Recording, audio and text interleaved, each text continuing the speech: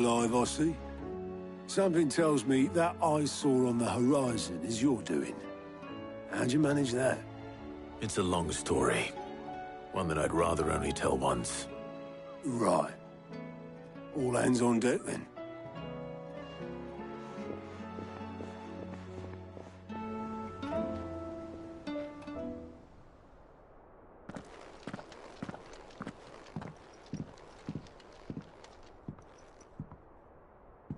Is this everyone?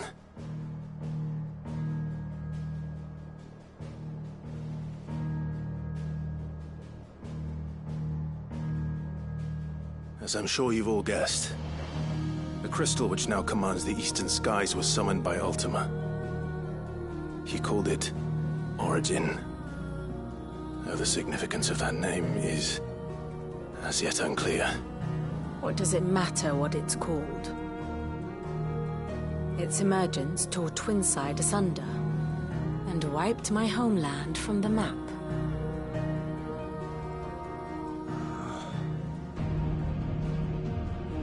Mention of the Dominion spires can be found in the oldest of Variscian records. But to the best of my knowledge, none provide any hint as to their true nature. That they would prove the horns of some slumbering demon. Well, the Dominion's demise was at least quick. Elsewhere, the Republican army cannot hope to contain the chaos engulfing Randalar. Canberra is in flames, and the Empire. Our allies are crying out for answers. I've sent the Cursebreakers to give them what assurances we can, but right now that amounts to fuck all. They wouldn't be able to stop what the skies have started in any case. People here and across the realm grow sicker with every passing day.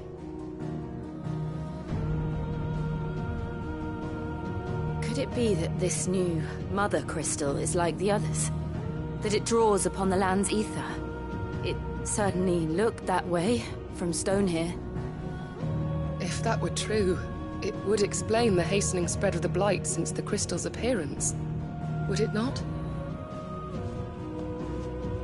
And as the land's ether slowly rises to the surface, it pools, corrupting all who cannot channel its energies. Archay above, ether floods below, and in the middle, here we languish, hopelessly entrapped.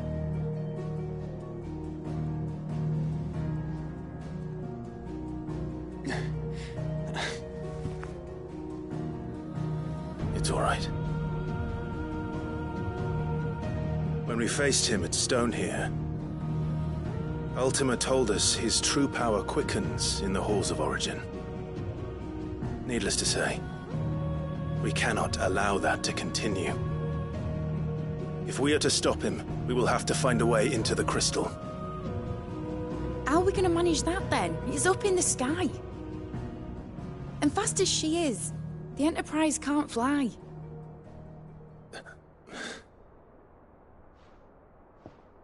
It's a lot to take in, and I reckon we'd all benefit from some time to clear our heads. The answer will come to us. Don't you worry. Ain't that right, Clive? Right. That's right. Well, go on then. Bugger off.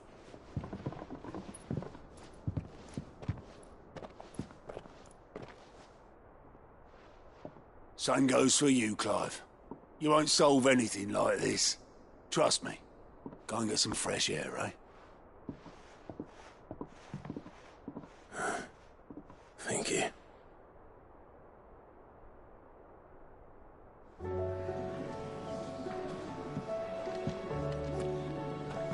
Joshua seemed upset.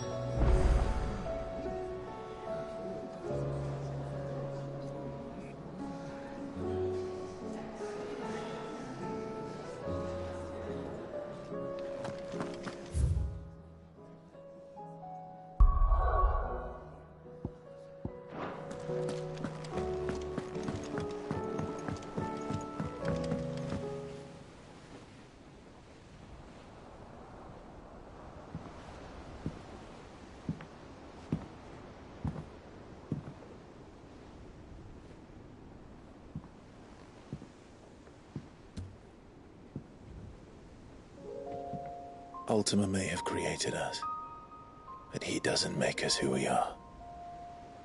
Only we can do that. And if he would have us fight for our survival, so be it. It's what we've been doing all along. Much like Ultima himself, it would seem. His new world being naught but a means to survive. And so, we must contend to decide which of us shall inherit the land. Should Ultima prevail, it will mean death for us all. Of that, we can be certain. But even should he fail, what world awaits us? A withered, godless place, where our newfound freedom will most like prove a chain in itself. Well, that may be. But a chain can always be broken. As long as one has the will to break it. It won't be easy. It may take generations. Centuries of suffering. And that is if everyone plays their part. But it will happen. And when it does, it will be on our terms. That is the world that awaits us. Indeed. And what better world could one wish for?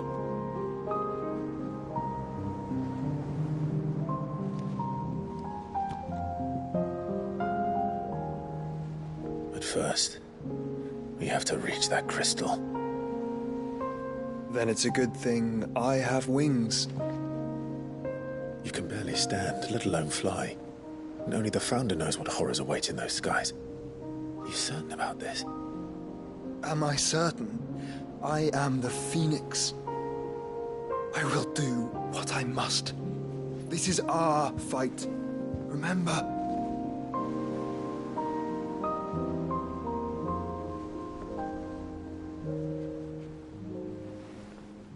All right. I yield. But only what you must, yes? I'm still your sworn shield. That you are. And what of my wings? Lest you forget, you go to stand against a god. I would not have you succumb to fatigue before the fight begins. Ifrit, your brother mentioned that some few of the dominants who had lost their power to you were still able to prime. Is that true? It is. But their icons no longer submitted to their will. Then mine will have to be stronger. That you both might save your strength for the battle to come. You don't have to do this. If you do, there's a chance you might lose all you have left. And what have I but regret? My life ended in the Dominion. I fear death no more. Besides, I would have words with Ultima. He has much to answer for.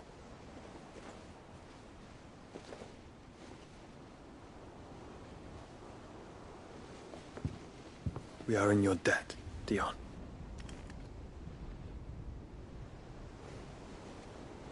We can speak of debts when this is over.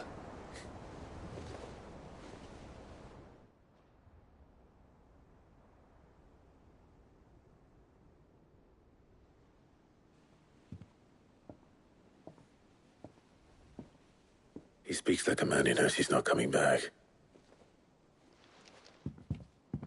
And has come to terms with that. That doesn't mean that we have to, does it, Clive? Time to talk to Jill. I only hope she understands.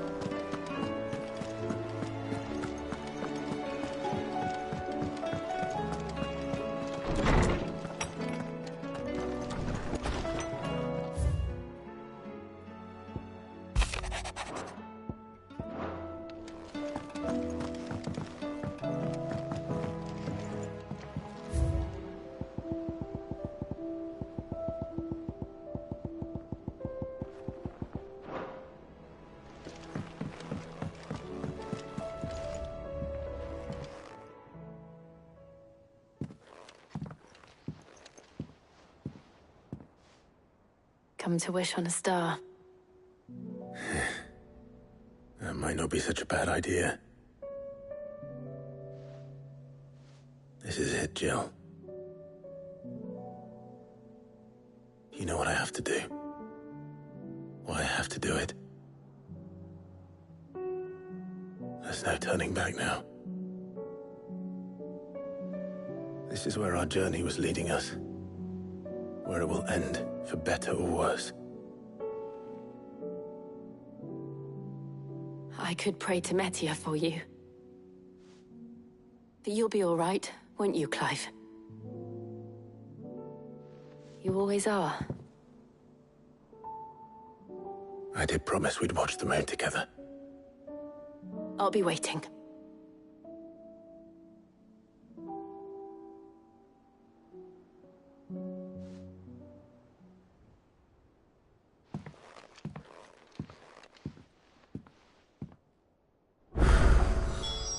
It's almost time.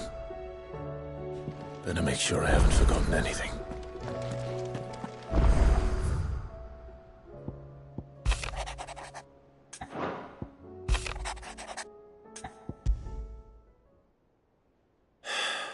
What is it this time, Torgal?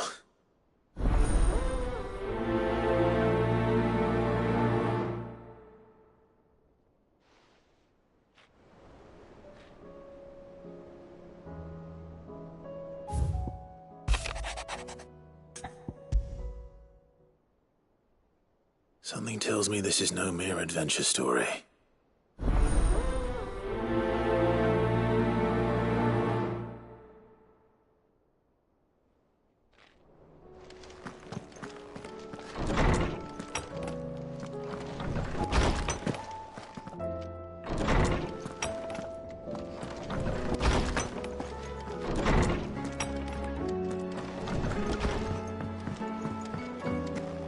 First the skies.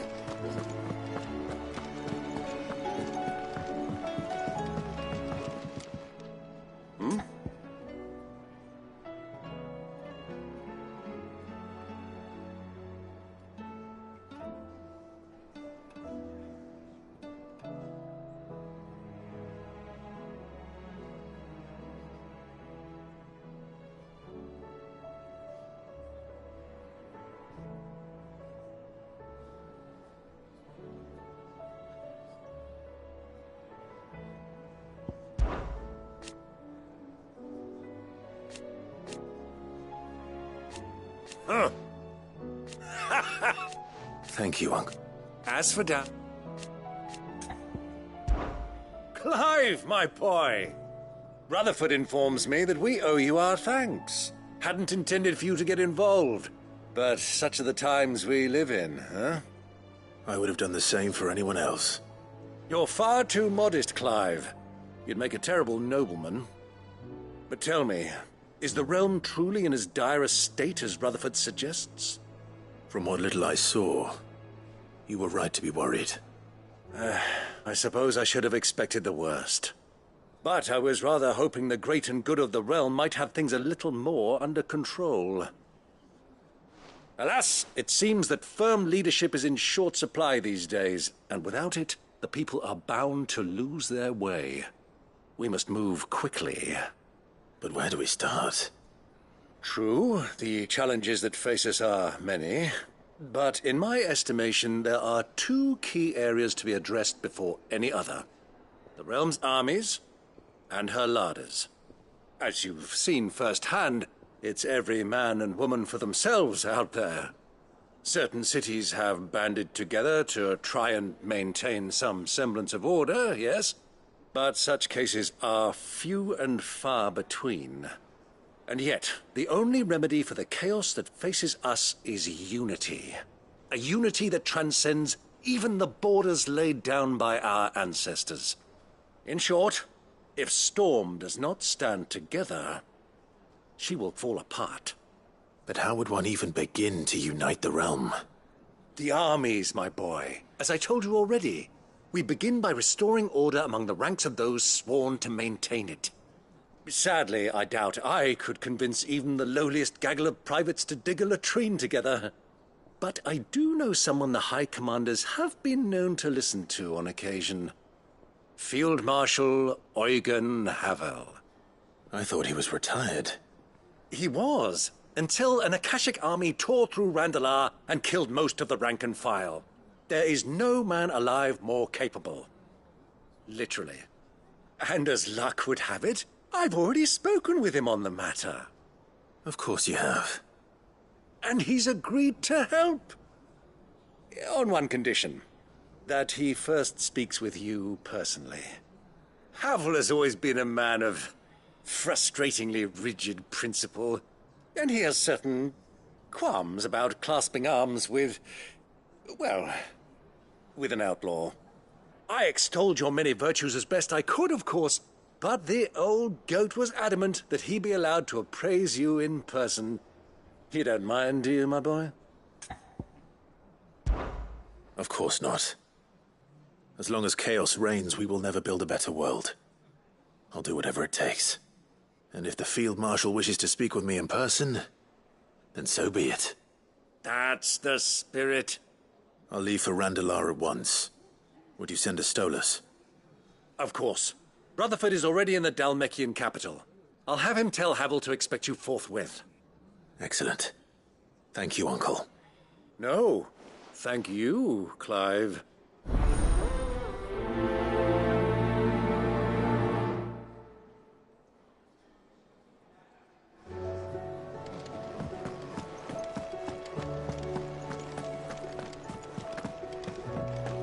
First the skies, then the crystal.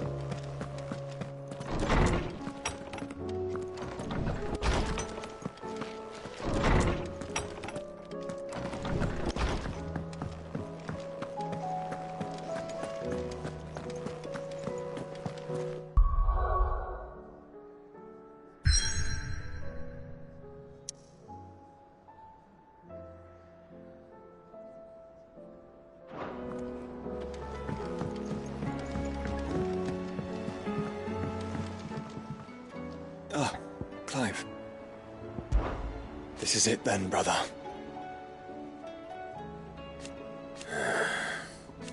Indeed. You're wrong.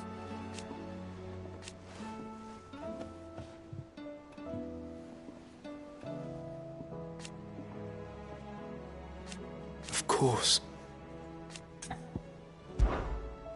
Joshua, what's wrong? And don't say nothing. It's not nothing. I've received word from Cyril. The Undying have found Father's will, or something akin to it. His will? How? Where? In the crypt beneath Rosalith Castle. After Kupka was kind enough to drive out the Imperials, the Undying took the opportunity to recover what relics of the Duchy yet remained. And in the process of doing so, they found a letter from Father. I'm surprised anything survived down there. Cyril asked that I join him in Tabor at my convenience. I have been meaning to go, but... would you join me?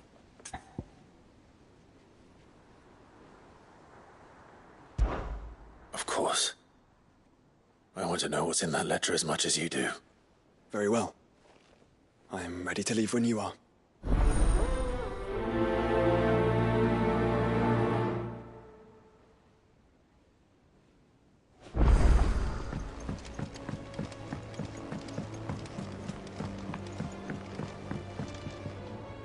Sid, do you have a moment? By all means. It's my old master. Seems there's no escaping her. She found some way to send me a letter. And something else. Records from a Waluda prison. Seems they were keeping a lot of bearers there. How did she come by such a thing? Finding bearers always was her strong point. And it seems the cells of Balmung Dark are full of them. Foreign captives, the masterless. Bearers no one would miss. And even better for her, bearers with no one to look after them. When ether started lapping at the walls, the jailers fled. Leaving the bearers to be liberated by whoever happened to come along next. Sid, I'd like to believe that I've earned your trust by now. And while I'm well aware that you've forbidden Cursebreakers from traveling to Waloed, I can't let those bearers die in their cells. I'd rather risk shipwreck on the Shadow Coast than leave them to starve. We'll be needing the Enterprise if we're going to navigate the Narrow. Does that mean... I'm making an exception, but we travel together. And we stay no longer than we have to. Ash is an inhospitable place at the best of times. We save as many as we can, and we leave. Thank you, Sid. There was a name in the prison register. A name from my past. Chadwick. Another of my former master's protégés. A gifted soldier, and the closest thing I had to family. The thought of him held captive in that place. He must be very important to you. He was. Is. Then we find him. The entrance to the prison lies in the shadow of Ravenwit Walls, just beyond the portcullis. We should head there as quickly as we can. I only pray there are still bearers alive to save. As do I, Doris.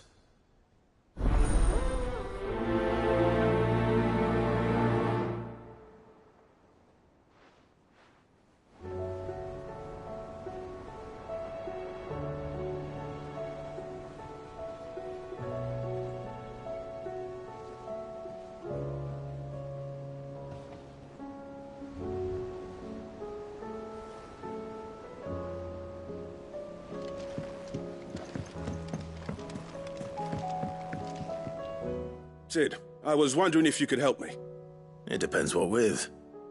A bearer, but recently freed from his bonds, is keen to join the Cursebreakers. As you know, the work we do is not easy, which is why we test every volunteer's suitability. I was hoping you could oversee this one's evaluation. I don't mind, but why this one? Because he wants to be a scout. Our ranks are filled with men and women capable of breaking chains and putting slavers to the sword. But scouting, we're few with the nose for that, which is why we still rely so heavily on Gav. And since he accompanies you on so many of your missions, I thought you might be better placed to recognize the traits in him that we should look for in those who'd fill his boots. Sounds reasonable. So you're happy to oversee the boys' test, then? One can never have too many scouts.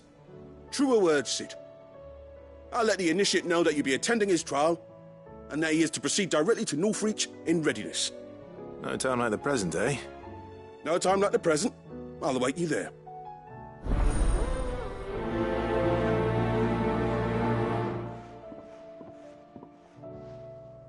Northreach. I don't suppose they could have chosen somewhere closer.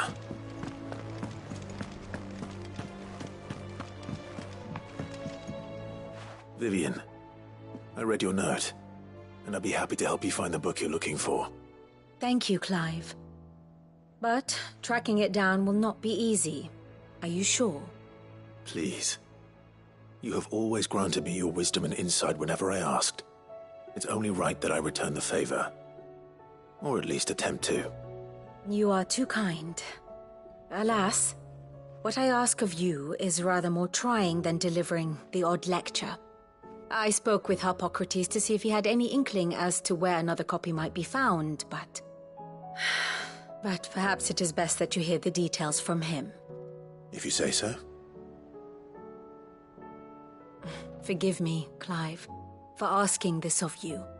But this book, it set me on the path to becoming who I am today. Its importance cannot be overstated.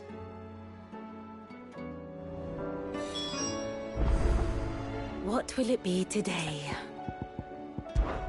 Well, Clive? I am. Naturally. I shall... Harpocrates knows of the tome I seek. Whether what he has to say makes you happy to have agreed to help me is another matter.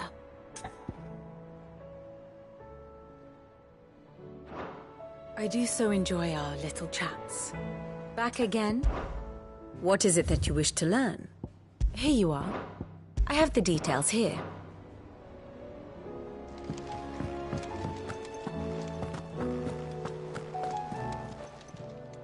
Clive! Anything catch your eye?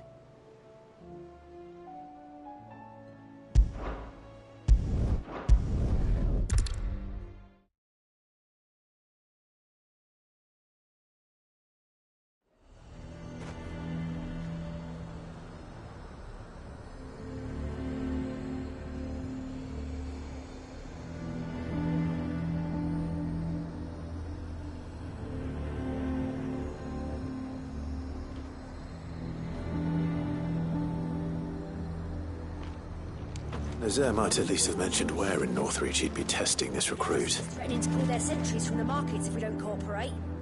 Then we'll just post our own.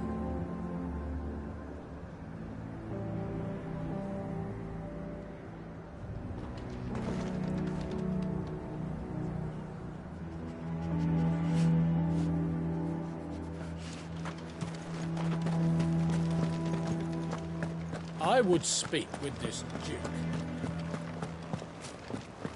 Saw the captain just now. Your town needs you.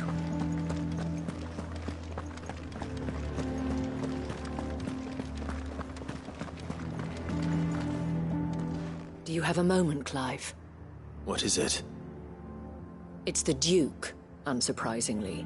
His Eminence has assumed full control of the garrison and put every able-bodied man to work on the fortifications. The town was left all but unguarded, so Philippe was compelled to form a citizens' watch to fill the void. And though my dear boys have been characteristically willing to assist him in this, they want for bodies. So I was wondering if you would lend them your strength, that the people of Northreach might sleep easier, if only for a few nights. Of course. Whatever you need. Thank you, Clive. What would I do without you? Philippe told me he had men stationed at... Where can I find the mistress of this establishment? Here, my lady. To whom do I have the pleasure of speaking? My name is Sabine, and it is my displeasure to be the daughter of the Duke of Oriflamme, who I understand is causing you and your town no small amount of trouble. I wish to speak to you about what might be done. Very well. Let us speak.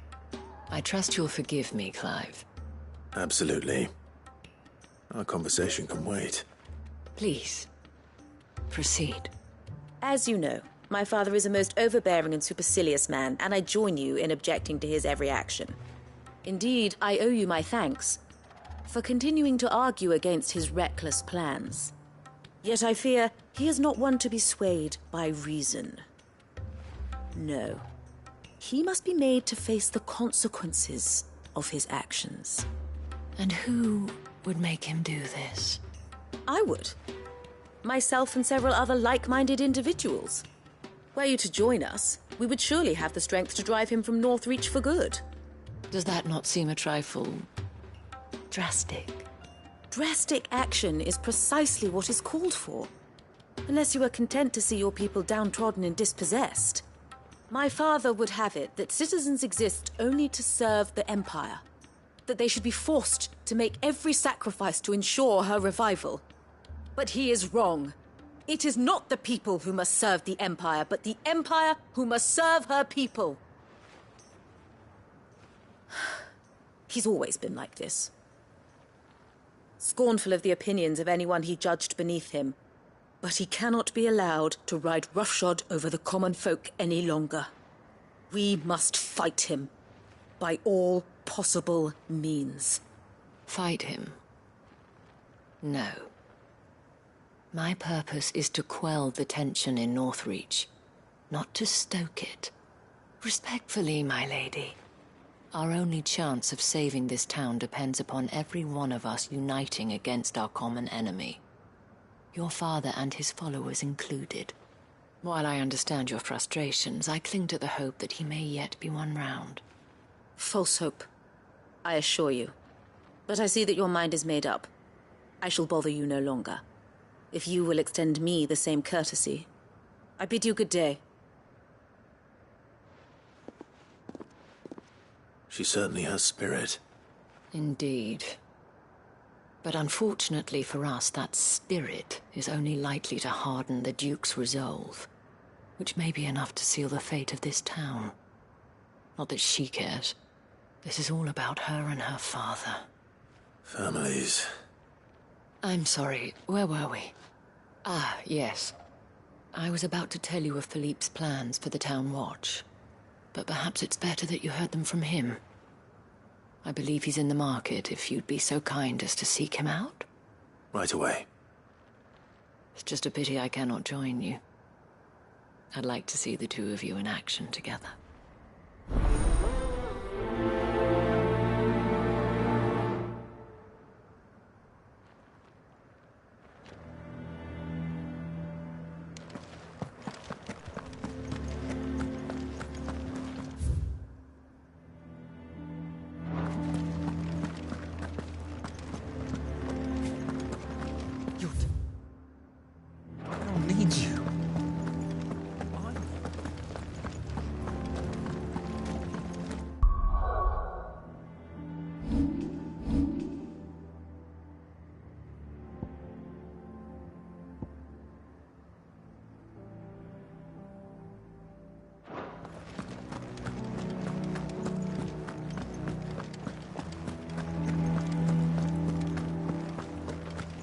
What does the dame have to say about all this?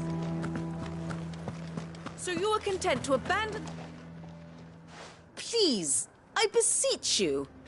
If you are a true son of Northreach, you must fight to defend your home. That's exactly what I am doing, milady. Or trying to, at least. The land is crawling with fiends, and someone has to keep watch. Even when our true enemy is hiding in the garrison? Fine. You're not the only able-bodied man in Northreach. Thank you so much for your help.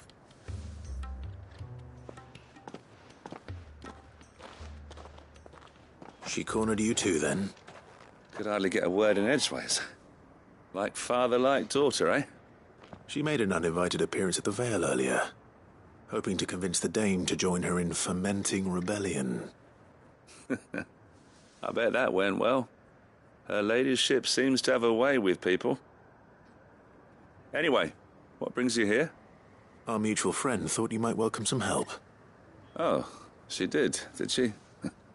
Right as always. In fact, you're just the man. We've had some reports, you see. Sightings of, you know what. They're back. Seems that way. All over, too. We haven't been able to confirm anything yet, but if you're willing, you could go and see what's what.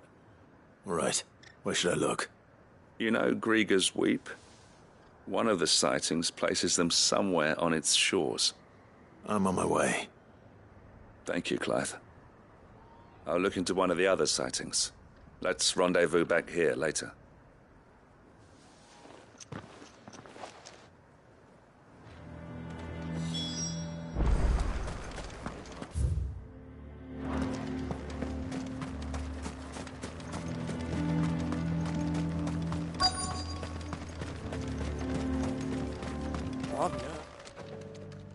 Well met, Sid. This is the initiate. Ember, present yourself. At your service, Master. Please, just Sid. There are no masters here.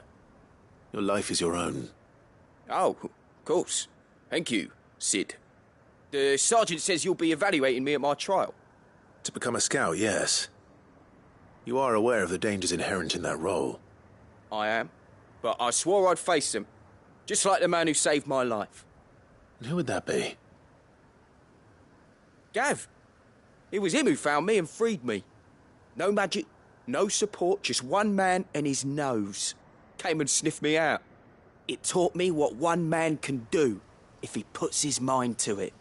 And I've been training ever since, so that one day I can be someone's saviour, just like Gav was mine.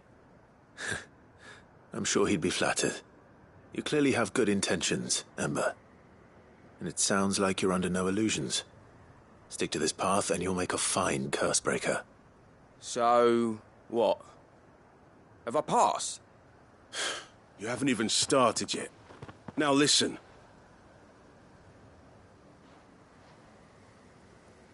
Not far from here is an Imperial lookout, Eastwatch. The guards there record all their sightings in a logbook. You are to find it and bring it here. And bring it here, right. Anything else? No. Sneaking into a heavily guarded Imperial outpost and stealing the logbook would be quite sufficient. You'll need to assess the situation, determine a point of entry, create a distraction and effect an escape, all without being discovered and thrown into an Imperial oubliette. Ember, Gav isn't our best scout because he can do everything. It's essential that you know your limits. Know my limits, right. I won't let you down.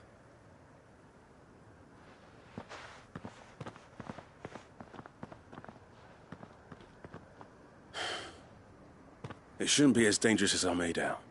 But keep a weather eye on him all the same, would you? On my way. All right, Ember. Impress me.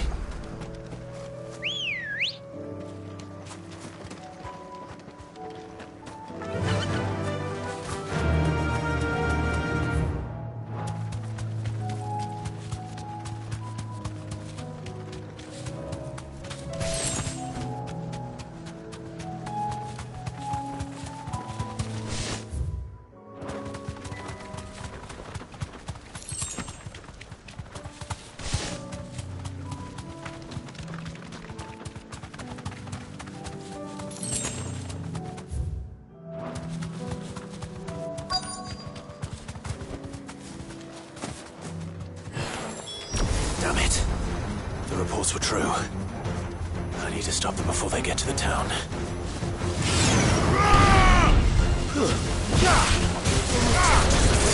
This one. Go for it.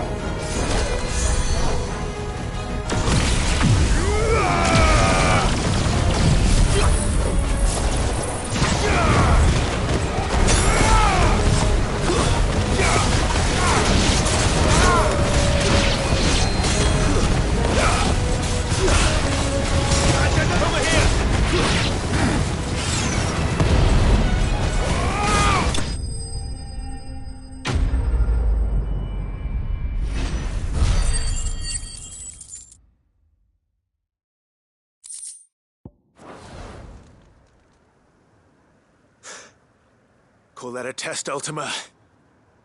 Clive, it's me. Are you all right? I am. But it seems the reports were true. The thralls have returned. I dispatched the few that I found, though. Well, there's something, I suppose.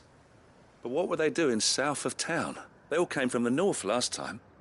We might be able to fend off an attack from one side or the other, but from both?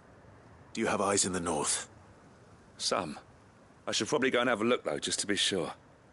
You head back to Northreach. I want you there just in case war breaks out while I'm away. What do you mean? Her ladyship's been busy working her magic on the townspeople. Stirring up ill feeling towards her father. But she'll have her marching on the barracks if we're not careful. What? This is exactly what the Dane was afraid of. I'll do what I can to calm things down. Be careful out there, all right? Don't worry, I'm not like you. One sniff of those things and I'm running back to town screaming blue murder.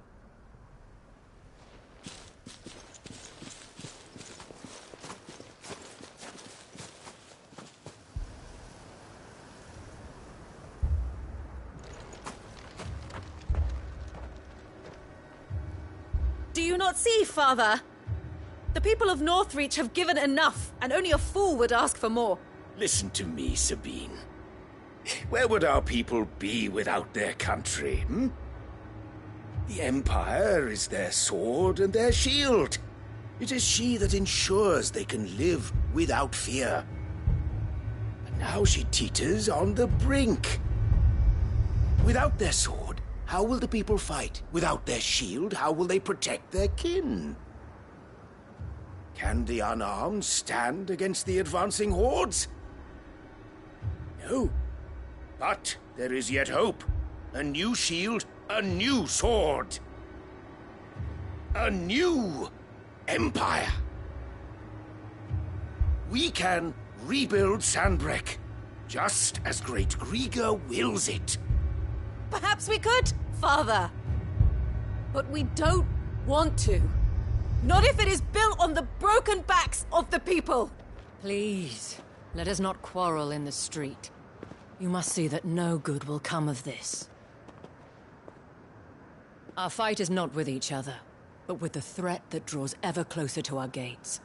A threat that your sword has yet to rid us of, Your Eminence. You will hold your tongue, whore! You may have filled my daughter's head with your heresy, but I will not be corrupted. Corrupted? Your daughter's opinions are her own, as you would know if you had ever deigned to listen to her. At least I hope they are your opinions, and not posturing born of a family feud. Northreach deserves better than that. Northreach deserves better than you, Carla. Yes, I know who you are. The slut of Twinside who bedded a Branded. Jealous, are you? That a woman might choose a bearer over a pious man of Griga. Clive! I met a swarm of thralls coming south from Oriflamme. Hundreds of them. Too many to count. Oh, fuck. No. Work on the fortifications has scarcely begun. We will retreat to Caer Norvent and there make our stand. Did you hear me? That was an order! While this is but a heartfelt plea, let us make our stand here and protect our homes. Protect those that we love. Together, for Northreach!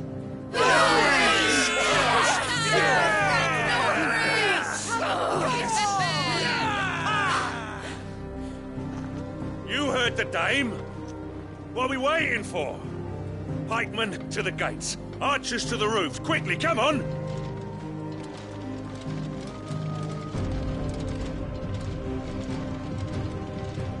But she is but a common whore, yes. And we'd follow her to the gates of hell.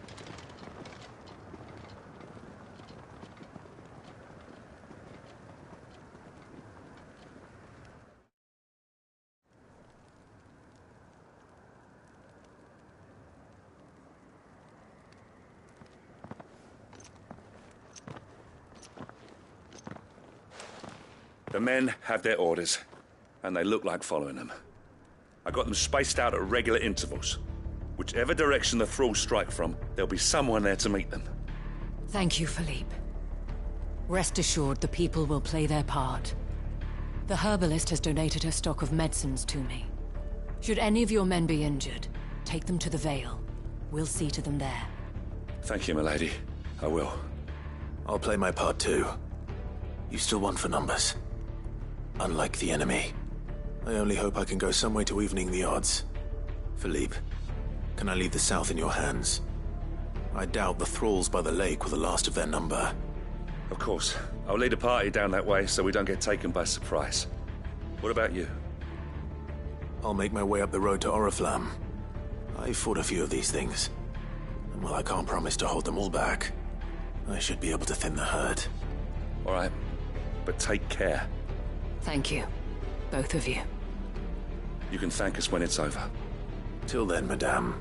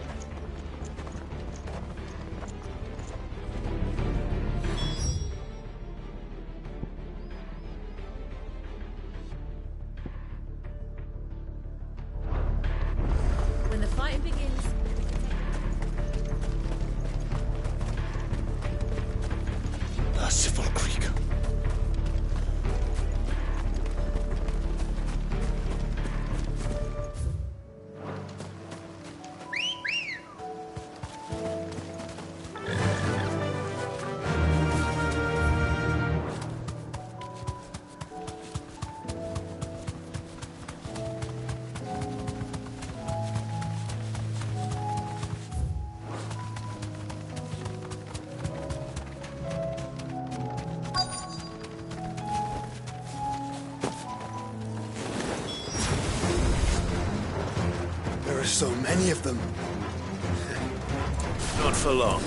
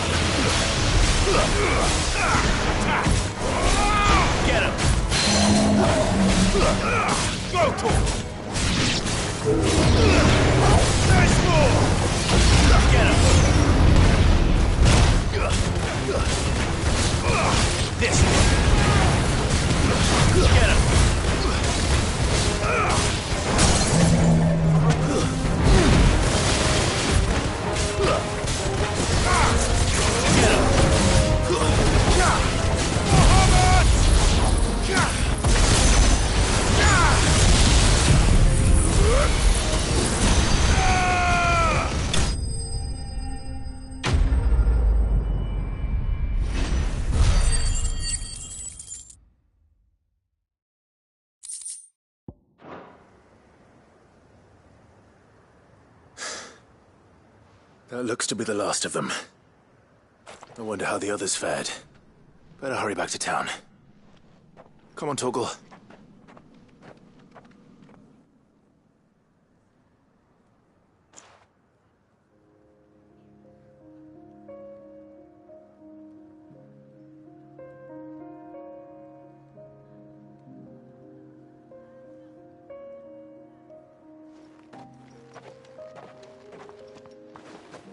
Clive, it's good to see you. And you. The road to Oriflamme is clear. How did you and your men fare? Well, we ended up fighting for our lives down by the lake. Took a few nicks, but nothing the girls of the Vale can't put right. Glad to hear it. Well, it seems we've survived. For the time being, at least. I thank you both for answering the call. You were right. And I was wrong. About everything. I had thought that the only way to unite the people was under the banner of Empire. That without a strong hand to guide them, they would drift apart. To be borne hither and yon by the eddying currents of fate. But you brought them together. Not by force, nor by the exercise of goddess-given authority, but by simply being one of them. By knowing what they feel, because you feel it yourself. Our purpose was ever the same, Your Eminence. You were merely distracted by a loftier vision of empire and glory, while our eyes beheld matters closer to home. You have the right of it again. As did you, Sabine. His radiance said it himself. Sanbreque is naught without her citizens. I forgot that, and I am sorry. I'm sorry too, Father. I should never have taken things so far. I only wanted you to understand how the people felt. How I felt. But my anger got the better of me. Do not blame yourself, my dear. This was my doing. I should have listened to you. To all of you. Your Eminence, your ladyship, I do not doubt that you came here with the best of intentions. But I believe the same could be said of us all. We all want safety, security, prosperity. Not just for Northreach, but for the entire realm. And we may yet achieve it. If only we work together. Will you join us in this? Yes. We shall. Thank you, Your Eminence. Now that that is settled, I must go and see to the wounded. The Vale's doors are always open to any soldier in need of relief. And today there are more than ever before.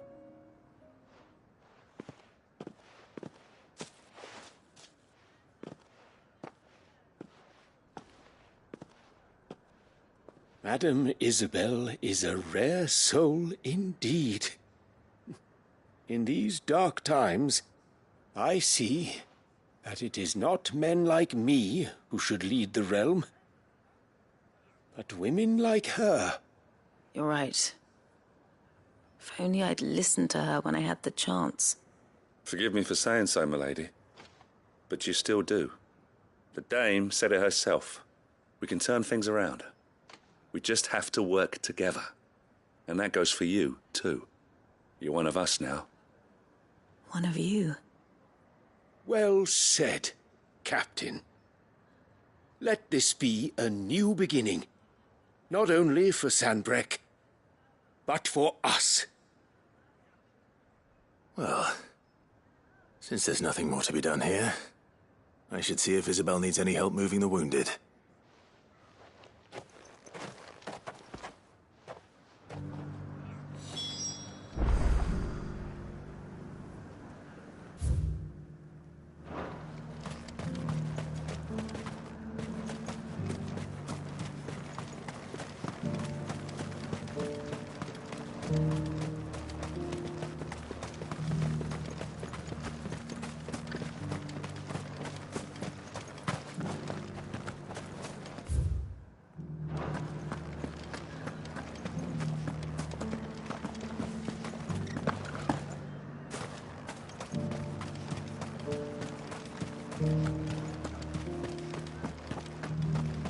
I saw several soldiers being carried to the Vale.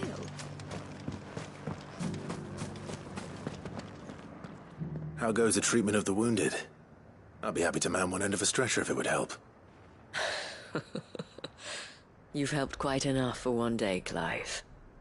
Thank you. Don't mention it. Oh, but I must. After all you've done for this town, it is the very least you deserve. Tell me, if Northreach had fallen, what would you have done? A woman of your means could find a home anywhere in the realm, but I sense you would rather have died here. It's a long story. For you, madame, I have all the time in the world.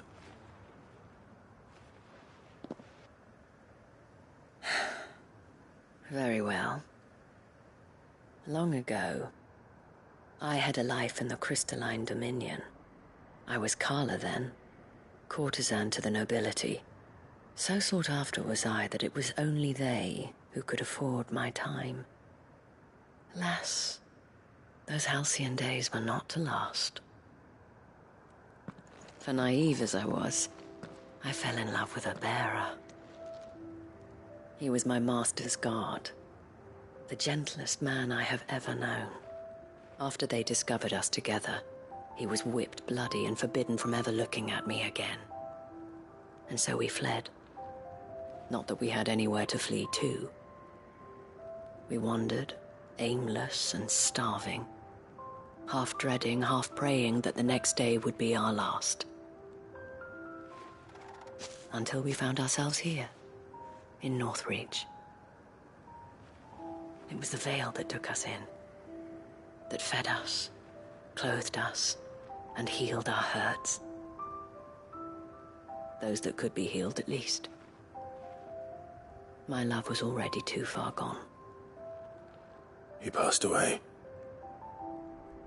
He did. Not long after we arrived. But at least we were able to share a few moments of peace before the end. It was the greatest gift I have ever received. But the generosity of this town and her people did not end there. The men and women of the Vale supported me through my grief. Shared in it, though I was still a stranger to them. They treated me like a sister. And so I swore that I would always do the same. That I would return the kindness that Northreach showed me. That I would repay my debt to the Vale.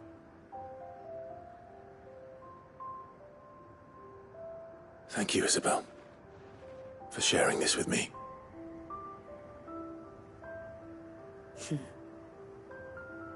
You're a lot like him, you know. Perhaps that is why I have such a soft spot for you. Never stop fighting, Clive. And I shan't either. I know that it will not be easy to keep Northreach together. But our efforts will be rewarded. Just look at us now. The people, the soldiers, even the Duke of Oriflamme and his daughter, all united in defense of this town that we have come to call our home. And what of you? Can we count on your support too? Always.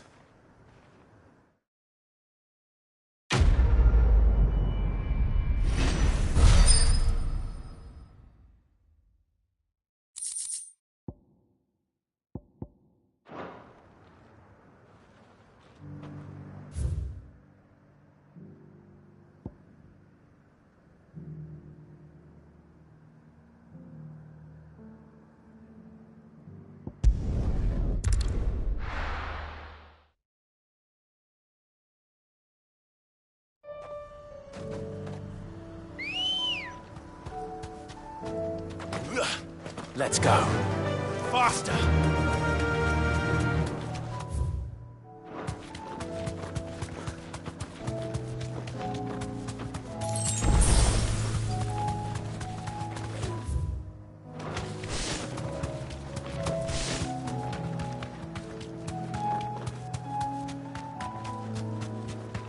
These are clean kills. Perhaps young Ember really is ready. Or maybe not.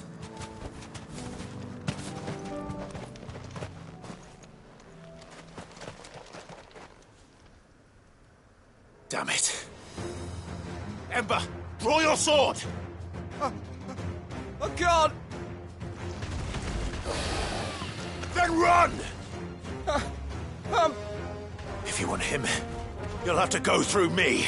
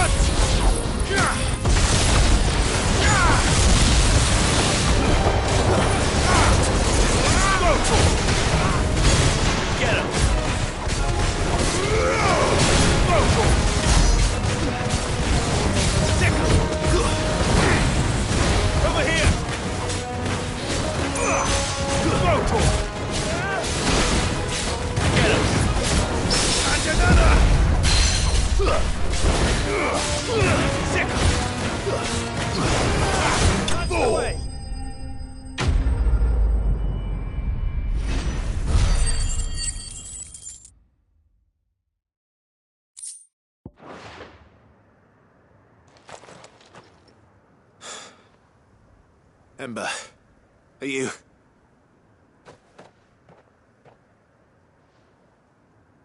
Gone. Of course.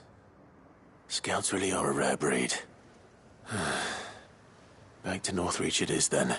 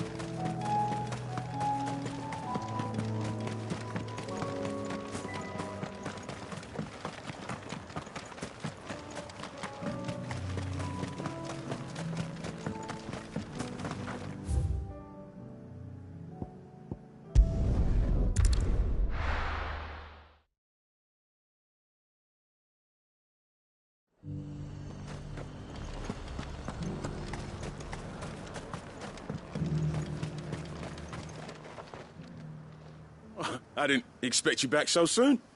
Where is Ember? How did he fare? I thought I'd find him with you. He must have fled. I followed him to Eastwatch, where I found him being set upon by a wild Avis. He was just standing there. Didn't even draw his sword. I had to step in and take care of things. But by the time I had, he was nowhere to be seen. I assumed he'd set off in your direction, but apparently not. Oh, I'm sorry, Sid. I knew the boy had a nervous streak, but he seemed like... The right man for the job? I believe this is the logbook you tasked me with retrieving. Eh? How did you...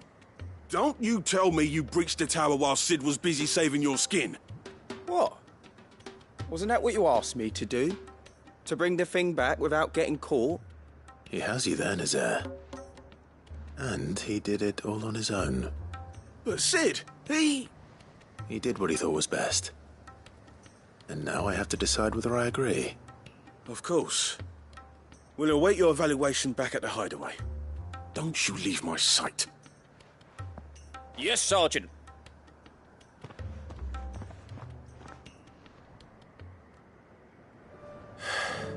This won't be any...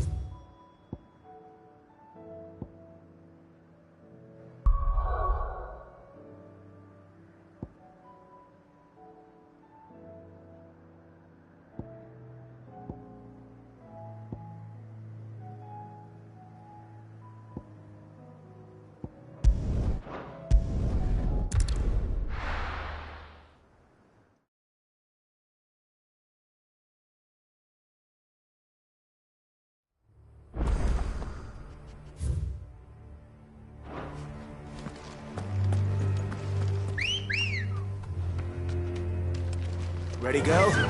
Run like the... Doris is waiting for me near Balmung Dark. The longer she's out in the open, the more likely she is to be found by Akashic. I need to hurry.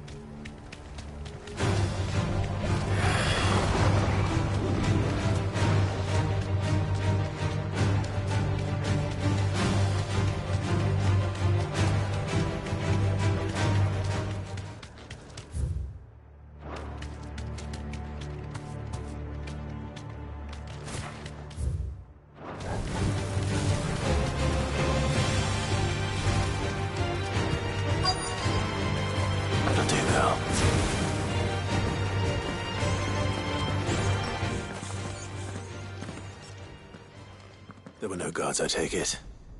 None manning the gates, no. It's a different story inside, though. The corridors are crawling with Akashic. Most likely guards left behind when the Wardens ran. If Chadwick was being held here, I worry that he may already be. Don't give up hope just yet, but let's move quickly. Let me check the ground floor. The ether's thickest there. Then I'll search the upper level. Good luck, Sid. Stay safe.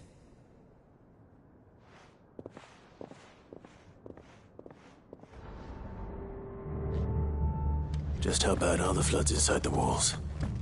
Bad enough to turn a bearer? I hope not. We're risking a lot just being here. Better keep my eyes open for signs of life. Get him!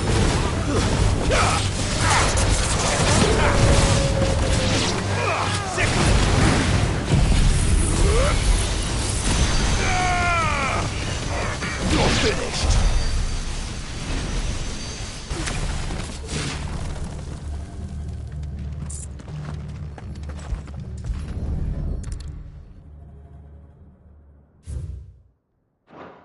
So this place was no ordinary prison. And I doubt they'll have taken the creature with them when they fled.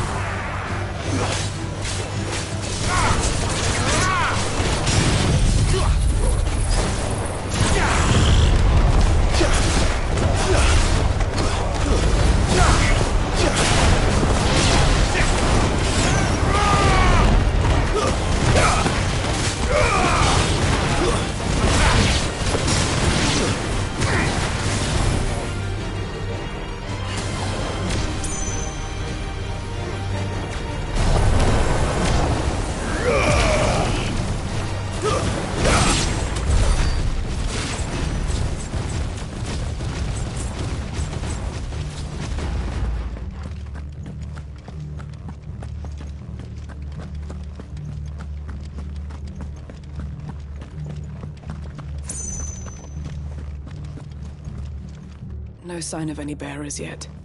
I hope you have better luck downstairs.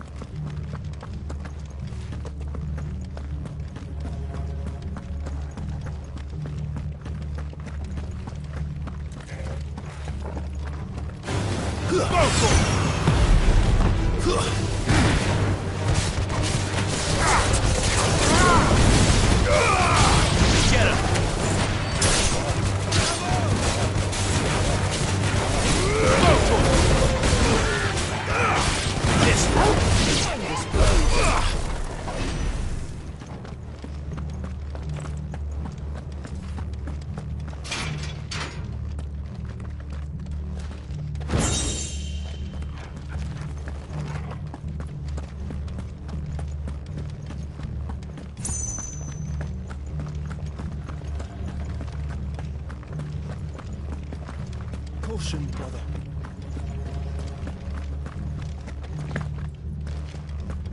Have care.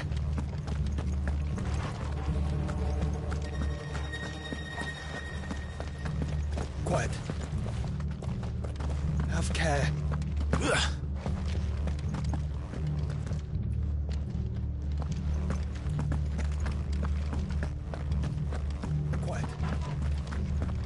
Quiet.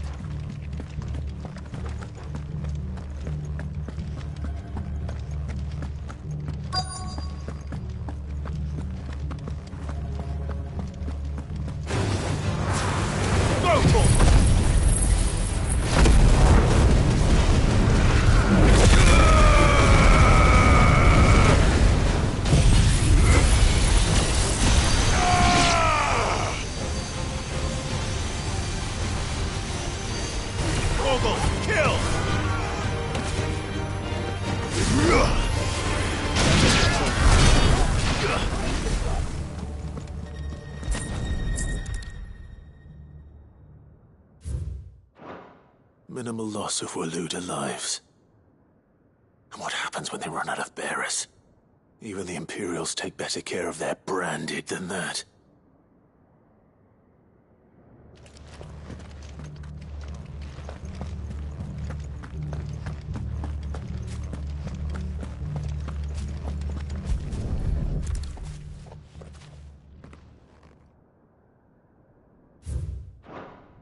They were feeding bearers to it.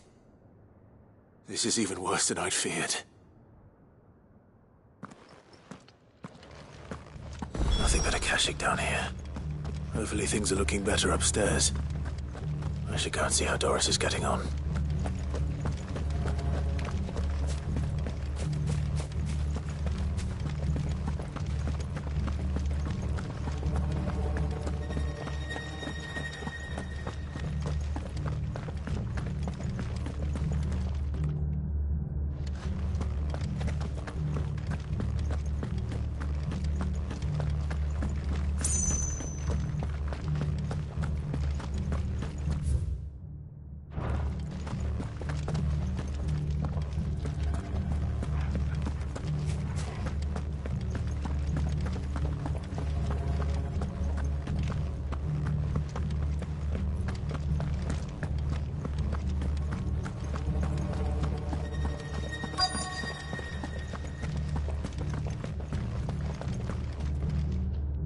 No lock downstairs.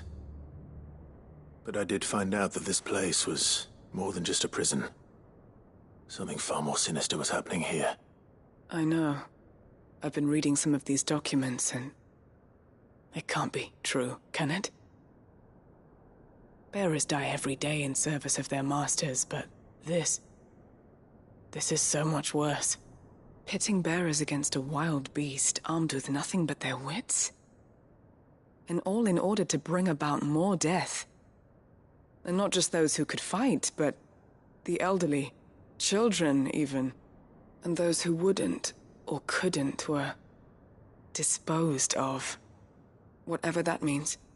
I'm afraid it means they were fed to the monstrosity they kept here.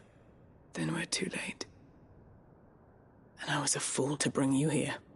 Don't say that. Did you find anything else? A key. But it doesn't fit any of the locks on this floor. Perhaps it will fit one of the doors downstairs. There's a corridor I haven't searched yet. Finish up here, then come and find me when you're ready. All right. I'll be there in a moment.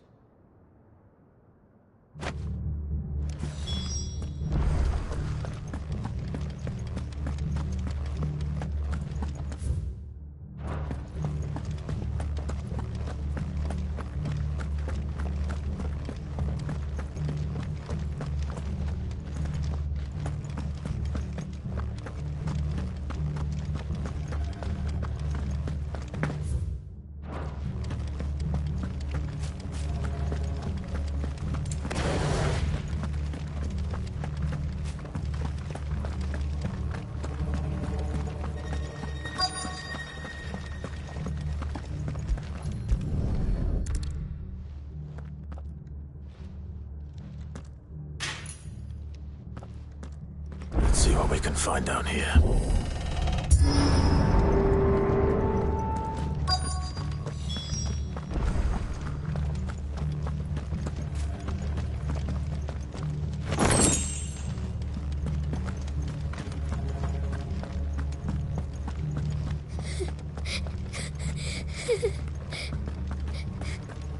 A survivor.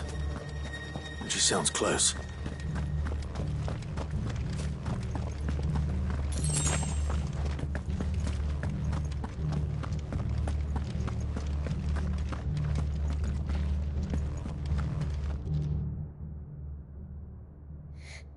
Who are you? There's no need to be afraid. Are you alone? Are there any other survivors? Some of the guards. They're still here. But something's wrong with them. Everyone else was eaten by the monster. Of course there were. Thank the Founder. It was worth our coming. But I'd rather we didn't linger. Are you ready? Ready when you are. You poor thing. He must have been terrified. Did Chadwick send you? What? He fought the monster. Distracted it so I could run away. He must have sent you. He promised to free the others too. Where is he? He opened your cell, didn't he? He wouldn't be here otherwise. Chadwick.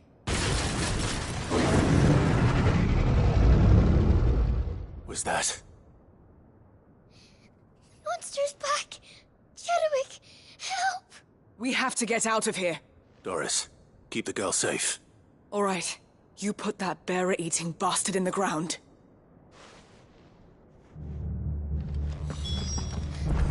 It's out there waiting for me. Let it live. Not if it's got a taste for bearers.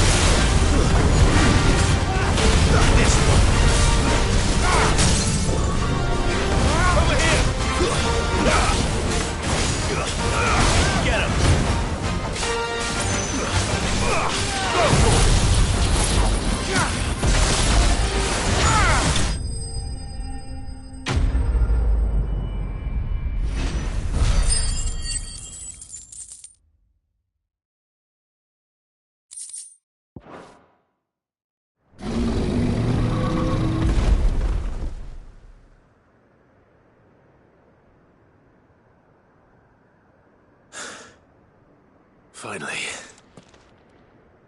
Sid, are you hurt? I'm fine. I think.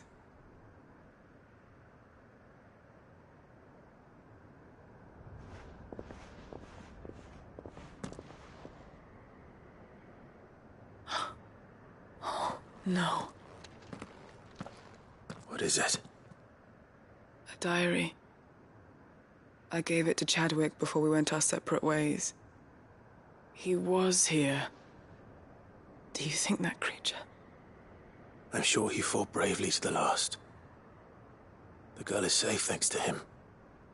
Chadwick. You fool. Come on. We have to get her back to the hideaway. We don't want his sacrifice to have been in vain. No. Of course not. I'll see that she's looked after from now on. It's the least I can do.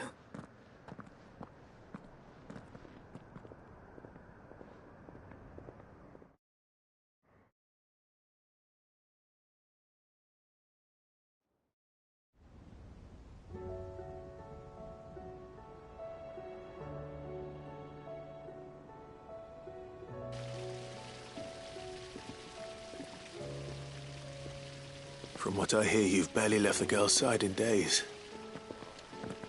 I hope she's recovering from her ordeal. She is. Slowly but surely.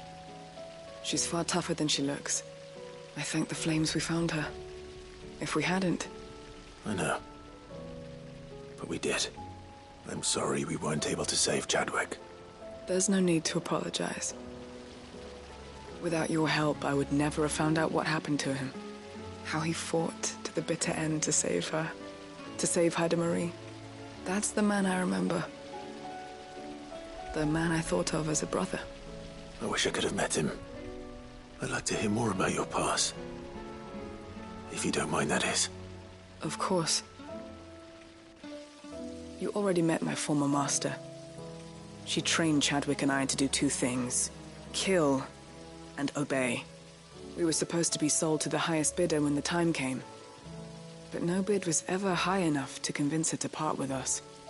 For years, we were her daggers in the shadows. But we could never quite shake our doubts about the things she made us do. And then, one day, we just couldn't do them anymore. So we escaped. But staying together was out of the question. They would have found us too easily. After so many years of training, the pull to serve was always strong. It scared me to think he might have taken another master, become a dagger in someone else's hand. But even in captivity, the battles he fought were his own. And he died not as someone's tool, but as a hero. Haida Marie is proof of that. Bearers can cast off their shackles. And the Cursebreakers will show them how. I'll fight until my dying breath to see it done. For Chadwick, and for all of us. Thank you, Doris. We'll be counting on you.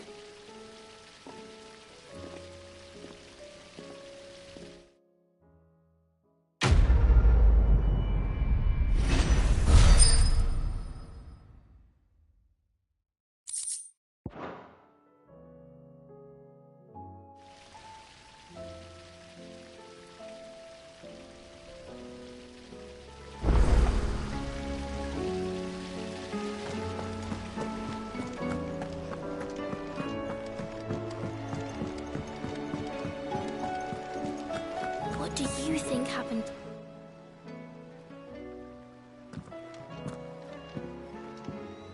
Sid, you have to help us. With what? You didn't take apart another of Mid's contraptions, did you? No. Well, yes, but that's not what we want to talk to you about. It's Miss Midadol. She's been acting strange. Very strange. She's barely ever around. When she is, she acts like we aren't even there. Her head's in a crowd. In the clouds. That's what I said. In the clouds. Well, she does have a lot on her mind. When did you last see her? Not long ago. Right after she got back from saving you from Stonehenge. Then it's probably just about the Enterprise. It did take quite a battering on the way there and back. You didn't break it, did you, Sid?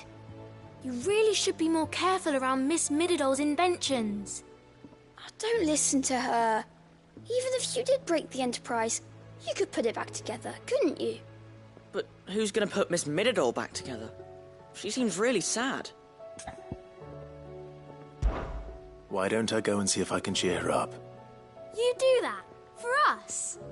She's in her dungeon. Don't scare him. It's not a real dungeon. Thanks for the warning.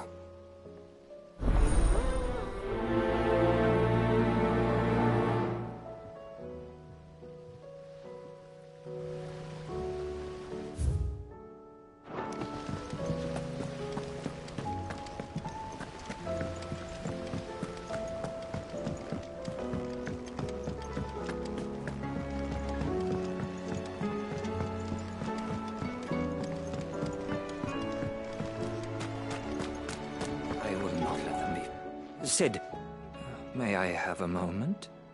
Of course. It is an honor to finally speak with you. My name is Herman.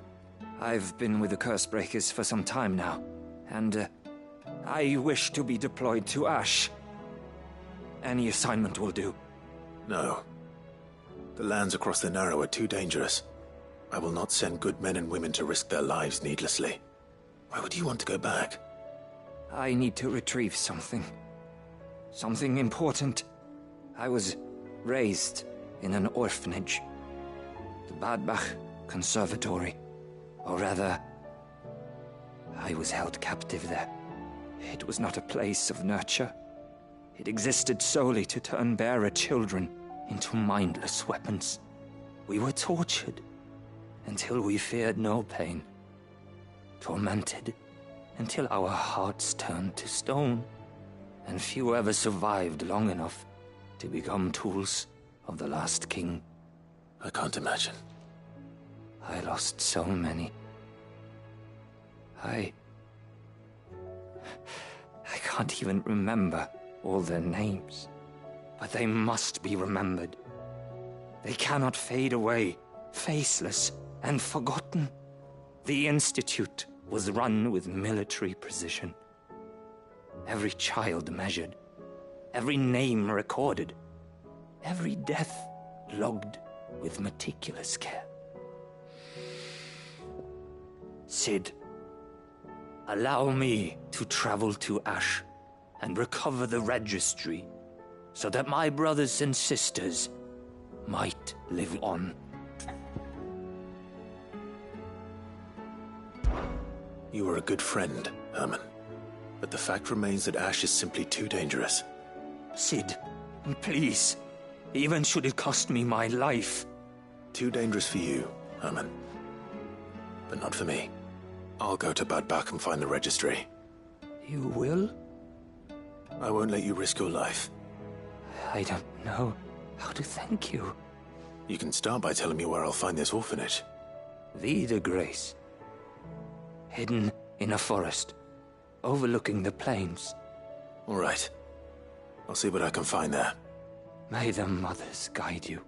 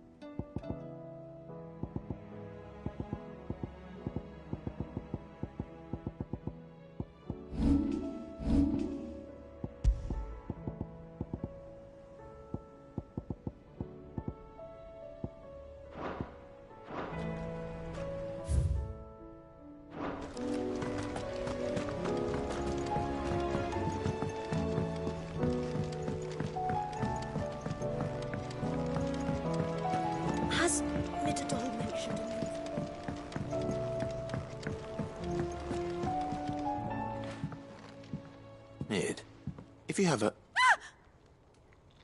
That's it! I knew it! The answer was right here under my arse all along! If this doesn't steer to the skies, nothing will! To the skies? You aren't trying to give the Enterprise wings, are you? What else would I be doing? The children seem to think you're avoiding them. They're worried about you. Is this really so important that you need to shut yourself away from everyone? The Enterprise is already the fastest ship in the realm, and that's with the sea beneath her. But what if she weren't bound to the waves? What if she weren't bound to anything at all? It's not fair. The gods get the skies all to themselves, so I'm gonna do something about it. The Fallen had their chance, but they relied too much on magic. And see where that got them? But not me. I've discovered how to do it without. Well, almost. First I need to make a prototype. And is that a one-woman job? Are you volunteering? I'll have you know the Enterprise is my baby. But if her godfather's offering to lend a hand, I'd be happy to take it. First, I'll need oil, and not just some old drippings from Miss Molly's spits in the Tub and Crown. Refined stuff, like they make in Ordil. Then I'll need some bone, or shell. Light, strong, preferably no longer attached to the beast it belongs to. If it's beast bones you're after, I'm sure the curse breakers will know where you might find some. No, they'll know where you might find some. You're the one who offered to help, remember? I should speak with one of the curse breakers before I set off for Old Hill. See if I can't find this bone while I'm there as well. Well...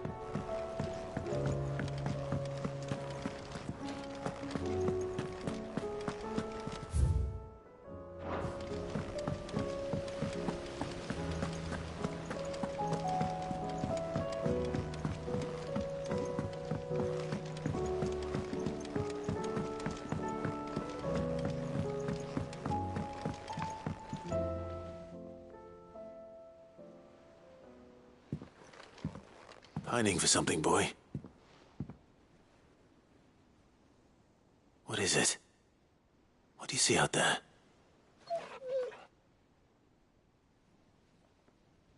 I never did ask where you got that anklet of yours.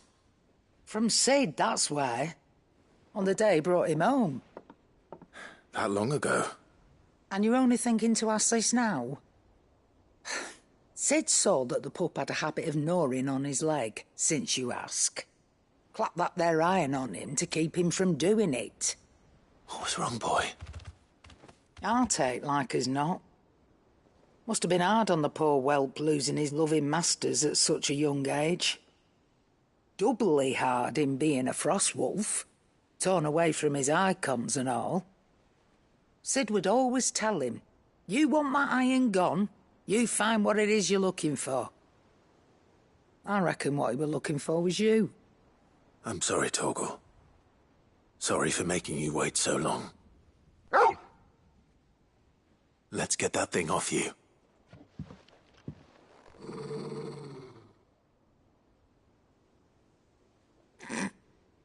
Doesn't sound like he wants it off. Indeed. You miss Sid as much as the rest of us, don't you?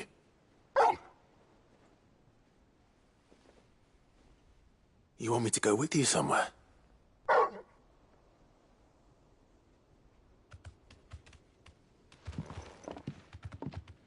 Quick, aren't you? Glad you've been paying attention.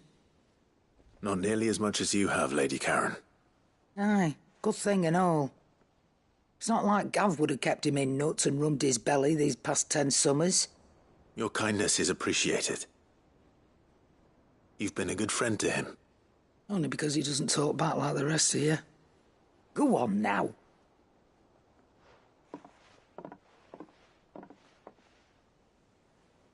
Where to then, Torgal?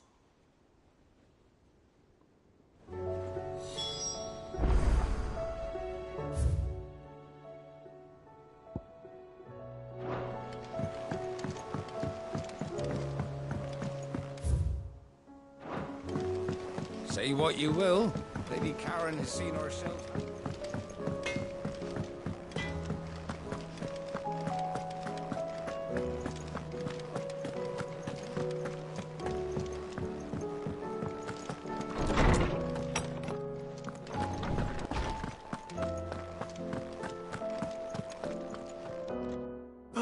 Clive, my boy. What a pleasure it is to see you. Harpocrates. There's something I need to ask you. I've been charged with locating a book called From a Distance. Then you seek a rare gem indeed. One whose name I had not thought to hear from your lips. You've been talking to Vivian. Right as always. But she didn't seem keen to tell me very much. I take it she didn't like what you had to say. And yet I gather it did naught to dissuade her. Clive, if the young professor has tasked you with obtaining a copy, I fear she asks the impossible. The executors would not allow it. The executors? Coveters of Secrets. A clandestine organization committed to the collection and intenebration of forbidden texts and technologies. One such text being the tome Vivian seeks, chronicling as it does the true history of the enslavement of bearers. A tale which could overturn the established order were it ever to become widely known. Or, so rumor has it. I've never actually read the thing, or even set eyes on it for that matter. How is it that I haven't heard of this organization? Why, secrecy is the executor's watchword. They lurk in the shadows, emerging only to seize that which must be seized, be it books, inventions, or people, before disappearing again, leaving nary a trace. Which would explain why Vivian's copy was snatched from her grasp not long after she found it. By the hand of the executors, yes. But what drives them? Self-interest or ideology? A fine question. Sadly, all that is known of the executors can be recounted in a single breath. You may just as soon ask me of their origins, numbers, or the identities of their leaders. Any answer I give would be pure speculation. Then my hunt was doomed from the first. What was Vivian expecting? That I'd pluck it from thin air? Not from thin air, no. From ash. Rumors of the executors are rife among the scholars of Storm, but rather less so across the strait. I have a friend. Well, I had a friend in the village of Garnick, a collector of rare tomes, upon which subject we would oft correspond. Alas, I have heard naught from him since the skies fell dark. And no doubt he, too, has turned. But, though he did not mention it by name, it is possible that a surviving copy of From a Distance yet rests upon one of his many shelves, quietly awaiting discovery. If you were, by some chance, able to save even a single book from the poor man's library, I know his soul would rest easier. Very well. When I next find myself in Waloed, I'll be sure to pay Garnick a visit.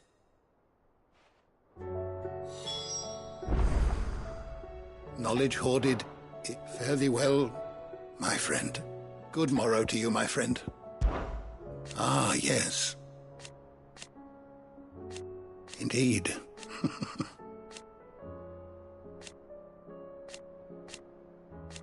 Then go. Having never visited, I cannot tell you exactly where in Garnick my friend's lodgings lie, but he did mention they were some distance from the road. I make no guarantee that you will find what you seek there, only that it is the best and perhaps the only place left to look. Thank you for indulging an old man.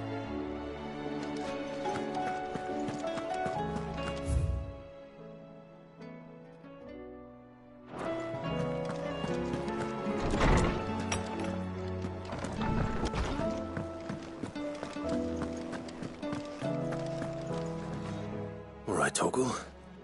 Where are you taking me? I'm going to need a little bit more than that, boy. Do you have a better hint for me? Unless you've already given me one. Back on the rear deck, you were looking west, toward Rosaria.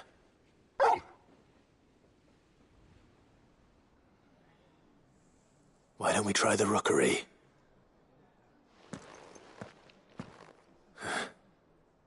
I haven't been to the island in almost 20 years. To Port Isolde, then.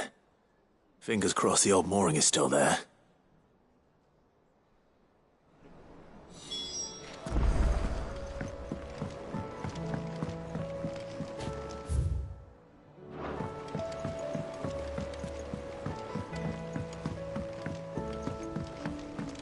You should have seen...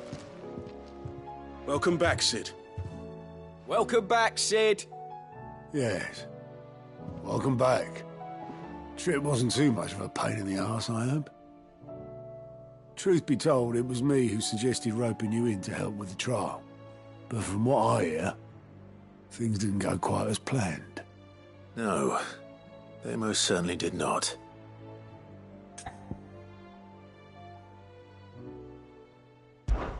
Ember lost his nerve in the face of a beast of prey, but he didn't lose heart. He pressed on, and he achieved his aim. And is that not what we ask of our scouts? Indeed it is. Thank you for your honest appraisal, Sid. The fact remains, however, that Ember will not always have a battle-hardened warrior on hand to pluck him from the jaws of peril. All I have gleaned from this trial is that without someone watching his back, Ember is little more than a liability. Wait, Sergeant. Ember still has much to learn, it's true. And this time he was found wanting. But I'd say he's due a second chance, nonetheless. After all, he did do as you asked. With a bit of hard work, any hand can be made to hold a blade, and any mind can conquer its fears. But a scout's nose is different. You've either got one, or you ain't. And by sniffing out that log, young Ember here has shown he has a conch and a half. Wouldn't do to waste it now, would it? Fine. One more chance. I'll do whatever you ask. I'll spend my days and nights in the pit if I have to. I'll show you. Just you wait. Daft as a brush, that one. But his heart's in the right place. Just like someone else we know. And if you ask me, we've been leaning on him for far too long. That time the curse breakers took some of the weight off his shoulders, I reckon. It couldn't hurt. Just don't tell Gav I said so, will you? I won't have him thinking he's been hard done by. Next thing you know, he'll be asking for a day off. Chance would be a fine thing. Back to work. Forgive me, Sid. This did not play out as I expected. Things really do these days. But that's why we need men like Ember more than ever. Men who can make the best out of a bad situation. Remember that. I will, Sid. Thank you.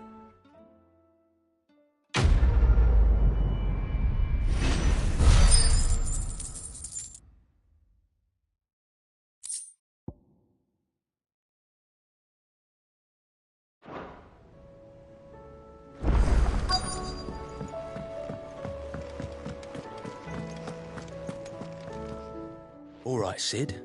Come to buy us around, have you? Only if you earn it. Mid needs a piece of light but durable bone for her next project. You've encountered your share of beasts on your travels across the realm. Any ideas? Most bones are the same. Whack 'em hard enough and they'll break. If it's durability you're looking for, shell will serve you better. You know what an adamantus is? I do. And I know to give them a wide berth. Will any old adamantus do? Well, with shells, the older the harder. There's a rumour of an ancient adamantus down in Karava, near Bidza, or what's left of the village anyway. But don't expect to make quick work of the bastard. There's a reason it's lived as long as it has. I'll keep that in mind. Thank you.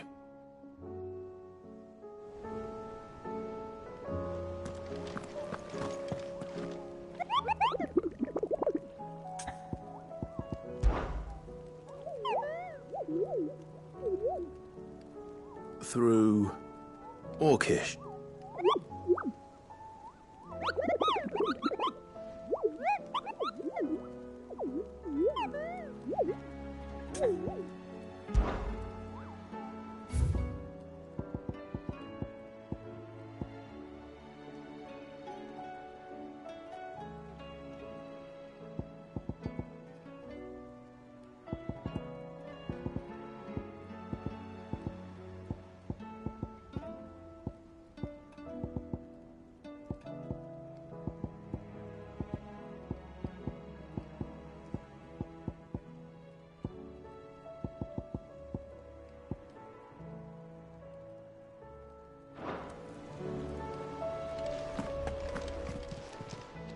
Welcome to the Patron's Whisper. Is everything we've received and everything promised? Come again. I may have more for you. Yeah.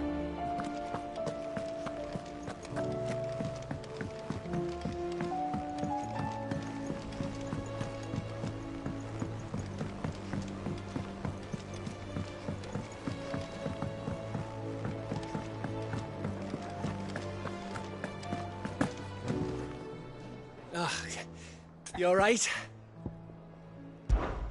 About that.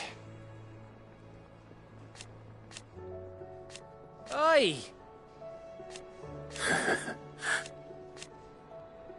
Let's see. Something troubling you? No more than usual. It's just... Eda's baby will be coming soon and I wanted to make something for it.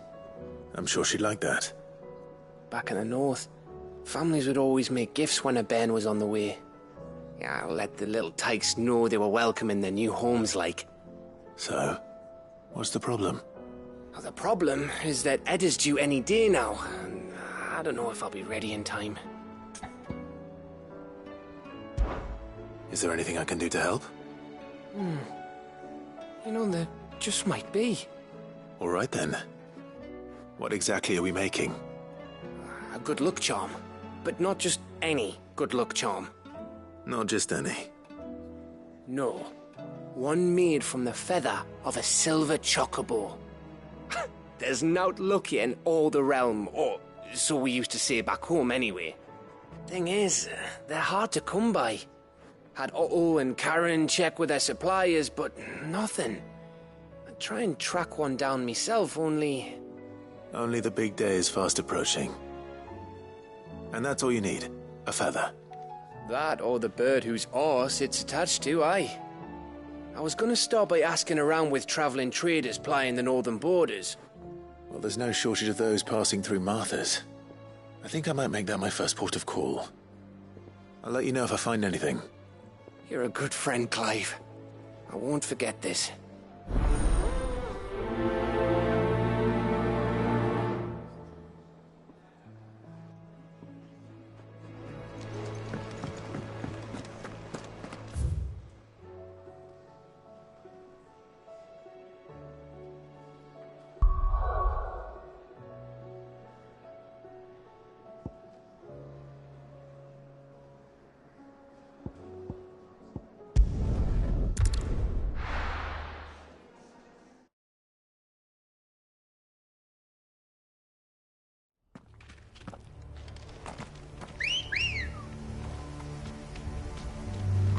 Come on.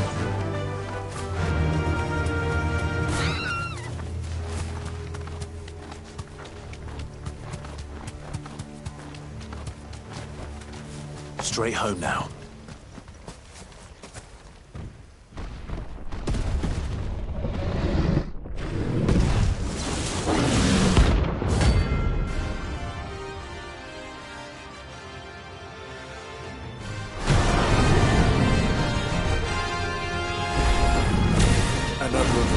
Guard dogs. Quite a specimen of these two.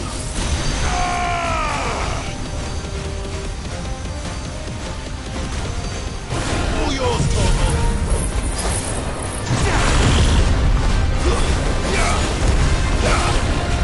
Over here.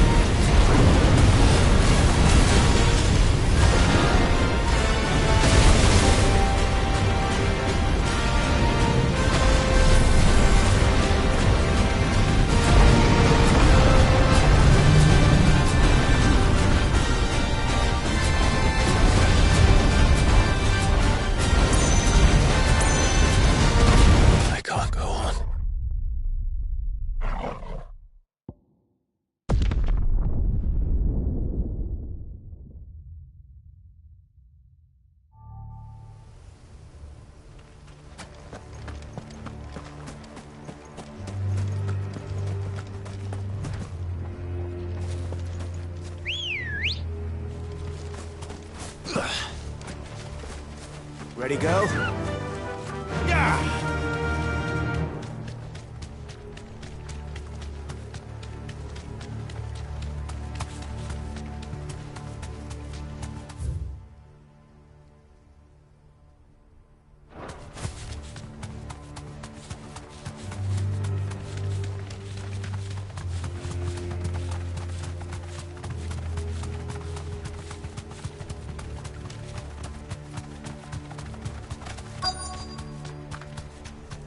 The entire village looks abandoned.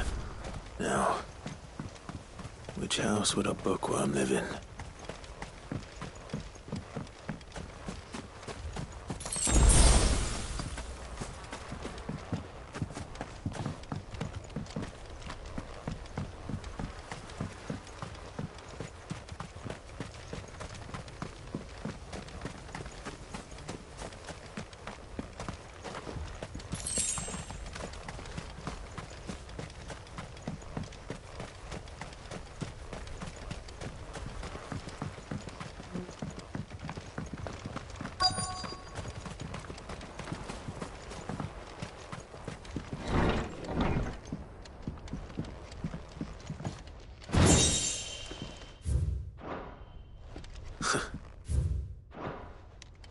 This is a Royal Army logbook.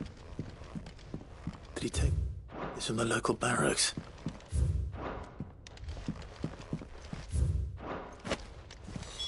This is it. But if what it says is true, I need to get this back to the hideaway.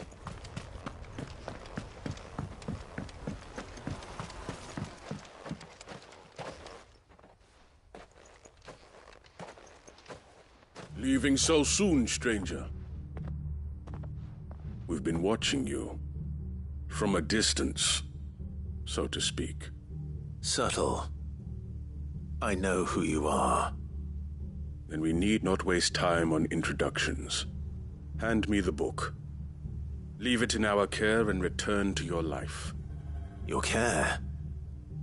Do you mean to burn it or bury it? That is not my decision to make. But by one means or another, its contents shall be removed from the common record.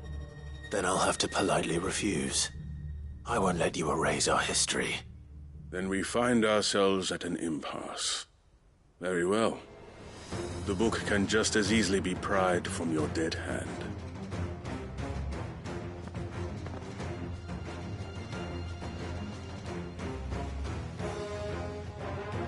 Let's see, shall we?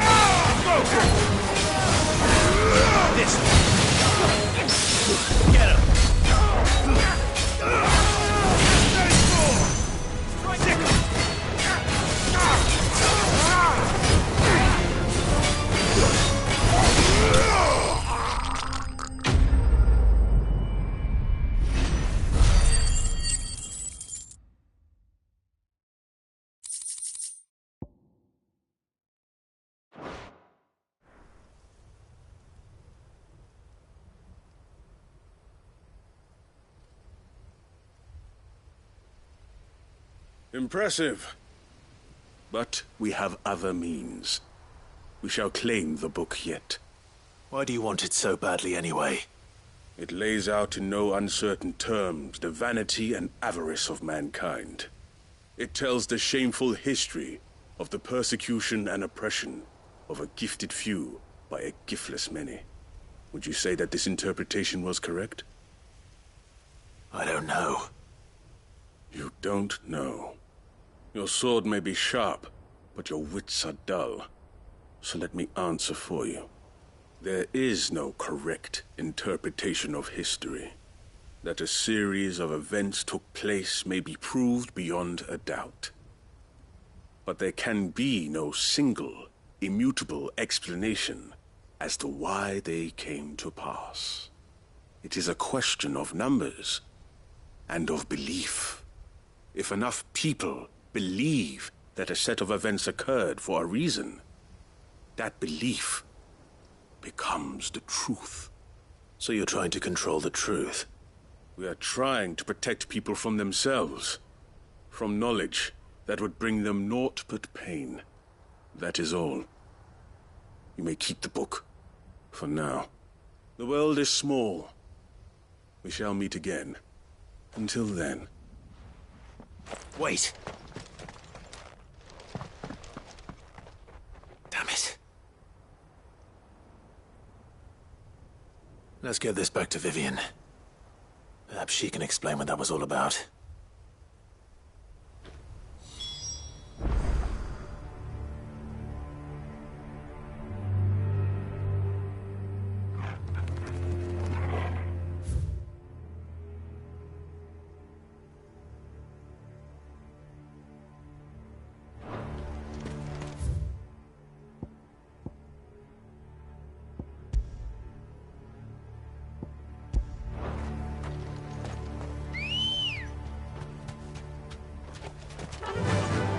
Fly, Ambrosia.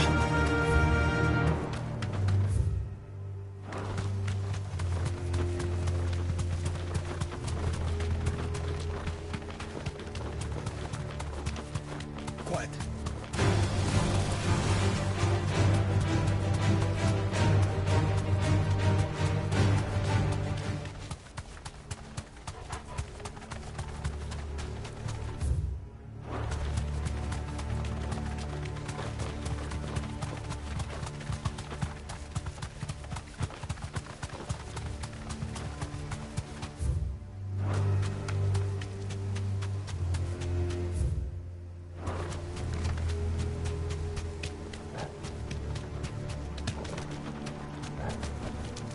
I can walk from here. This must be the orphanage. Hopefully the registry is still here.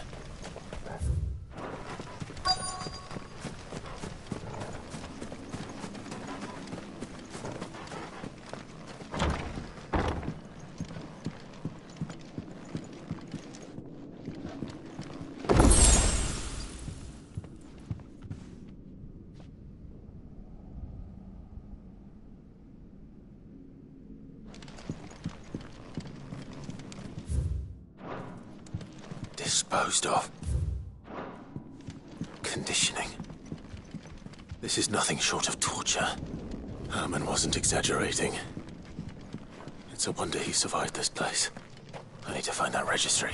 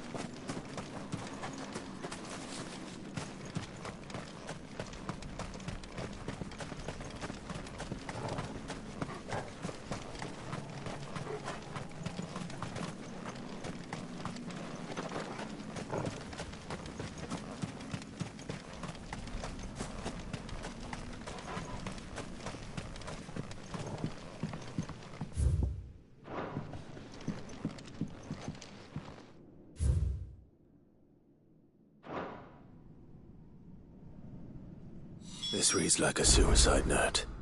Did the director go through with his plan? There's one way to find out.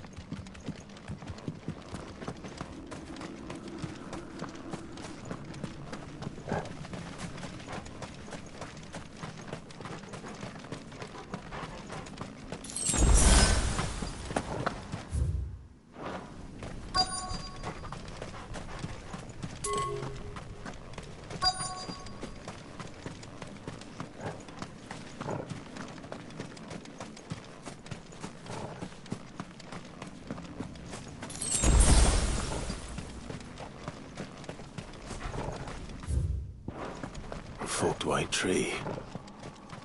This must be the place.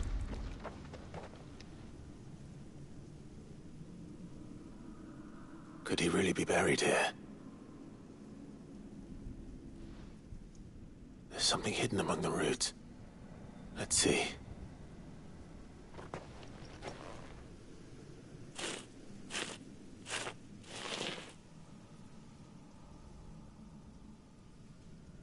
This must be the registry.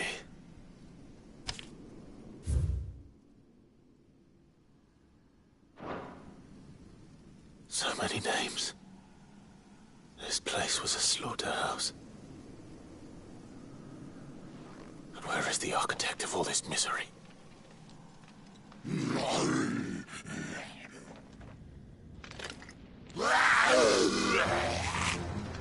It was only a matter of time, I suppose. This place is cursed.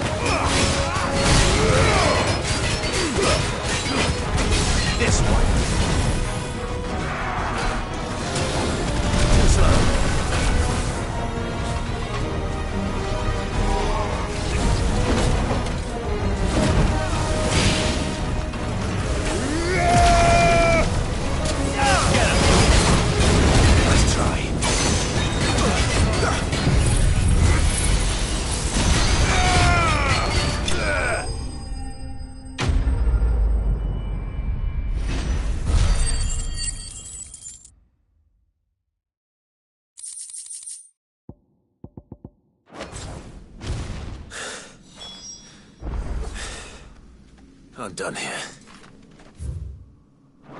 Let's get the registry back to Herman.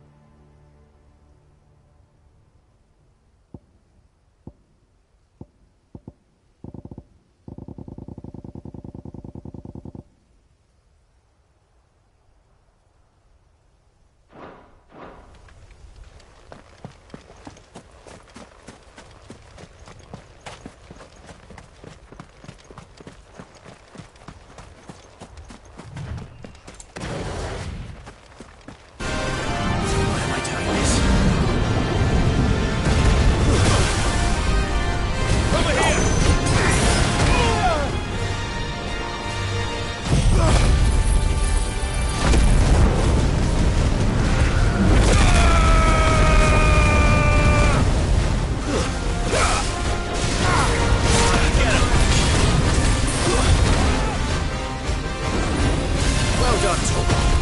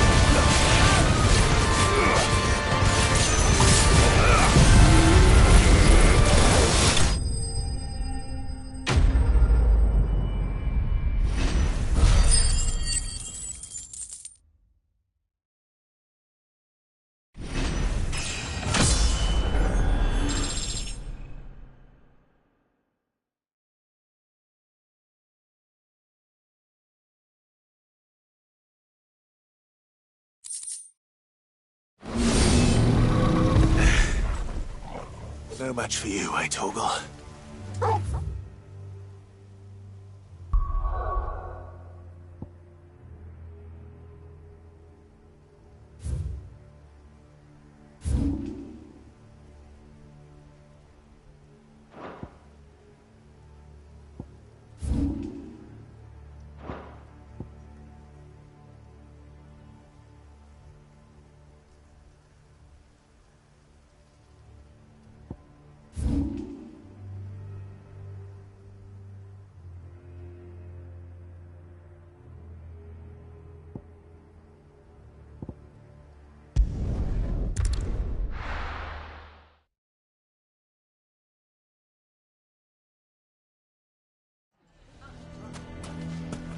Why the hell would Victor take them with him?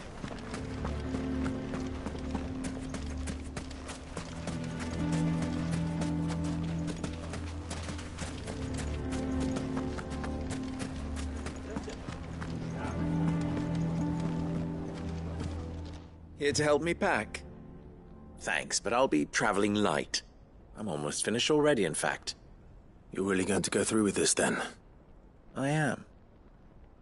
But before I go, there is one small issue I'd like your assistance with. Well, two, in fact. If it's within my power to help you, I will. It's the children. I refuse to let them share in my disgrace. And if I leave them here, they surely will. Our friendship would see them ostracized forever. But I can't take them with me either. I can think of only one place where they are certain to be safe, and provided for, and loved. The Hideaway.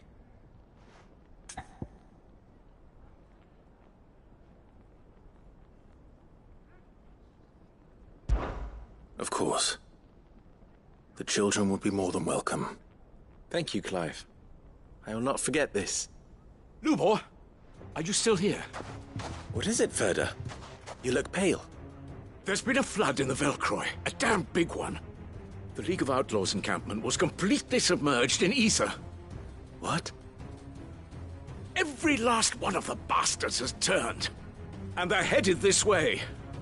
Bandits are one thing, but Akashic bandits are quite another. The town guard won't stand a chance against them. We need to evacuate. There's no time to lose.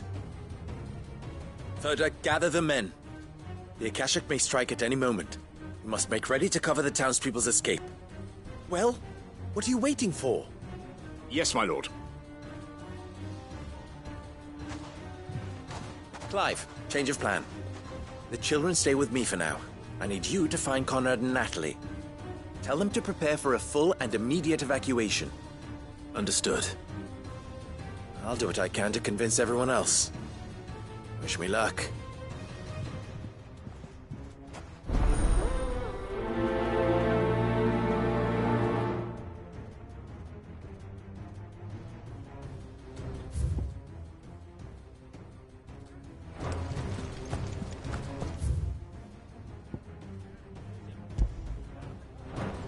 What's an Akashic? You have to listen to me. Why do they always have to make such a...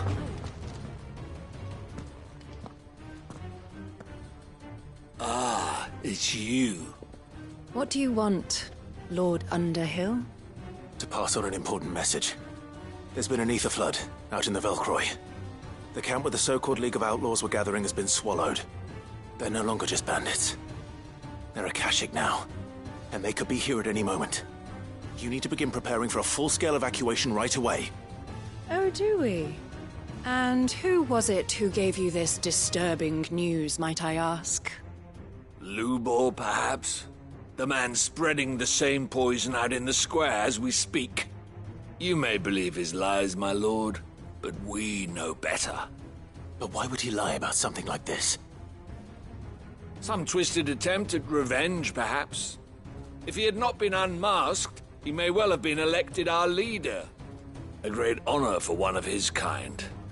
One he might well feel aggrieved at having been denied. Lord Underhill, forgive me, but it has become all too evident where your sympathies lie. Lubor cannot be trusted, and neither, therefore, can you. You may not trust me, but for the sake of your people, ask yourselves if there is any chance that this is true. There isn't. You can be certain of that. Now be off with you. You're making a mistake. Come, Clive. Our words will not move them, then we must find another way. To help save the town. You're right. Let's speak to Lord Furder. About being one of us, and you're lying now.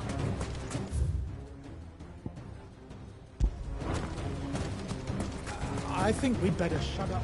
What's Lubor raving about now?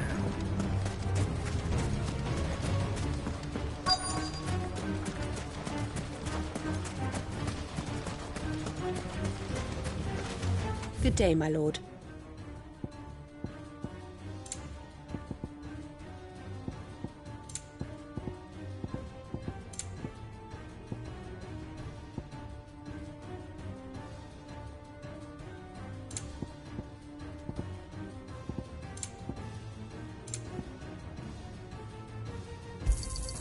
Here you are. My thanks. An excellent choice. Thank you for your custom. Lord Furder. Sid, what's wrong? I went to warn Conrad and Natalie about the Akashic, but they wouldn't listen. They've convinced themselves that nothing Lubor says can be trusted. The bloody fools. Which means the town guard can't be counted on for support. But I can. If there's anything I can do to help you defend Dalamil, you only have to ask. I appreciate it. Sid! Further! I've been looking for you everywhere. Victor? I thought you'd left. I couldn't abandon a friend in need. And Lubor is in need at this very moment. Come quickly.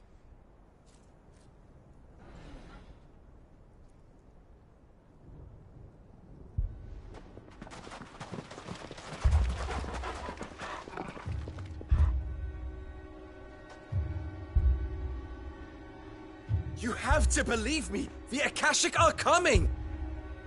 They don't eat, they don't sleep, they don't tire, and they don't care who they kill. They're unlike anything that's come before. There will be no parley, no mercy granted! We may have saved the town once, but this is different. I do not ask that you forgive me, but please, believe me, if you do not run, you will die. You will all fucking die!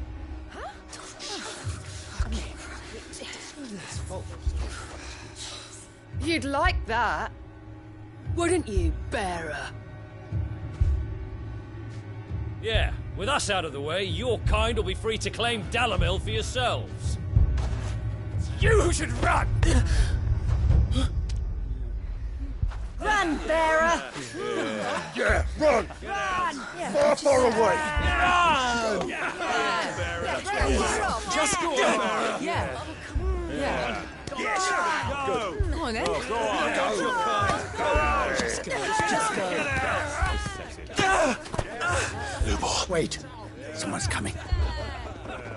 Go. Come on! Stop! You're hurting him!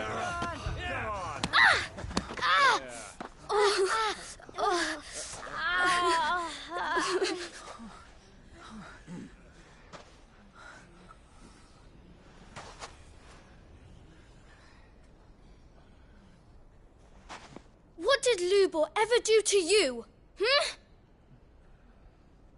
He solves all your stupid problems and he keeps all of you safe. You know there's nothing he wouldn't do for this town. Who was it who made that cleaver you use every day, Conrad? And what about your counting table, Natalie? Who fixed that? Whose men make sure the streets are clean so all your boots don't get dirty? Who spends all day every day making sure things run smoothly round here? And none of you ever say thank you. Ever. But did Lubor ever complain? Well, does he ever stop smiling? He keeps this whole place going. And you act like it doesn't even exist.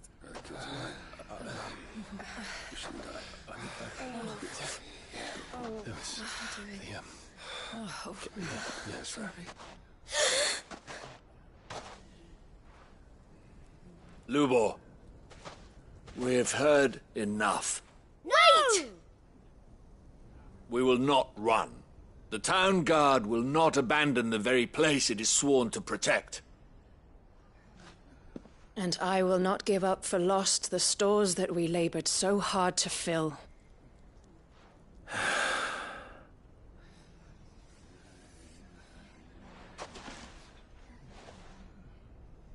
So tell us, how do you propose we deal with these Akashic of yours?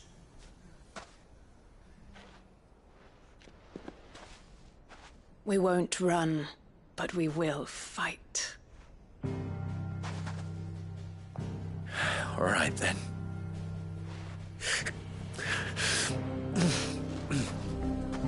Fine.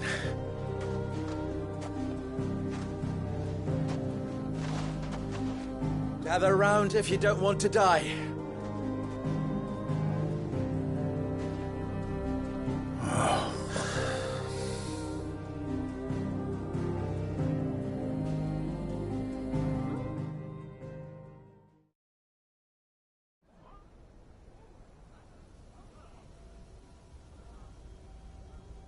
Allow me to explain the situation. The ether flood occurred near the village of Cheratina, deep in the Velcroy. The place had been abandoned for years, until the League of Outlaws decided to make it their base of operations. Now they're all turned, and if the scouts' reports are correct, heading in this direction.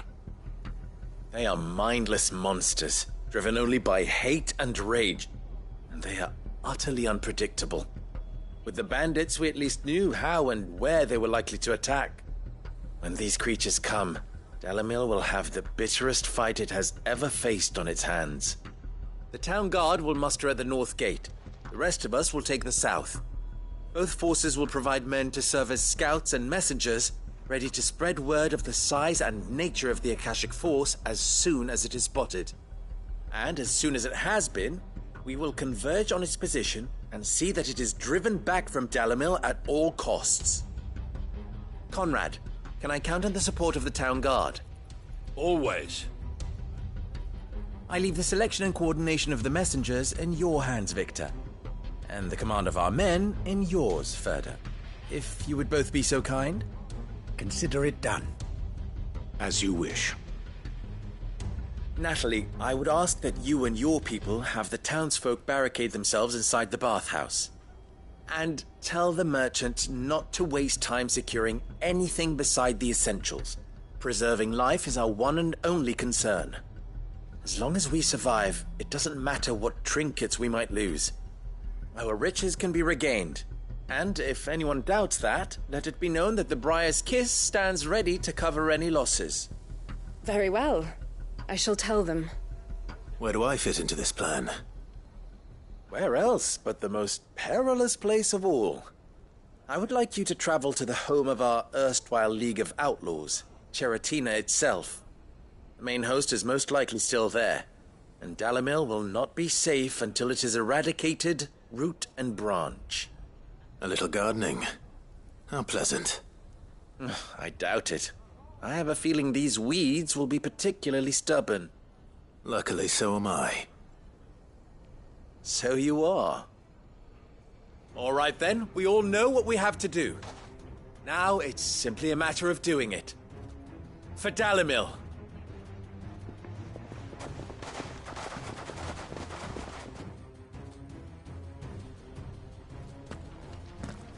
Looks like everyone's ready. I'd better not keep them waiting.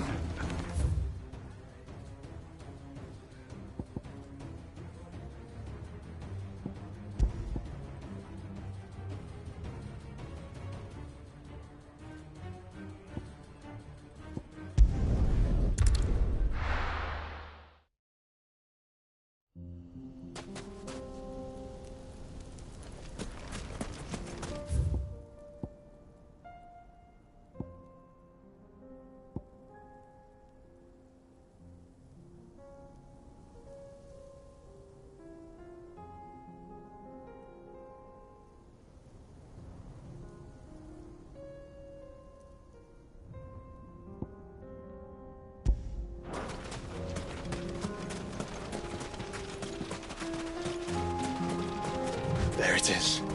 The flood. But what's waiting for us inside?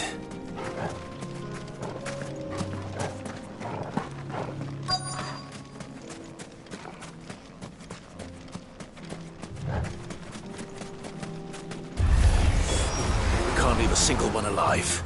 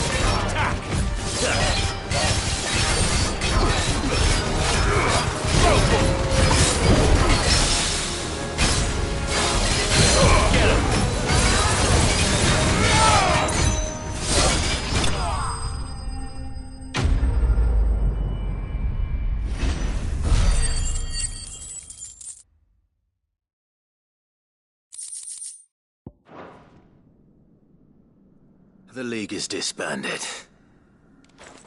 I should get back to Dalimil and see how the others fared.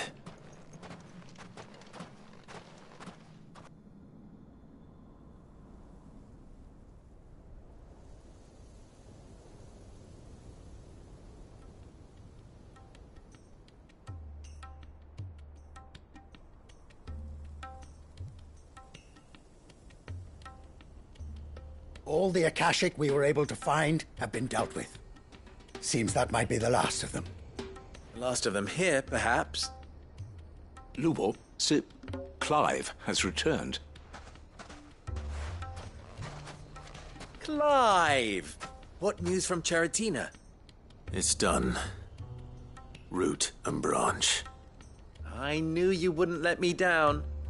Thank you, my lord. Friends, the Horde has been driven back. The Akashic have been defeated. And we need not fear the arrival of any more, thanks to Clive. Victory is ours. We bloody did it! We saved Dalimil. Lubor, allow me to apologize. After all you have done for this town, we should never have doubted you. But we did. And for that we are truly sorry. We only hope that you can forgive us. We need you, Lubor. Dalimil needs you. So, if you would still like to be considered for the position of mayor, you have our backing. You do remember that I'm a bearer, don't you? We do. But that is not a stain on your character. It is a stain on ours. We thought only of what we perceived bearers to be, not what you truly are. The man who saved Dalimil twice over. I see. But I will only accept your proposal on 2 conditions. Name them. Firstly, that you will both do everything in your power to rally your people to my cause. If the Town Guard and the Merchants League do not accept my leadership, it will be doomed from the start. Unity is the key to defending Dalimil, and I do not doubt that we shall need to call on our combined strength again. When that time comes, I will expect us all to pull together, just as we did today. Of course. You have our word. And secondly, you will accept that if I am to lead you, the mistreatment of bearers must end here in Dalimil. Any bearer within our walls shall be afforded the same rights as any other citizen. They will not be judged by what they are, but who they are. As we failed to do, and came so close to losing everything. We agree to your conditions. And we have only one in return. That you continue to work for the good of Dalimil, as you always have.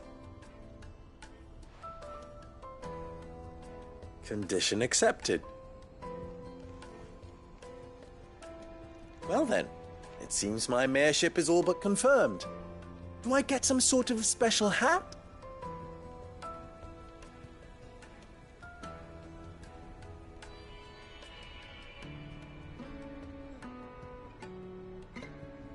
How fickle fate can be.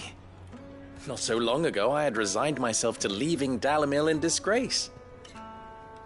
And now, I find myself her leader. Here. For everything.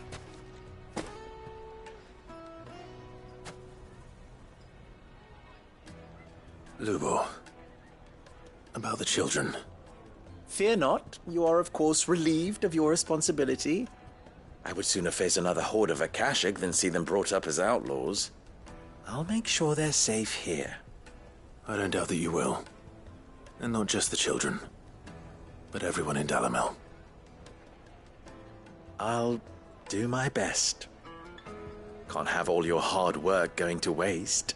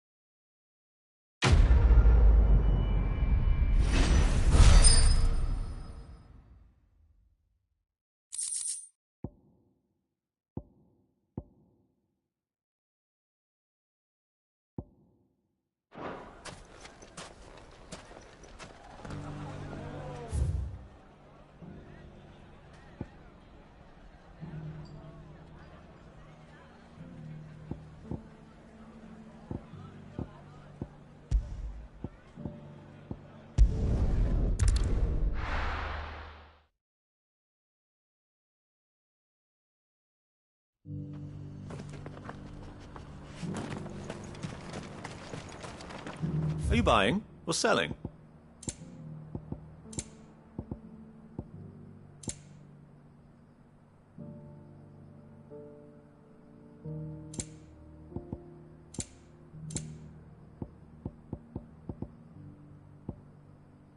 Take care.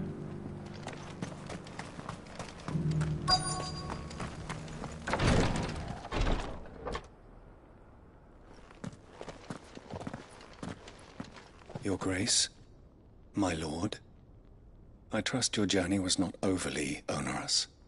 Cyril, you found a letter from Father? Yes, I have it here.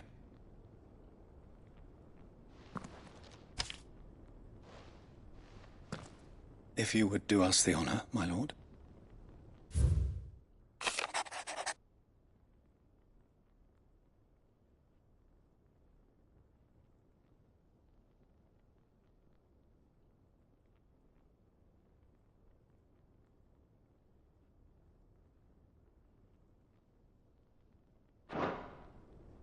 An inheritance. It would seem the late Archduke penned this missive shortly before his passing. The day before we left for Phoenix Gate. What are these plans he spoke of? His plans for the duchy, Your Grace. Your father entrusted them to my predecessor, the former bearer of the Burning Quill, who entrusted them in turn to me. The complete emancipation of bearers is their stated aim. But your father's dream did not end there. His Grace also spoke of building hospices to care for those stricken by the curse, and the founding of a new university to further the development of non-magical technologies. With the blight spreading ever more widely across the twins, Archduke Elwyn saw this as the only means of securing Rosaria's survival.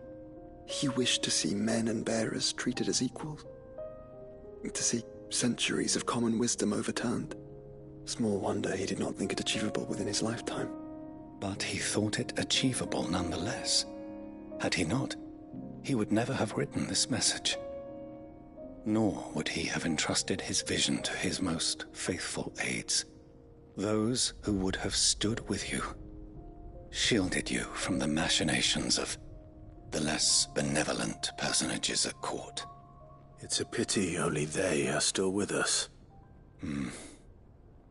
'Tis true that those most loyal to your father were the first to suffer the Duchess's wrath. But one at least remains, and she has come bearing gifts. What do you mean? Mayhap it is better that she explain, my lord. After all, the duties entrusted to me by my predecessor extended only to recovering His Grace's will and arranging a meeting with the one who might execute it, or a part of it at least. And where is this woman? She awaits you in the archive, Your Grace. Thank you, Cyril. Shall we then?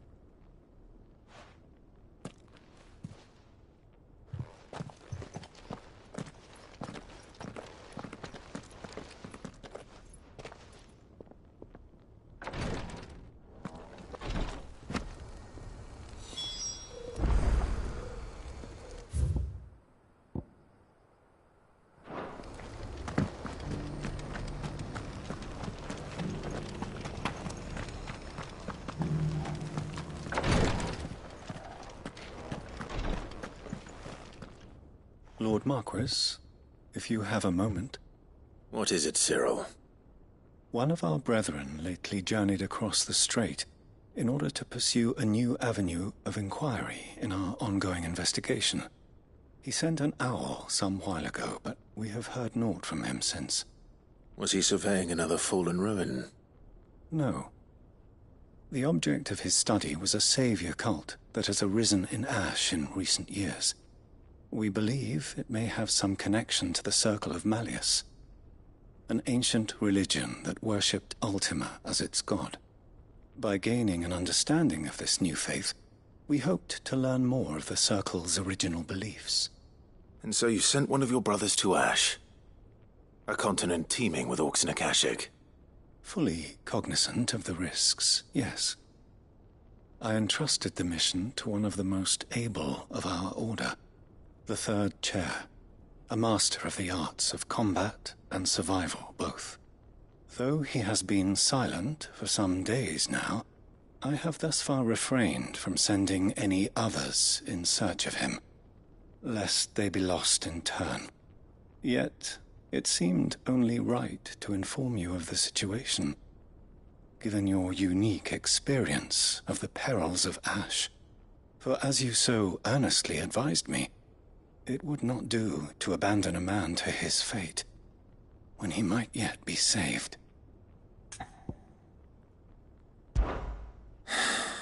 It would not. But Ash is a big place. Can you be any more specific? Perhaps. The last owl I received from him mentioned a village where he had heard the cult were wont to assemble. Mickleburg was its name. It lies in the southern reaches of Waloed. If aught ill befell him, I expect it did so there. All right. I'll see what I can do. You are much too kind, my lord. Go then, with my hopes, and may the Firebird's flame ever burn in your heart.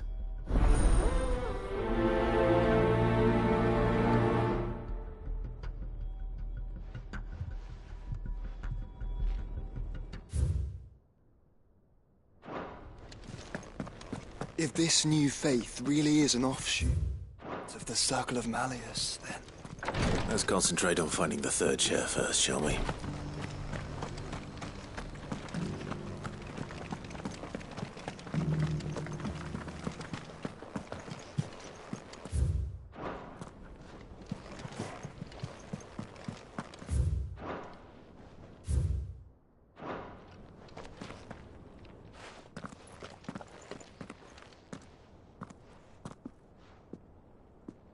My lord, your grace.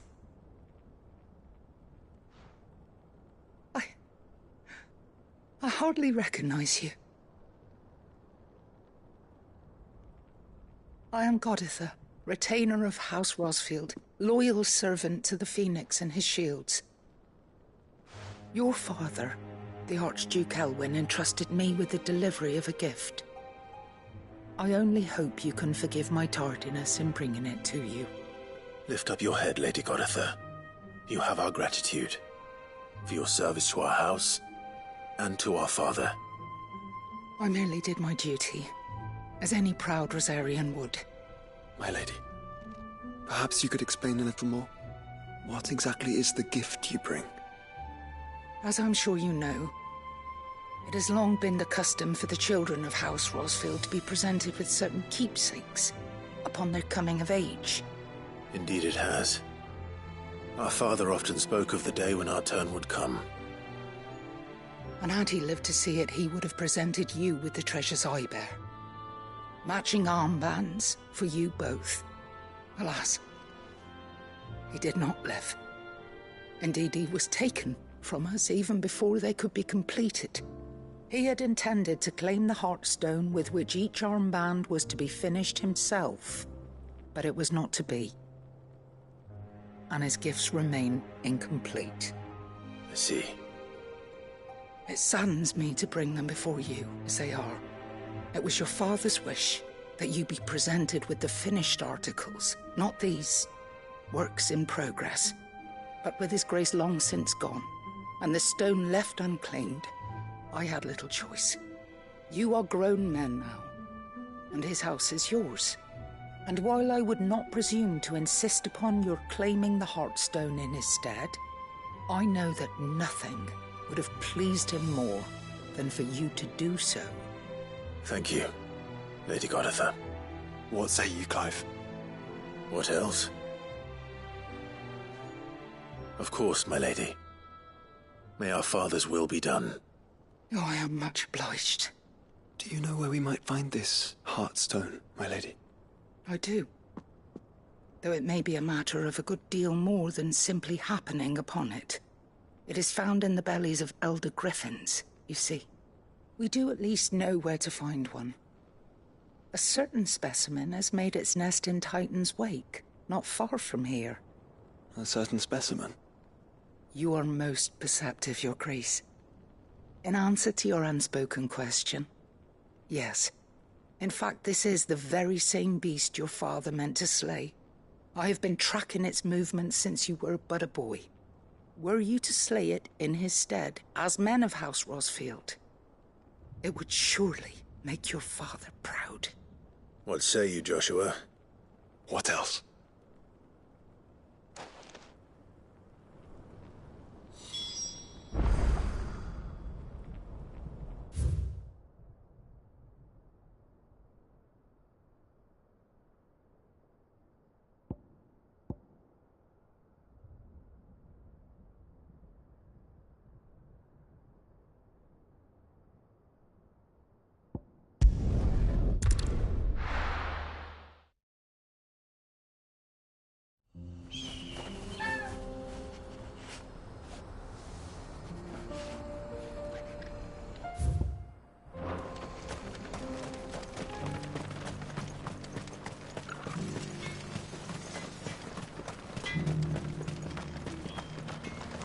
I have some things for sale.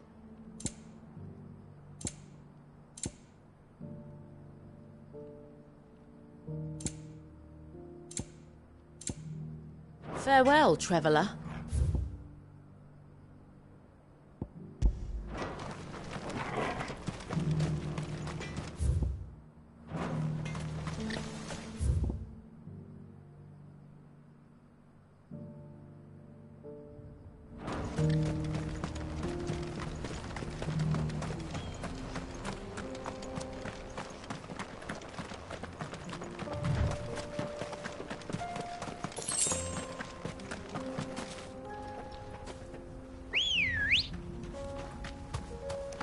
Ready, go?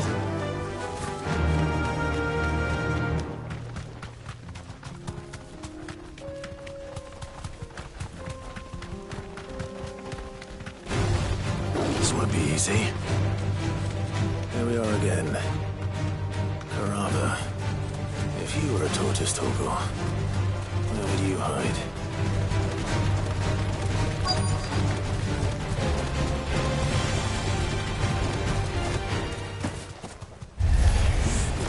Looks like we found him.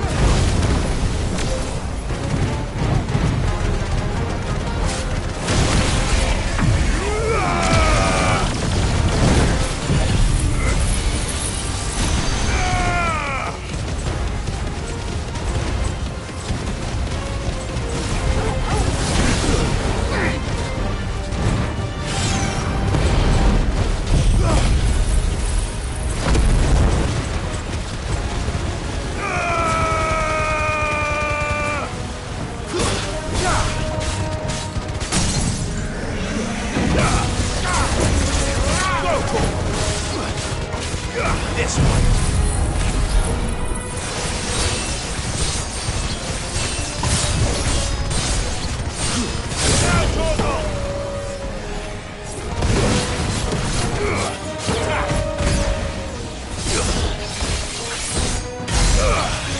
Get him! Go, Torgal! This one.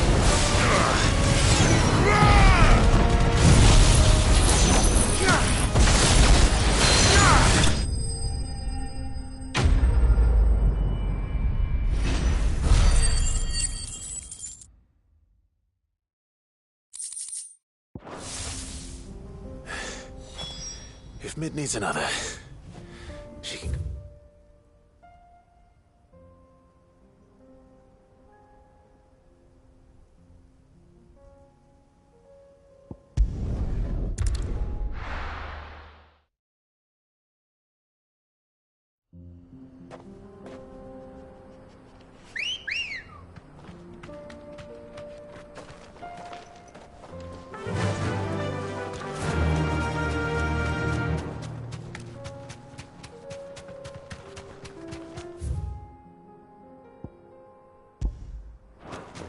eyes peeled, Joshua.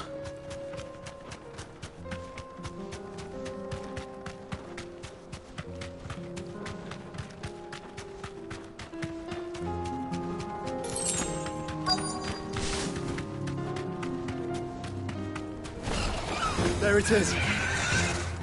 For House Rossfield.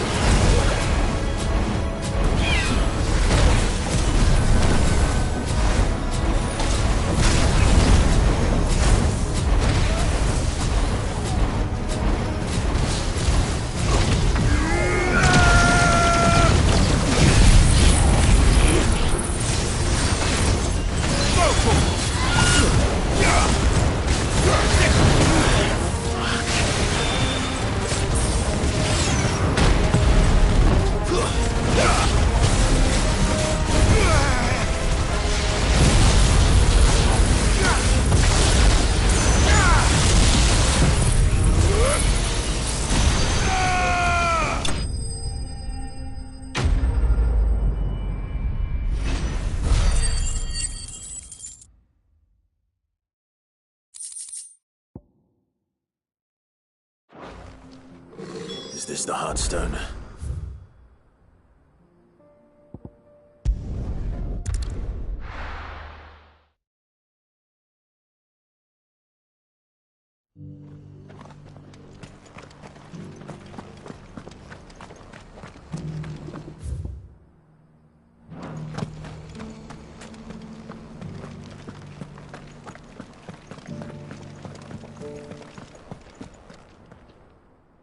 Thank the Founder you were safe. The Griffin is slain then? And the Heartstone claimed.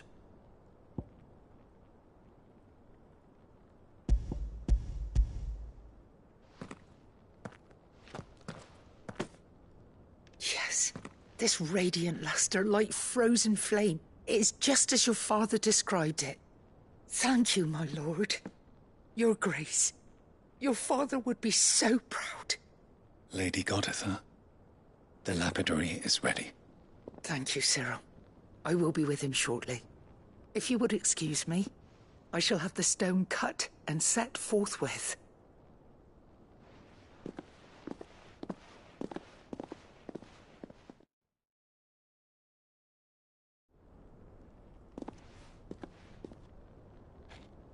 The armbands are complete. Pray, take them. They are yours, after all. Heartstone is harder and more enduring than garnet, or even ruby. It symbolizes unwavering will and devotion. And the graven vines encircling the stone represent the unbreakable bonds between you. It's a message. Father knew we had enemies both inside and outside the duchy. Enemies who would thwart his vision. Only With unwavering devotion would it ever be realized. And only if we stood together, as Phoenix and Shield, as brothers in arms. Only then might those enemies be overcome. Indeed. His Grace knew the enormity of the task he would entrust to you, his heirs. But this was more than just a message. It was a promise. That he would always be with you. Thank you, Lady Goditha, for remaining the steadfast custodian of our father's will. Forgive me, my lady, but there is something I don't quite understand. The Undying told me that after Father died, Mother claimed all of the ducal treasures for her own. Even if the armbands were incomplete, she would surely not have overlooked them. So, how were you able to keep them from her? Because I was the keeper of the vault.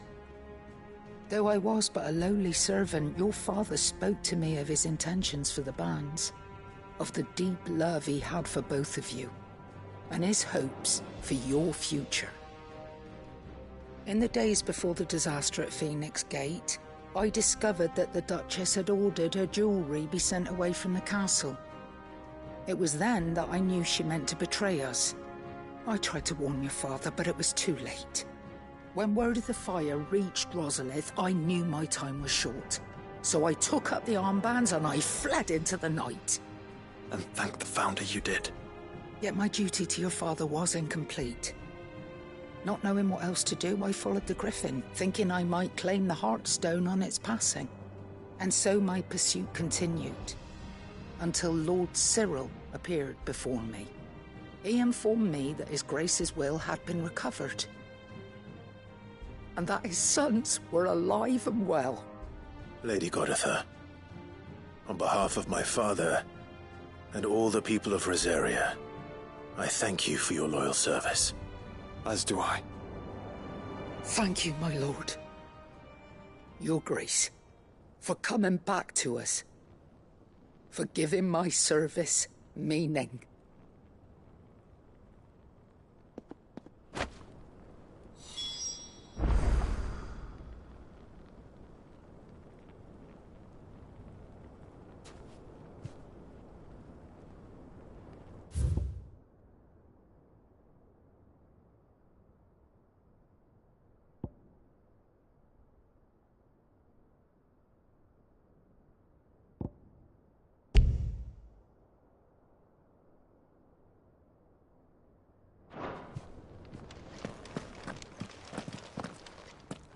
The bands suit you well.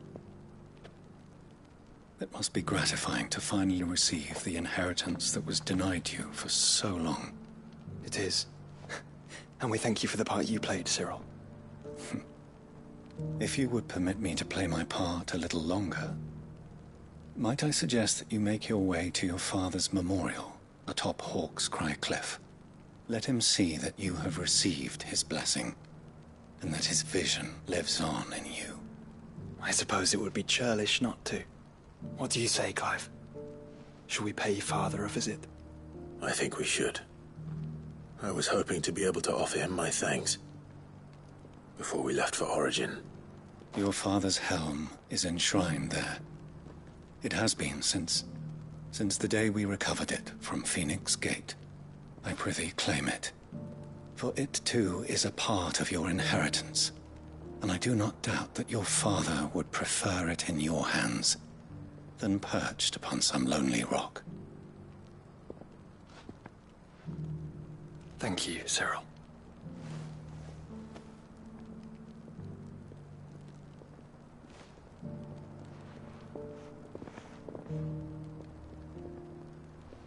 Come on, Clive. He's waiting.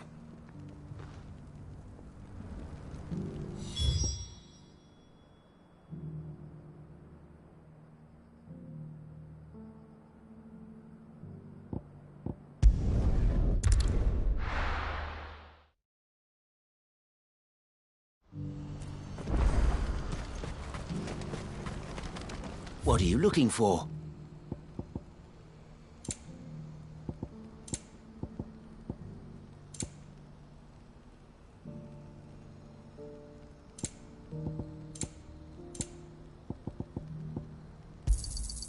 You've a discerning eye.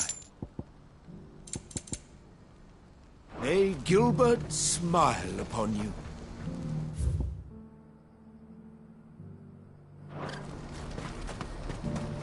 Do you see that too?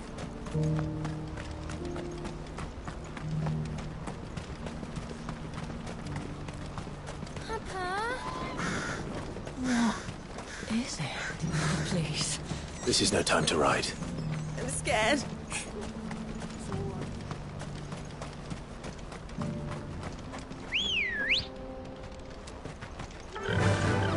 Fly, Ambrosia.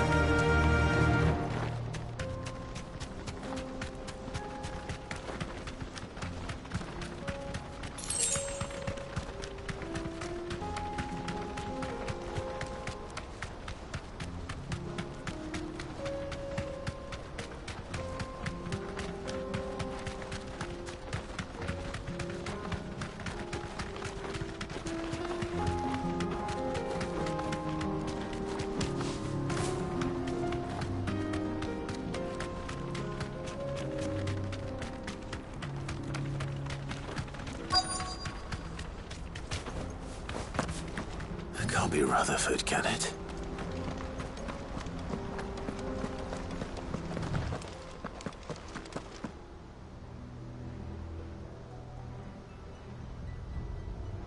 Turncoats and cowards, the lot of you!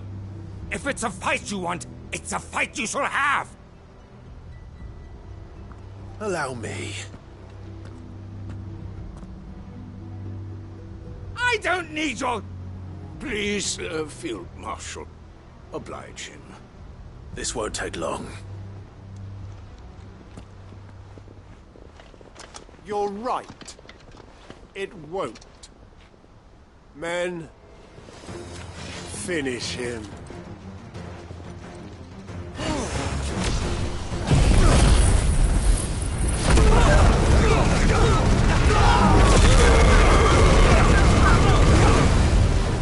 Get him!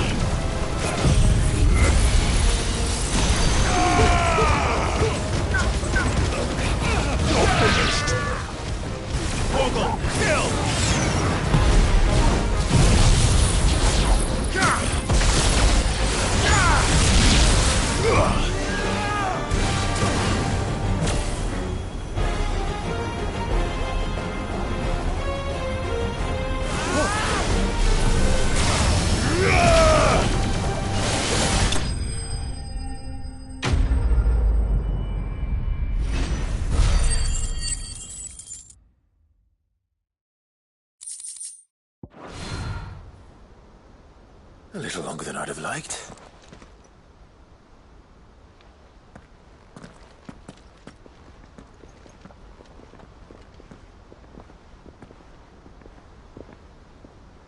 Field Marshal Havel, I presume. Are either of you injured? No, my lord. You arrived just as our escort turned on us. Fucking traitors. I'd heard reports of soldiers in the outlying regions abandoning the oaths they swore. But I hadn't thought the corruption had reached so close to the heart of the Republic. It's a fucking disgrace. Your interfering old bastard of an uncle tried to warn me, of course. My lord Marquis. Or is Sid the Outlaw more to your liking? Call me what you want. It doesn't change who I am, or the urgency of the message I bring. My uncle has a plan to right the realm, and he needs your help to see it through. Before I agree to anything, I'd have you answer one question. What do you stand to gain from all this? I won't deny that I might benefit from further chaos. But I seek a new beginning for all of us. And while the choices I've made may not always have been the right ones, I know I made them for the right reasons. For so long, so many of us have been told how we could live, how we could die, when it should have been our decision all along. Now we have a chance to put things right. But in order to take it, we must stand together, even if it be beside those with whom we don't see eye to eye.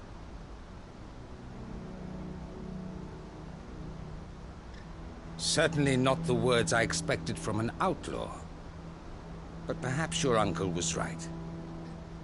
You are no ordinary outlaw.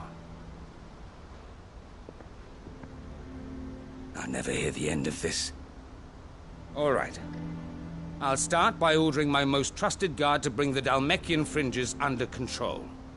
Next, I'll make contact with my counterparts in the Imperial Army and see if I can't convince them to try and restore order in their own territory. Thank you, Field Marshal.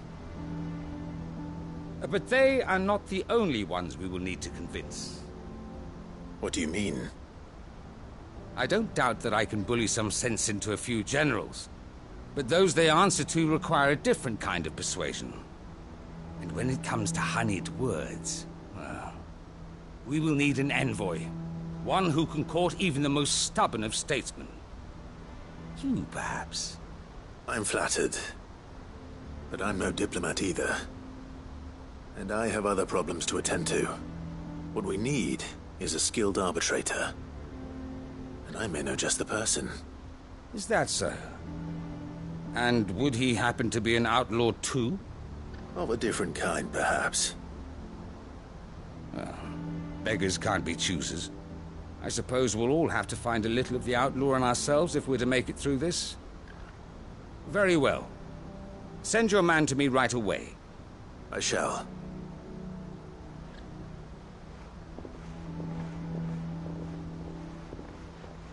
My Lord Marquis, your Lord Uncle bade me escort the Field Marshal to his manor in Port Isolde. And I will see that my associate joins you there. Very good, my lord.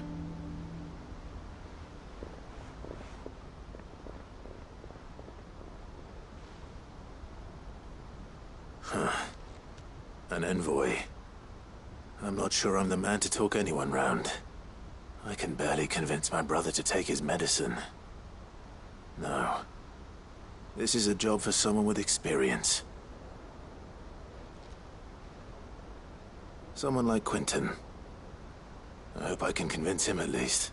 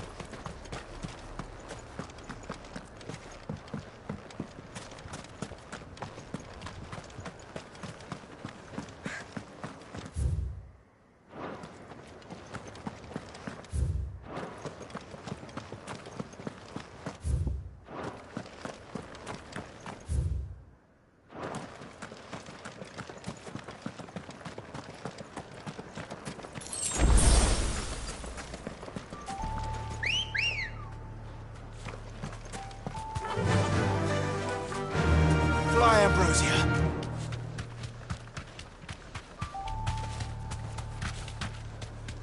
Have care.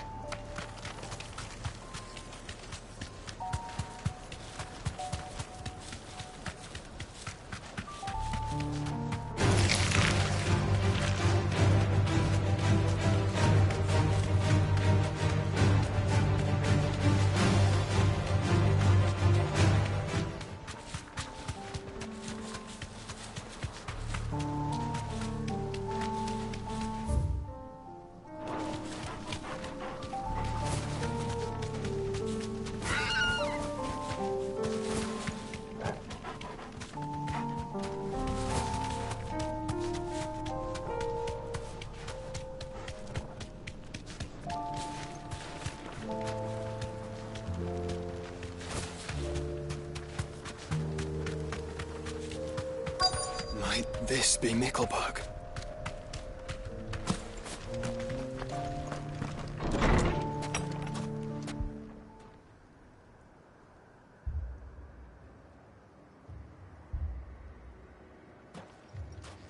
These people aren't turned. And the village seems safe enough at least.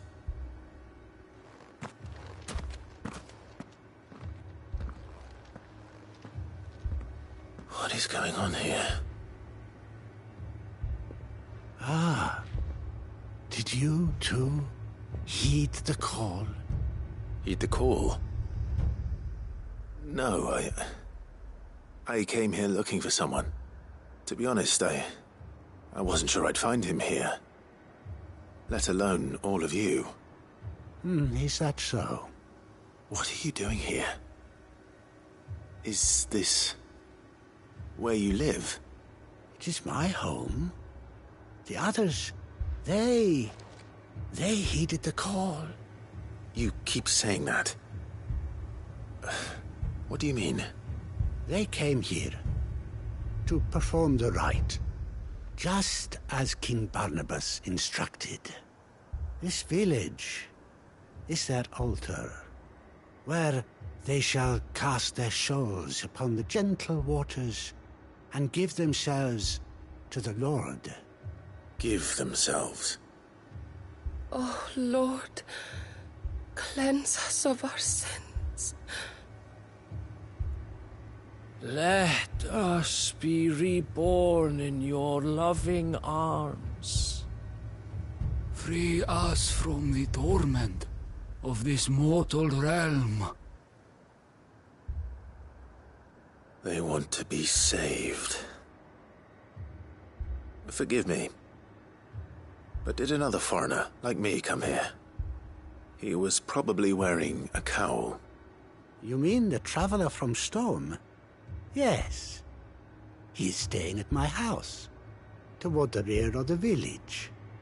Thank you. If you don't mind, I'll go and greet him. They seek the same salvation Barnabas did.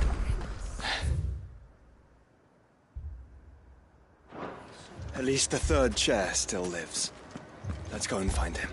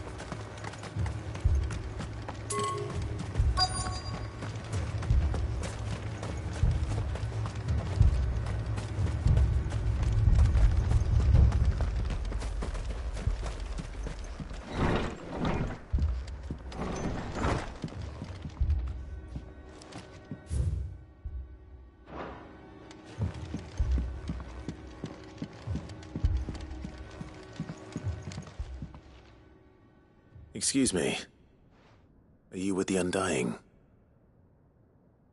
I am. And so it would appear, are you? Lord Rosfield, if I am not mistaken. That's right. And you must be the third chair. I am.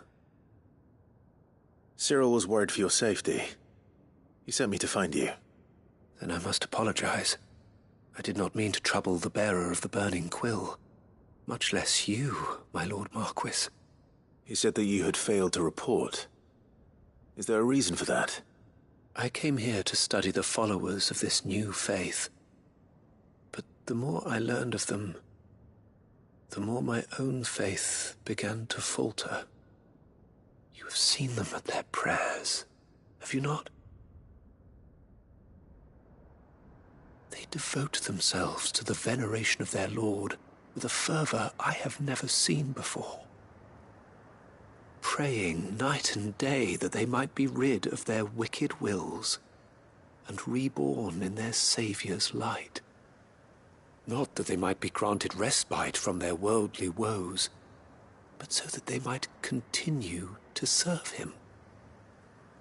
Serve him with all of their beings. I, too, swore to devote my life to the service of my Lord and Master, but this... 'tis different. It is more. And so I would see it through to the end. See these people safe, that they might achieve their dream. That they might do their duty to their Lord. Even if it should keep me from doing my duty to mine. You do understand what their dream is, don't you? I do, my lord. They would cast aside their wills and become a Kashik. I know that it may be hard to believe, but to these people, that is the very essence of salvation. Forgive me, my lord, but I must remain here. If you are to return to Master Cyril, I would consider it a great... Did you hear that, my lord? Something is happening. I'll go and find out what. Stay here.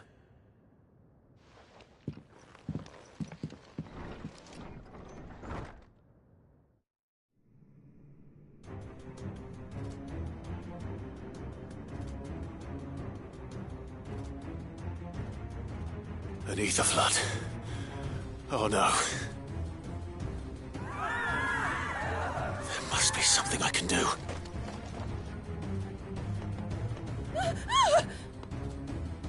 Echoes as well. Found her. Ready, brother? Ready.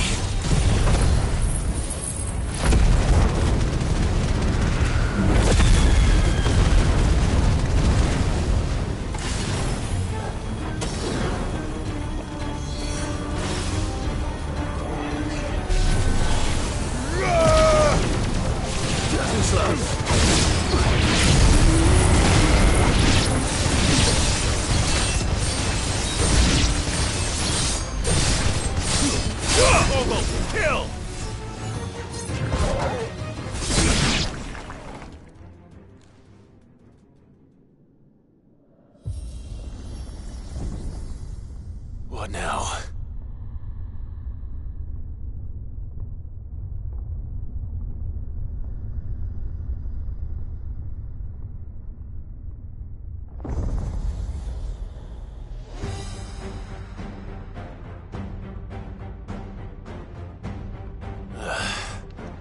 We meet again.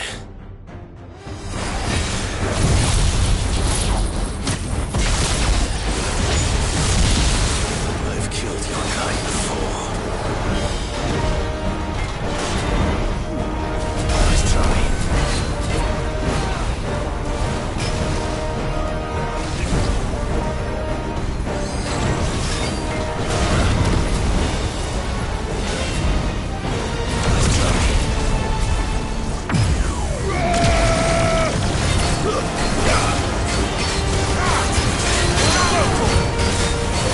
Get him.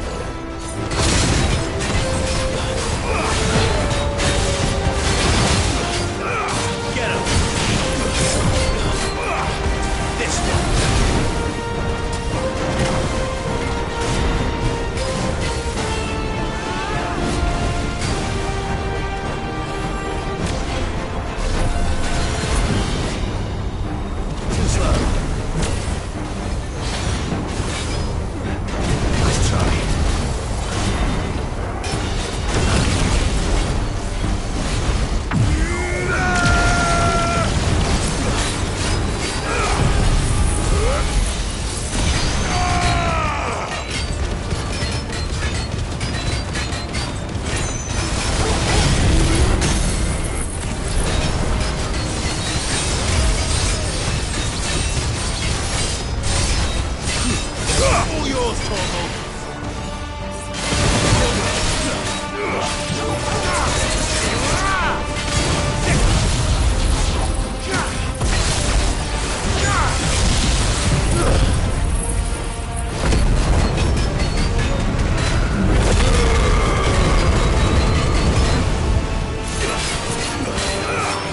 Over here! Let's not just fall! Yes,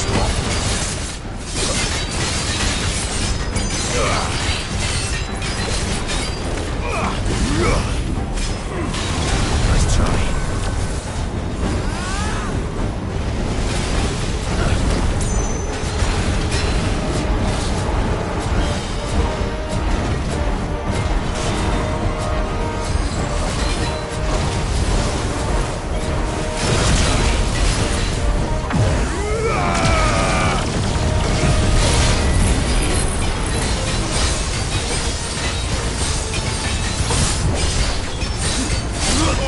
Kill!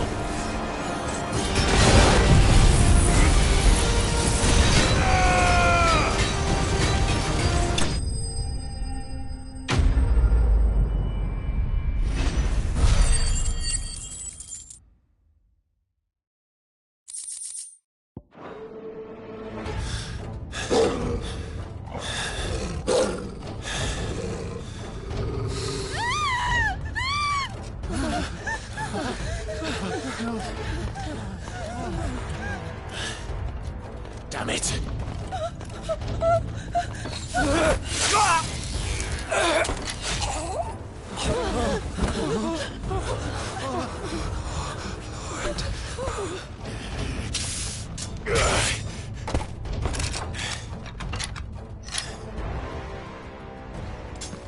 Don't you die. Come on, speak to me. I had to save them, that they might have a chance to find true salvation by devoting themselves to the service of their Lord, just as I did when the Undying plucked me from the gutter and gave me a cause to believe in, a duty to serve was everything to me, and I would not deny them that fulfillment, even if they must become a Kashik in order to achieve it. Forgive me, my Lord Marquis. I did not mean to trouble you with this. My findings, could you deliver them to Master Cyril for me? Of course. Your duty will be done.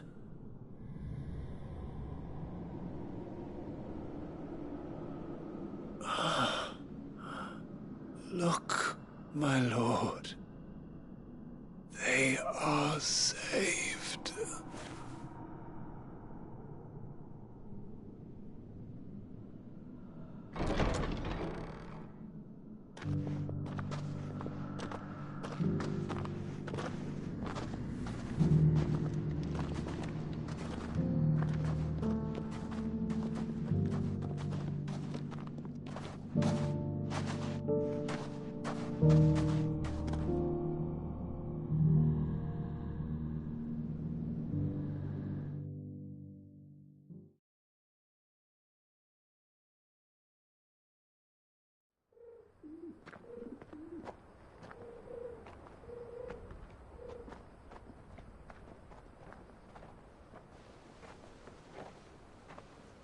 They are saved.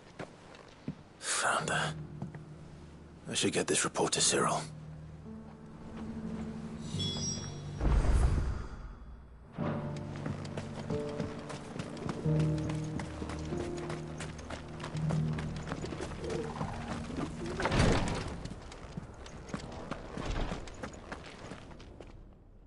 My Lord Marquis, welcome back. I am glad to see you hale and whole. I met with your third chair, Cyril. He bade me deliver his findings to you.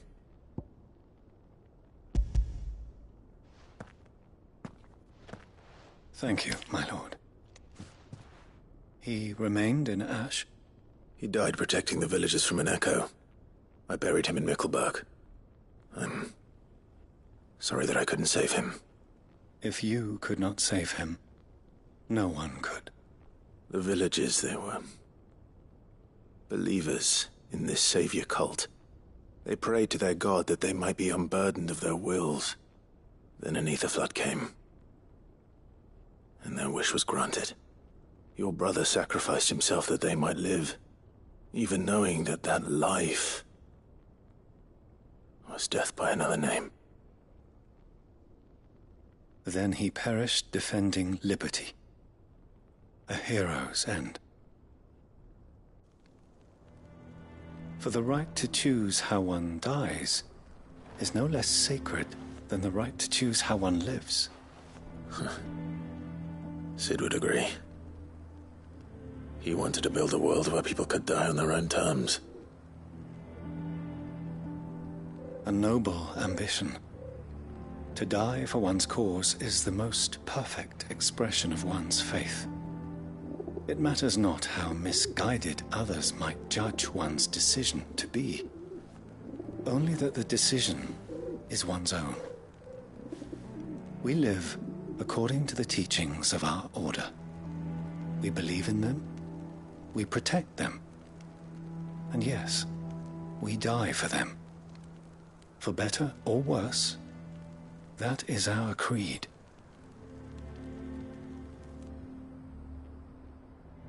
But he didn't die for your creed. He died to save them. And you still believe that what he did was right. I believe that he believed it was. We of the Undying are not slaves, but willing servants. And this was his will, the ultimate expression of it. All right. I'd like to know this man's name, Cyril. To know the names of all the Undying who've fallen in the line of duty. They died serving my house. It's only right that I remember them. That is my duty. Of course. I shall fetch the Book of Martyrs at once. My lord, it has been, and shall ever be, the greatest honor of my life to serve House Rosfield. Though our duties may differ, yours is no less important. I pray with all my heart for your success. And were they here, I have no doubt but that every one of my fallen brothers and sisters would feel the same.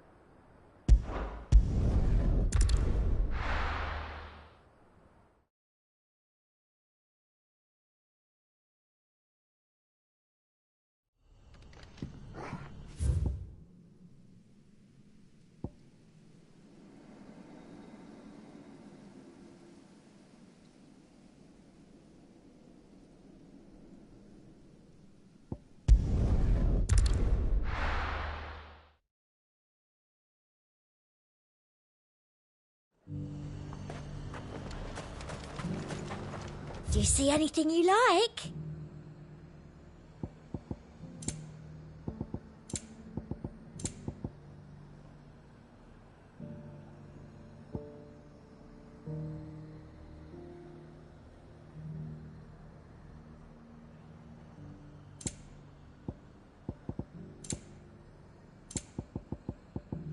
I'll be here if you need me.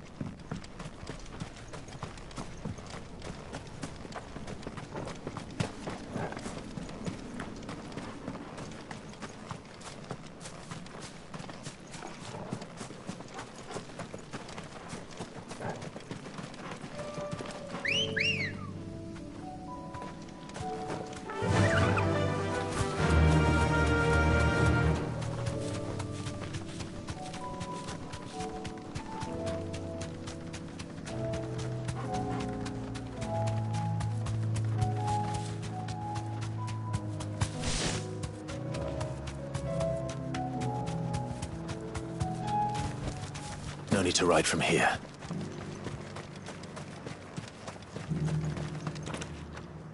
Quinton, I have a proposal for you.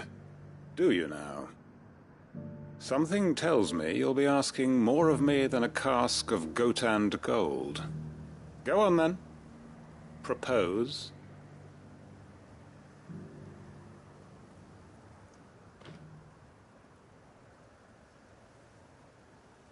You'd have me convince the chiefs and chamberlains of the realm that they should simply swallow their pride and do the one thing that has proved impossible for thousands of years.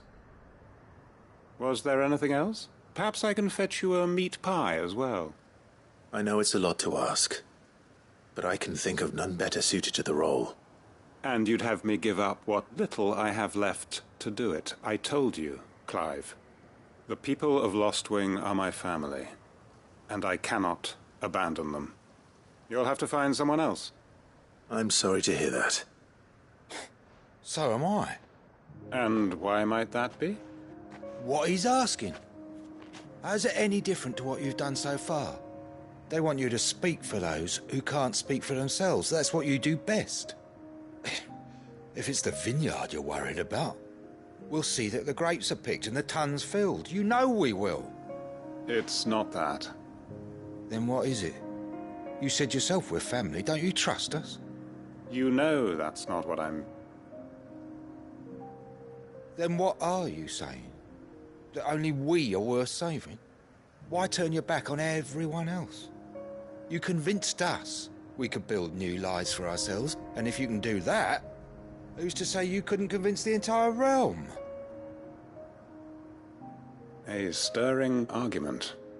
I fear that any rejoinder I make might fall somewhat flat by comparison. So you'll join us?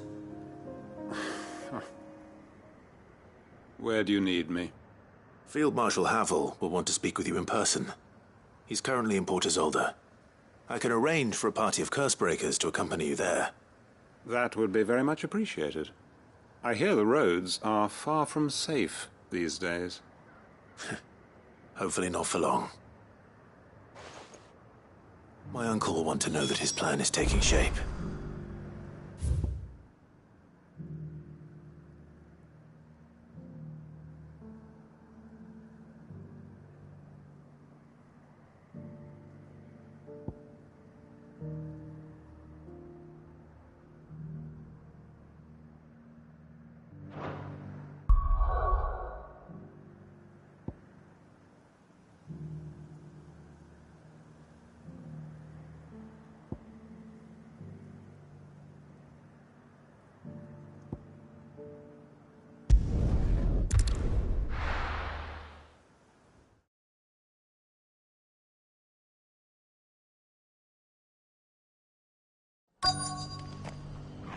Let's hope one of the merchants here has what Gav needs. Excuse me. I'm looking for something. Oh, well, then I'm your man. A silver chocobo feather. Oh, or maybe not. Though you're not the first to mention the bird around here. There was a man stopped by the rest not long ago, claiming he was attacked by a silver chocobo. Near some gated hovel, not far from Eastpool. Most took him for a braggart and a liar, but who knows? Perhaps there was some truth to his tale. We'll see. Thank you.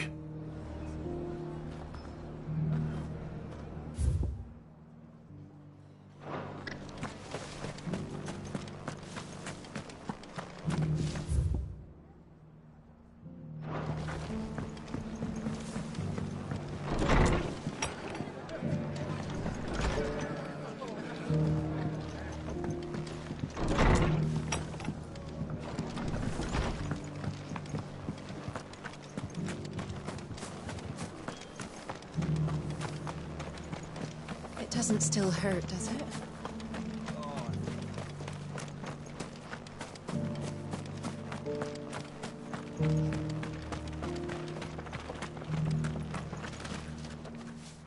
Can I help you with something? You wouldn't happen to sell silver chocobo feathers, would you? I deal in fruit, not fancies. But if it's fancies you're after, I suggest you try Rhiannon's ride. Was a silver chocobo seen there? Oh, yes. If you believe the ravings of a madman. It wouldn't be the first time.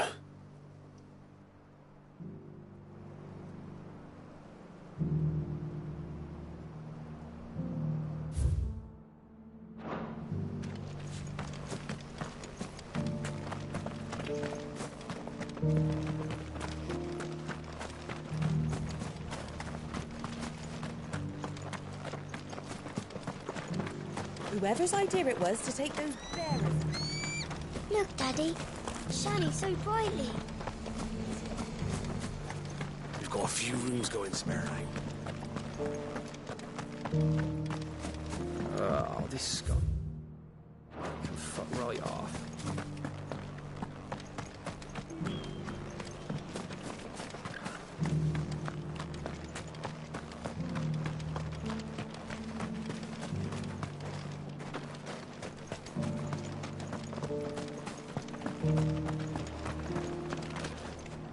How do, traveller?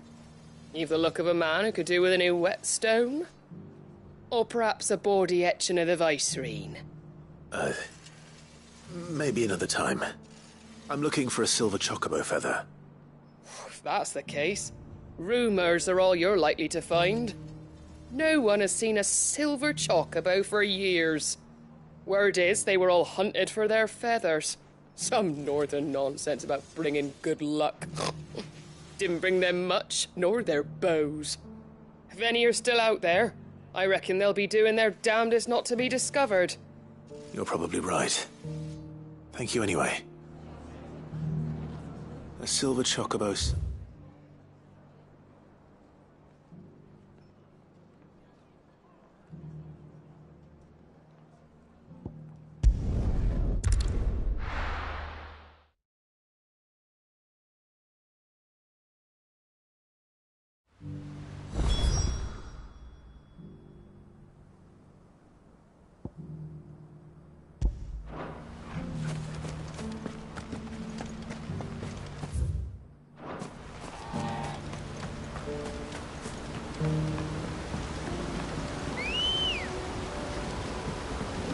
Good girl.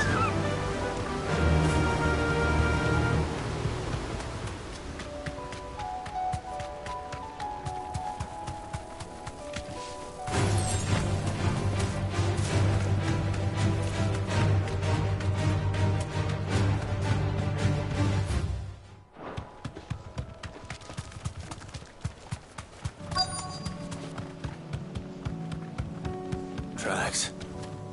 They're not left by bandits for a change.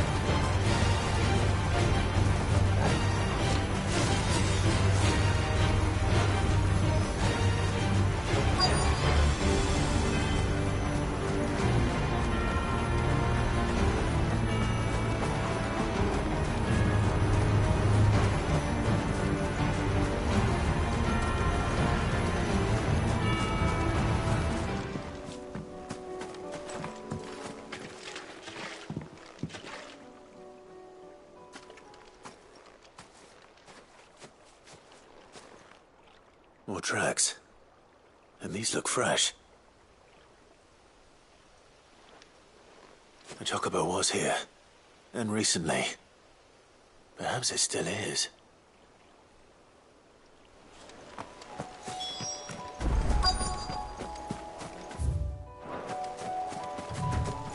I don't hear anything.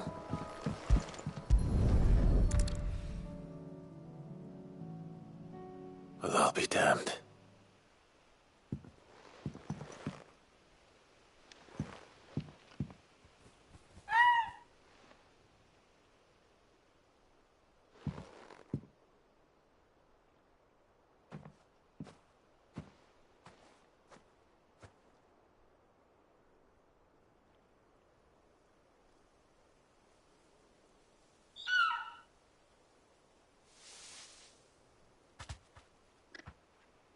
It's all right. I'm not going to hurt you. Just borrowing a feather for my friend.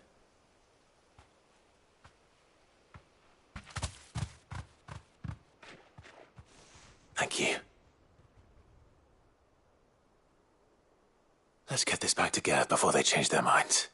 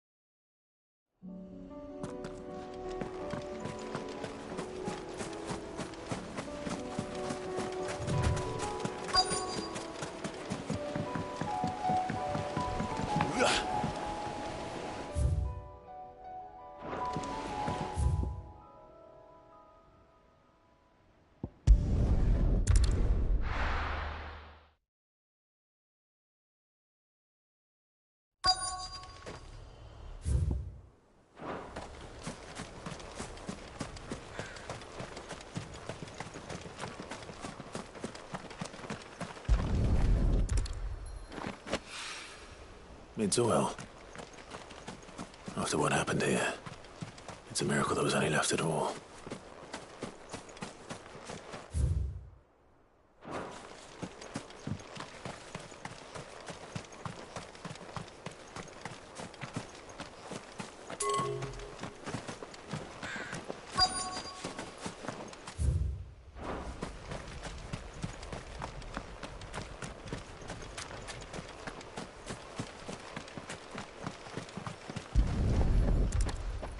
I better get these materials to Mid so she can finish her prototype.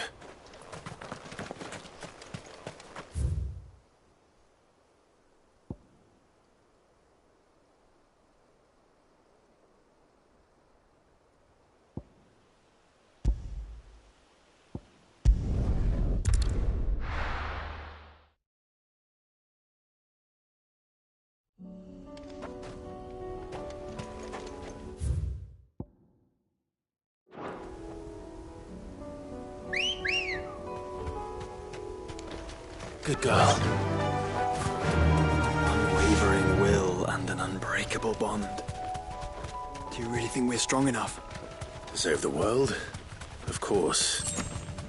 To have overcome Father's political enemies? Of that I'm less certain. Especially knowing what we know now. What Mother was truly capable of. And perhaps these bands would have helped. Knowing he was with us would have made all the difference.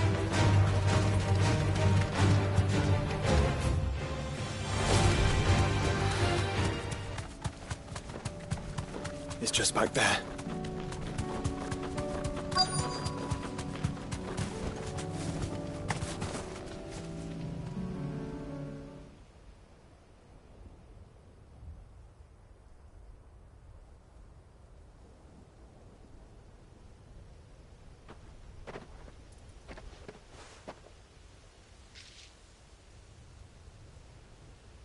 Father always fought for what he believed was right.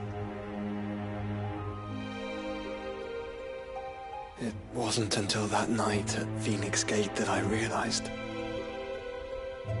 I had never fought for anything. I always had someone else to do the fighting for me.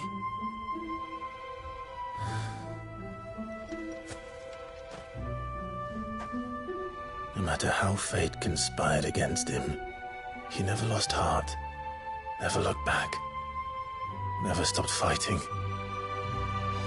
To me, he was the greatest of men. And I've been trying to live up to his ideals ever since.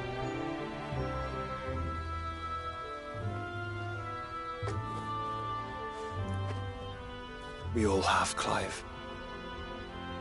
We all have. And we'll keep trying. Because that's what he would have wanted. What he would have done himself. Even if it meant standing against the very gods in the heavens.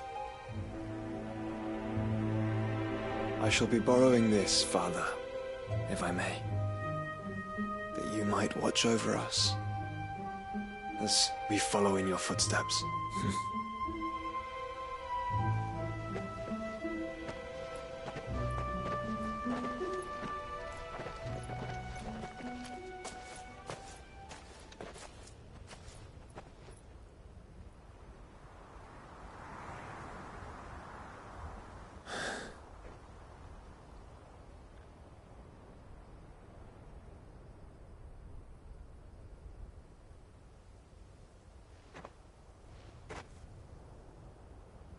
We won't lay you down.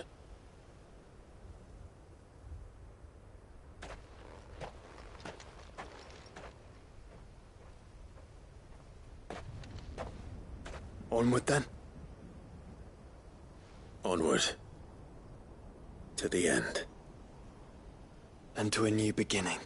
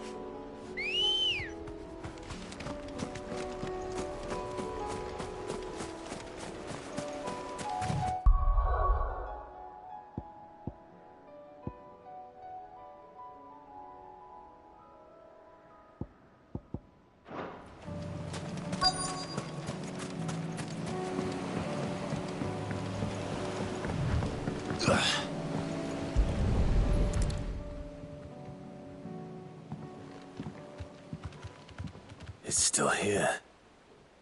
After all these years. A lot smaller than I remember. And you're a lot bigger. You might have to swim, boy.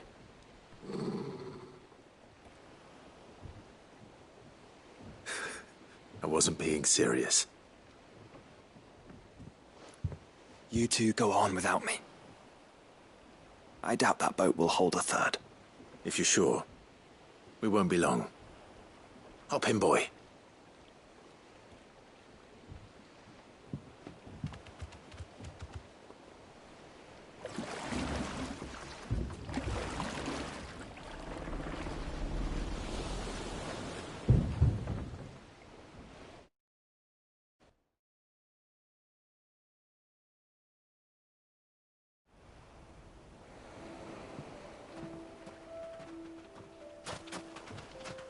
This place hasn't changed. Oh, the rookery's right through those trees. Come on. Race you there? I bet I could still beat you.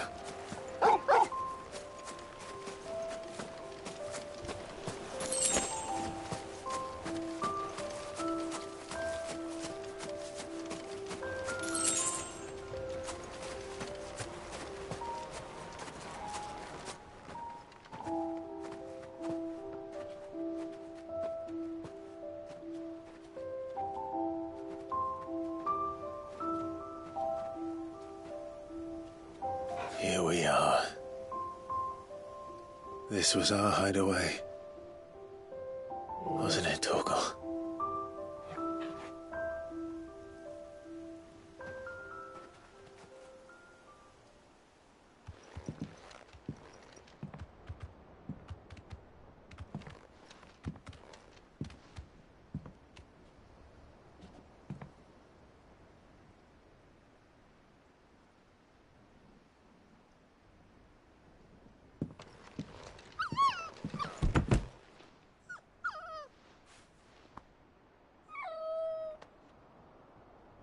Coming here helped me to forget who I was. Or wasn't.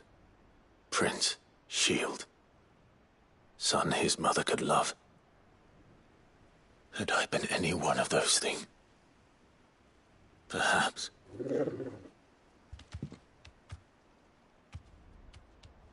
What is it, boy?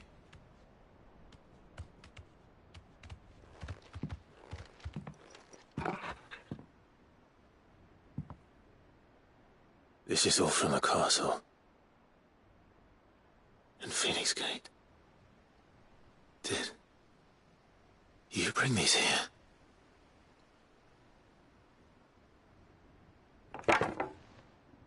My sparring sword.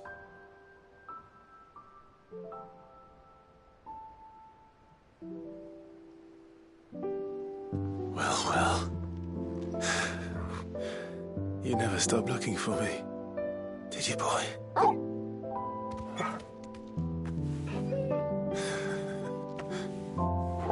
Thank you, Torgal. For never giving up. For never forgetting.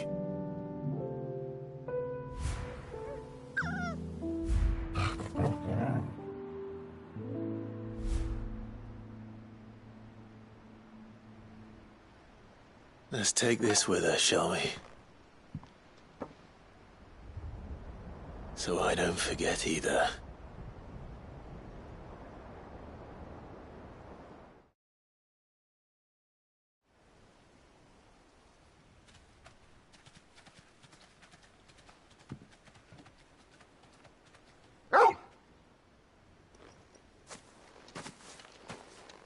That's not the way back to the boat, Torgal.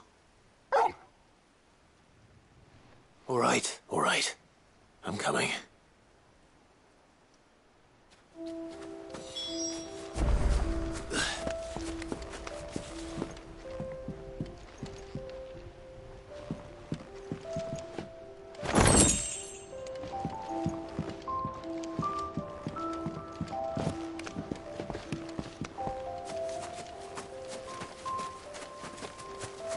I think I know where we're going.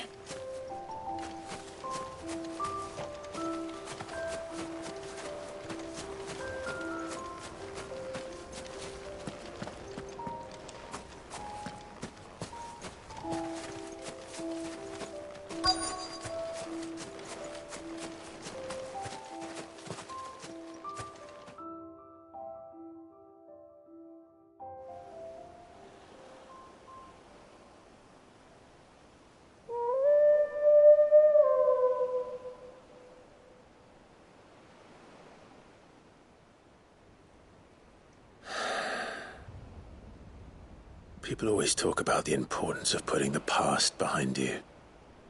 But without it, we wouldn't be who we are today. And we certainly couldn't steer our way to a better tomorrow. Come on, Torgal. Let's go home.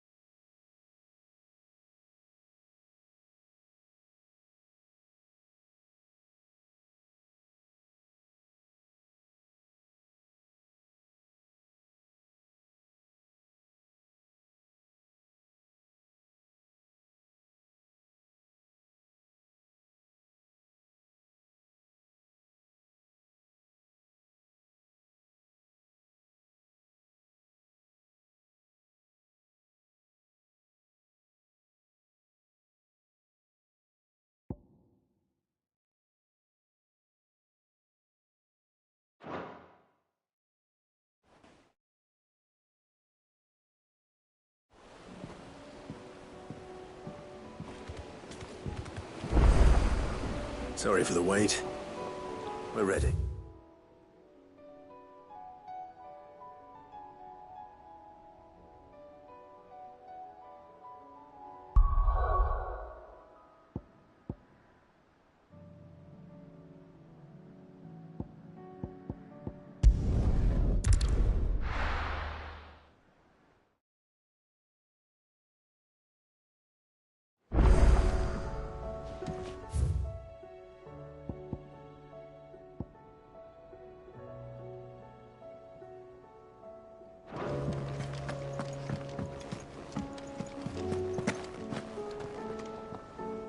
Uncle, I bring good news.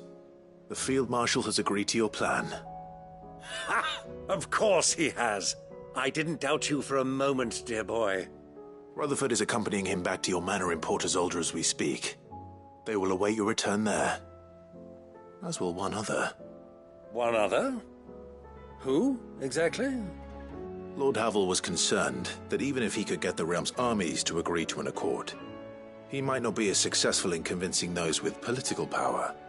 He asked if I might have a solution, and I suggested a certain Imperial Lord Magistrate turned Liberator. One of your co-conspirators? Master Quinton would probably call me one of his, but yes. Another outlaw, then. Just the thing we need to put these rotten politicos in their places. Good thinking, Clive. I'm glad you approve. The more the merrier, eh? Uncle, assuming Havel and Quinton can solve our problem with the armies, you still haven't mentioned how we might manage the grain shortages. Oh, don't you worry, my boy. The 7 high houses will be seeing to that. They have all agreed to make the most generous of donations. Oh, of course, it did take a little persuasion, but luckily I had some unexpected help.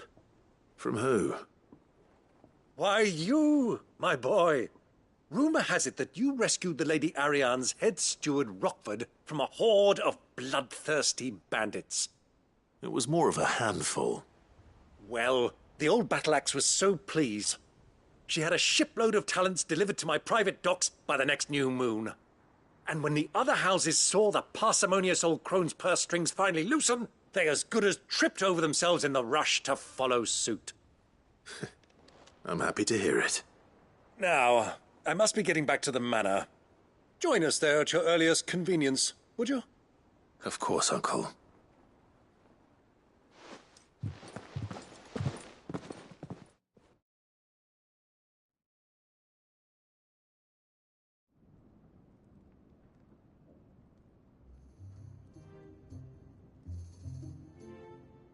And how, pray tell, will we get that grain to the capital if the roads are still overrun with Akashic?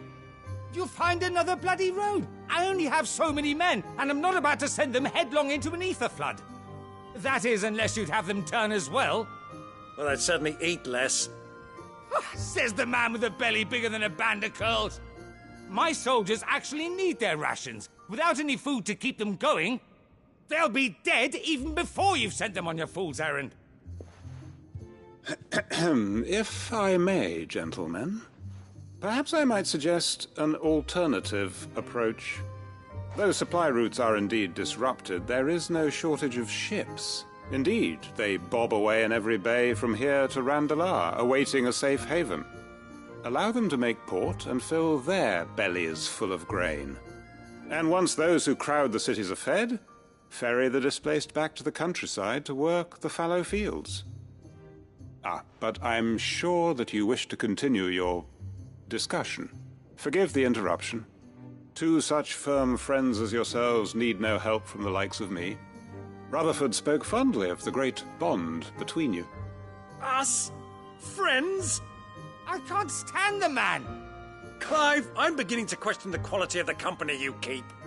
And what kind of company were you expecting him to keep? The man's a criminal! Criminal? How dare you? You are not fit to breathe the same air as this fine, upstanding young gentleman. Upstanding? He calls himself Sid the Bloody Outlaw!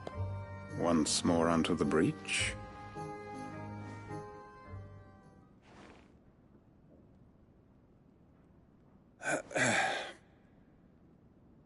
Shall we begin again? What we seek here is not to create a new nation, nor to claim the thrones of those that already exist. We wish simply to bring stability to the realm that mankind might weather the current storm. And to do that, we must convince those in power, the generals, the statesmen, the nobles, that our cause is just. There will be disagreements, yes, and I imagine some resistance, much resistance. But we cannot let that deter us. If we show them the path, show them that we walk it ourselves, then I am confident they will follow. The fate of the world lies in my nephew's hands, but the well-being of her people lies in ours. And we must not squander the chance that Clive has given us. Uncle Byron, Now, with that settled, let's move on to the signing of the Accord. For what great moment in history hasn't been accompanied by a little ceremony?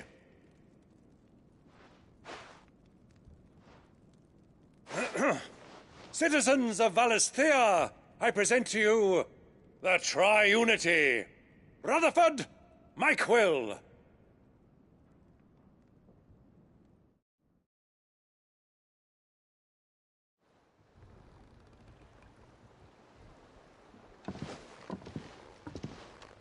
Well, my boy, the stage is set.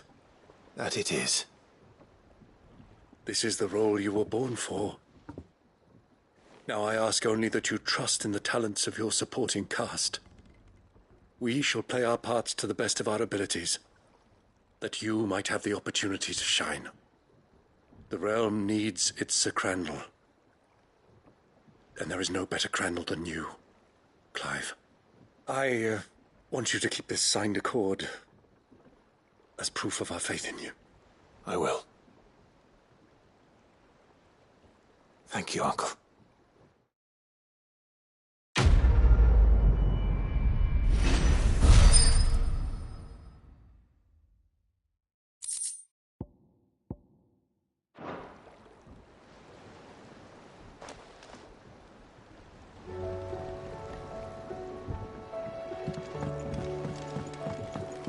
What do you think that thing is?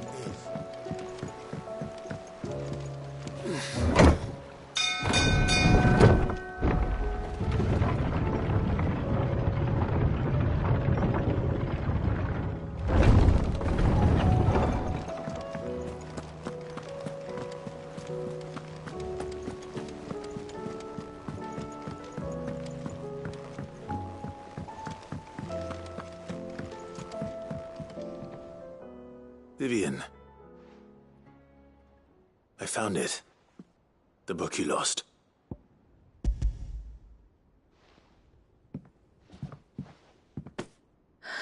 You found it. Thank you, Clive. Even though I asked this of you, I was not entirely sure it would be possible.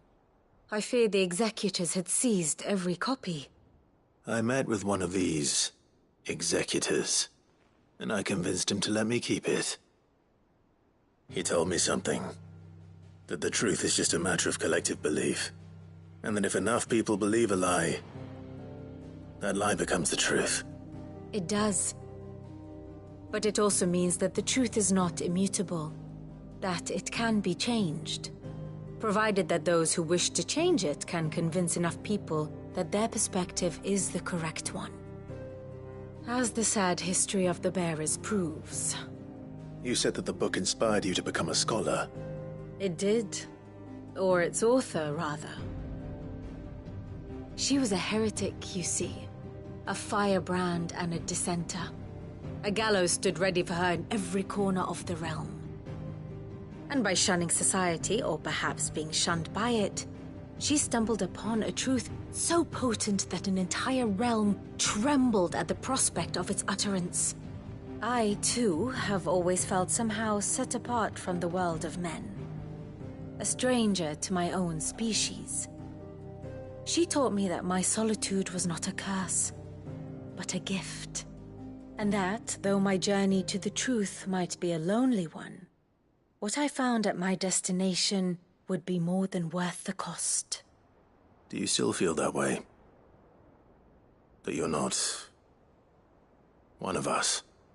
Honestly, I'm not entirely sure anymore. Since coming to the hideaway, I find my thinking somewhat clouded.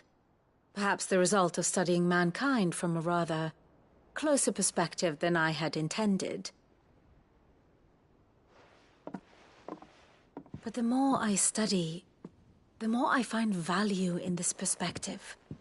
In looking not from the outside, but from within. So if you'll permit me, I'd like to continue my work here. Remember, Clive, when enough people believe, belief begets truth. Give the men and women of this benighted world the gift of truth. Make them believe in you, as I do. I'll try, Vivian. I'll try.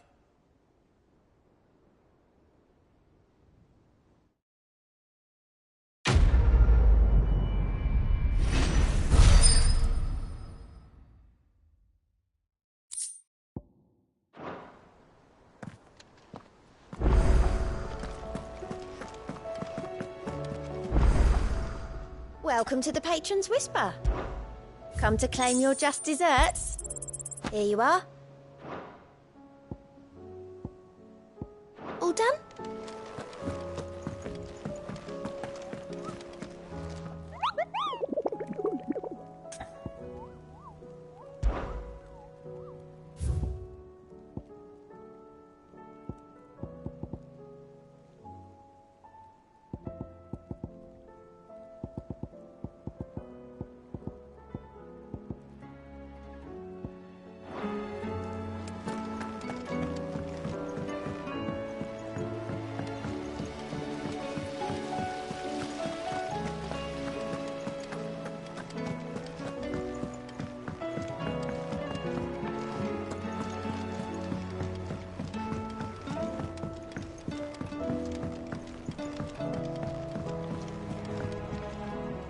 Mid, tell me this is all you need.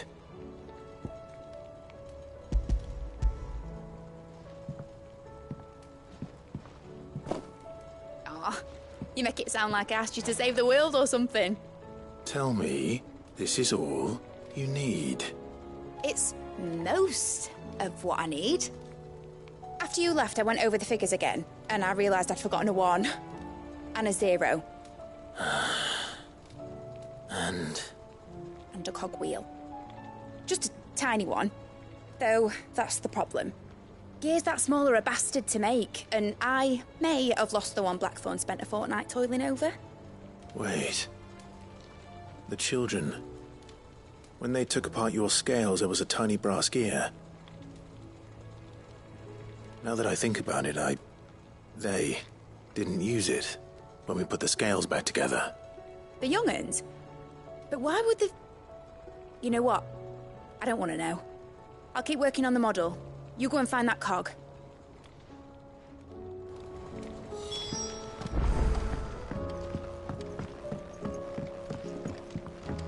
Has Midadol mentioned a new project yet? Sid! Is Mid still hiding from us? She wasn't hiding. She's fine. She's just busy working on her next project. A new invention? What is it? What is it? Is it an airship? I bet it's an airship! Do you think she'll let us help? That just so happens to be why I'm here.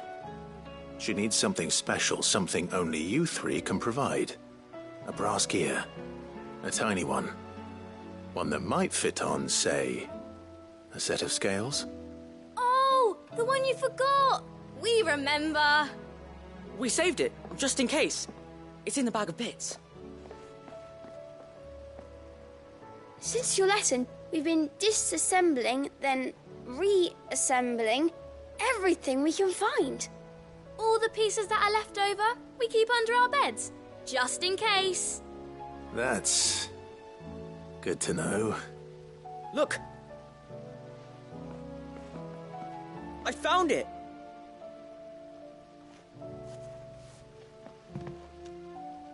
Is that all? Just the gear? We have more parts if Mid needs them. That's all for now.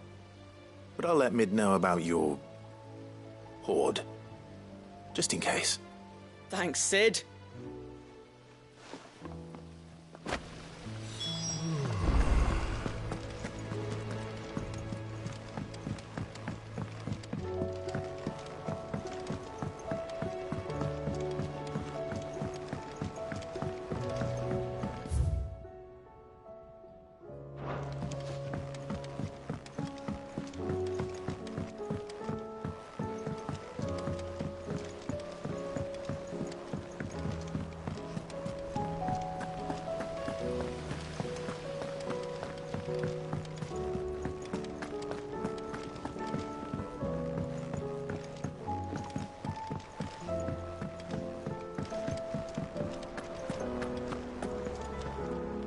I hear that you traveled to Ash, Sid. Did you by any chance recover the names of my fallen friends? I did. Yes.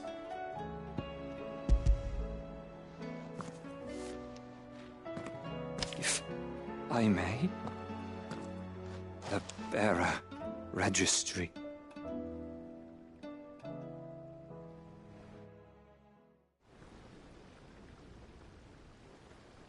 The director was a brutal man. He got no worse than he deserved. The registry was all I found beneath the tree. There was no sign of a body. Nor any record of what happened to the children after the orphanage closed. I pray that at least some of them survived.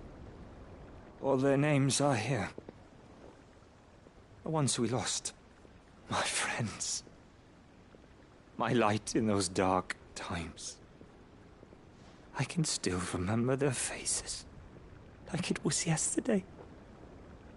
Children who were taken from their bunks in the morning, never to return.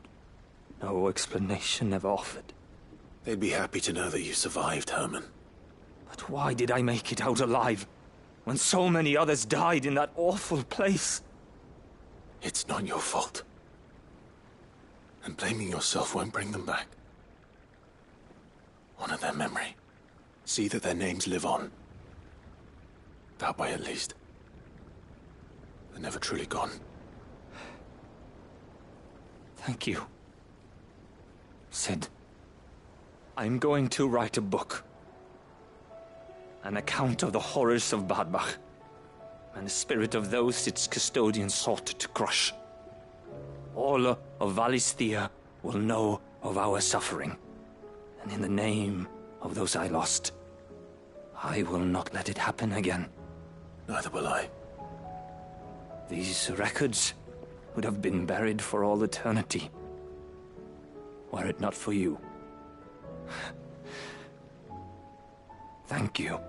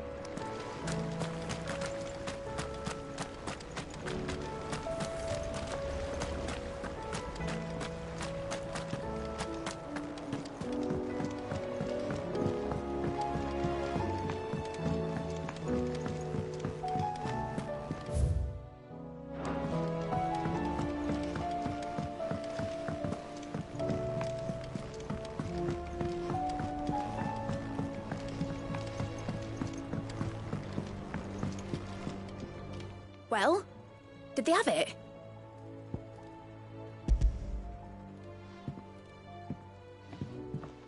They did.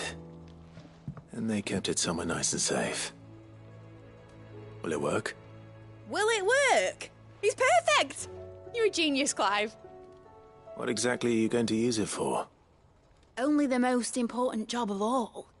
The wings aren't going to move on their own. But with the right cog in the right place, Well, you just wait and see.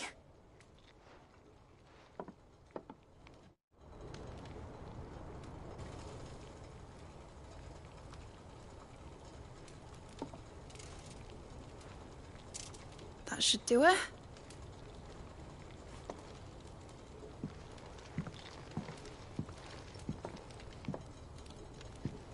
Here goes nothing.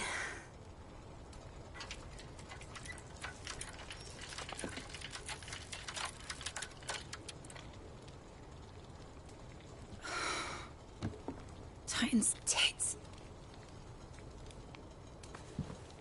It wasn't supposed to fly, was it?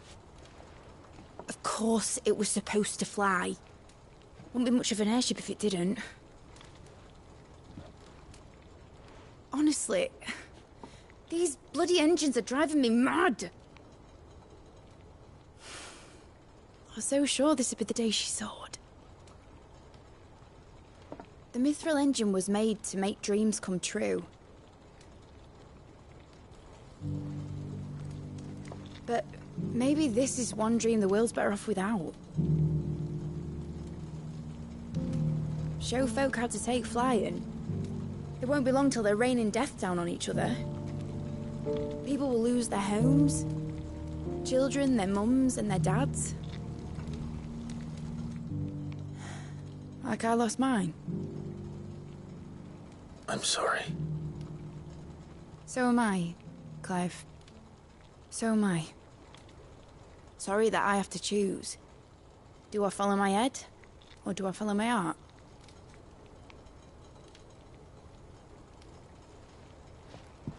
Good question. The first time I stood on the deck of your ship, felt the wind in my hair. It was like I was flying. But imagine how it would feel to actually do it. My dad always said there were two ways of living life. Chasing a dream or shuffling to your grave. And he were right. Right about a lot of things. Not that I like to admit it. People need dreams to chase. Especially in a world like this.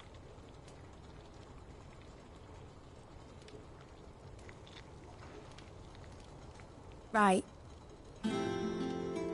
When this is over, I'm gonna take all my Mithril engines to Zemeckis and sling them over the edge. I won't have my dream end up turning into someone else's nightmare. But all that hard work... All that hard work will not be used for war, Jamie. But it ain't like it'll be gone. Tell me, Clive, have you ever been on a treasure hunt? Not since Joshua and I were boys. Why do you ask? Because I'm going to bury the engine schematics and leave behind a little riddle telling people where to find them. A really hard one, so that only the most dedicated dreamers will ever be able to work it out.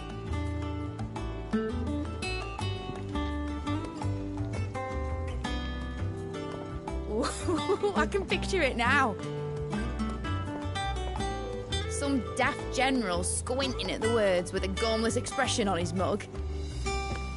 Like that one, yeah. Right.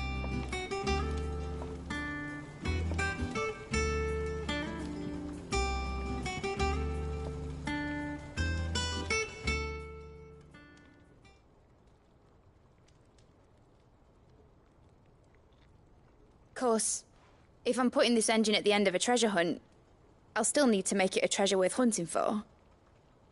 Won't be much of a prize if it couldn't even make a toy boat fly after all. My dad always said, dream big. But it ain't the size of a dream that's important, is it, Clive? Only that it's a good one. And I reckon I've got a fair few good uns left in me. I'm sure you do.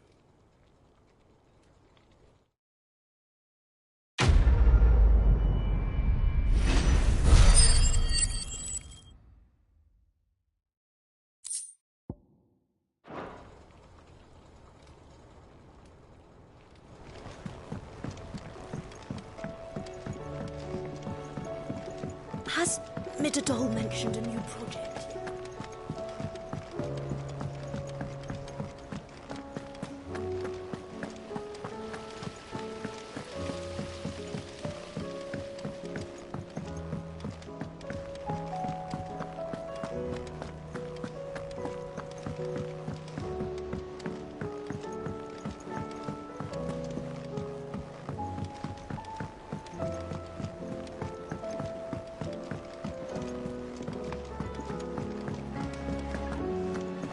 It was no trouble.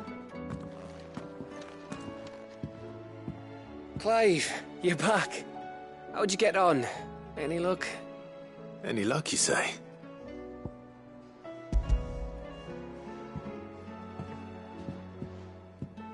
Crystal's crack. Is this what I think it is? Where in the hell did you find it? It's a long story.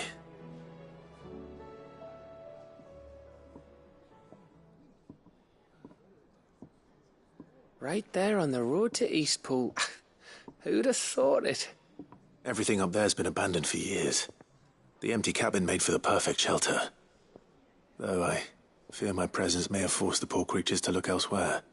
Don't blame yourself, Clive. The Blight's right on Eastpool's doorstep. They'd have had to move on before long, even if you hadn't have turned up. They'll find a new home. Trust me. After all, that's what us endangered animals do. Anyway, what matters is, you managed to nick us one of their quills before they could run off. And now all that's left is to fix it to the carving. I didn't know you could carve. Reckon there's a lot you don't know about me. Like the fact I'm as good with a whittling knife as I am with a sword. And that bone Ember gave me's a dream to work with. What did you say it was from again? An Avis? But it weren't your Avis, Sid. I slew one of my own at last. So all those long nights in the pit finally bore fruit. I'm proud of you, Ember. Don't speak too soon. I ain't done my trial yet. There we go.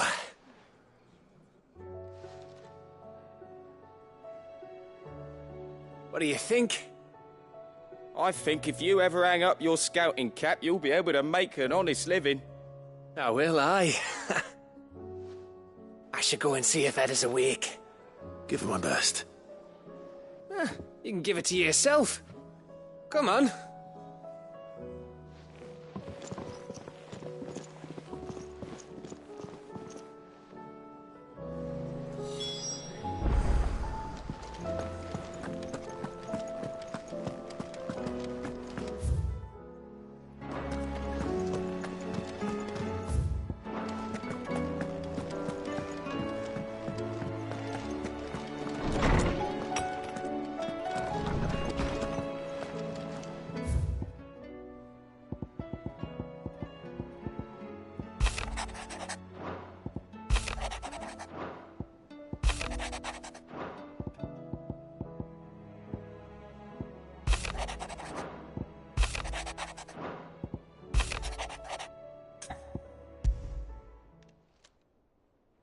If Joshua's worried about Jill, I should go and speak with him.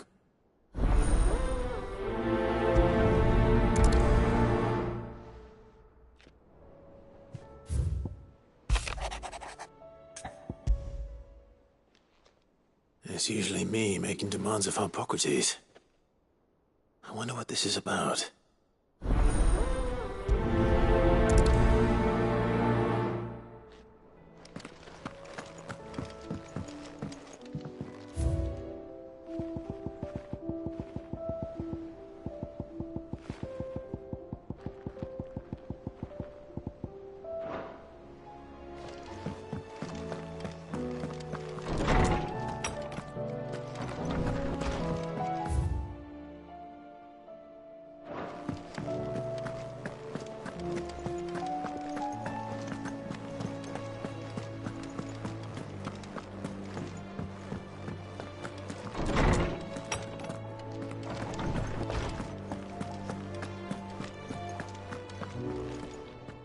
Lawsman Hippocrates, I received your note. Ah, yes. I expect you're wondering what this is all about. You spoke of making amends with Dion, but I can't imagine what for. Then I should begin by telling you that I was once his tutor. This was some years ago, of course, before I joined Sid in his hideaway. At that time, I was counted among the foremost scholars of Oriflamme, and was accordingly invited to the palace to supervise the young prince's education, all to ensure that the future emperor had a firm grounding in, well, everything an emperor should. History, religion, commerce, government. Alas, our time together was cut short when Dion left to join the Dragoons, his studies no longer being deemed necessary. I had not expected to meet with him again, least of all here. Have you spoken with him? No, I have yet to find the right moment. His Highness always seems so preoccupied, especially when alone.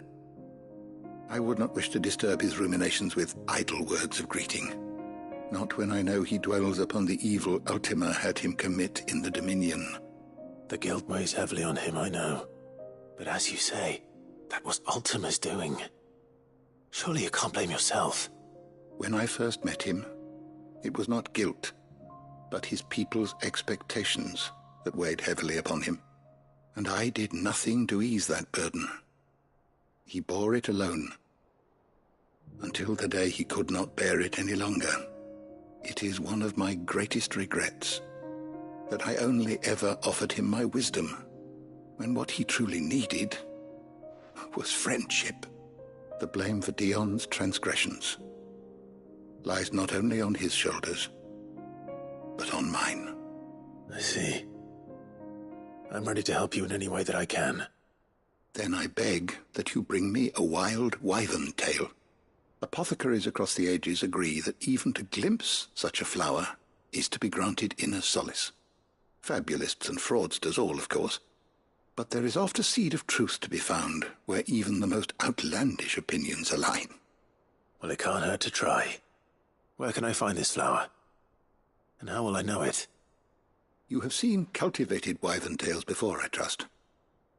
The lily-white blossoms from whose roots the poisonous ink for the brand is distilled.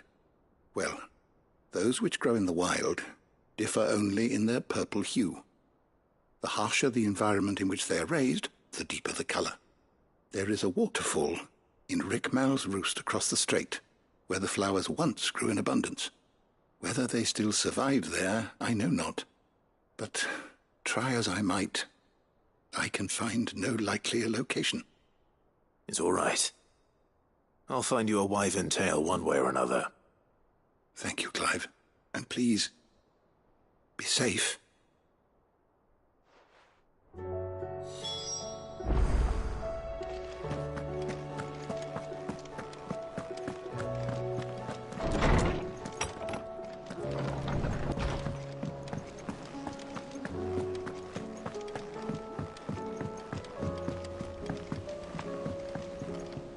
Joshua, I read your message. You're right. Jill is different.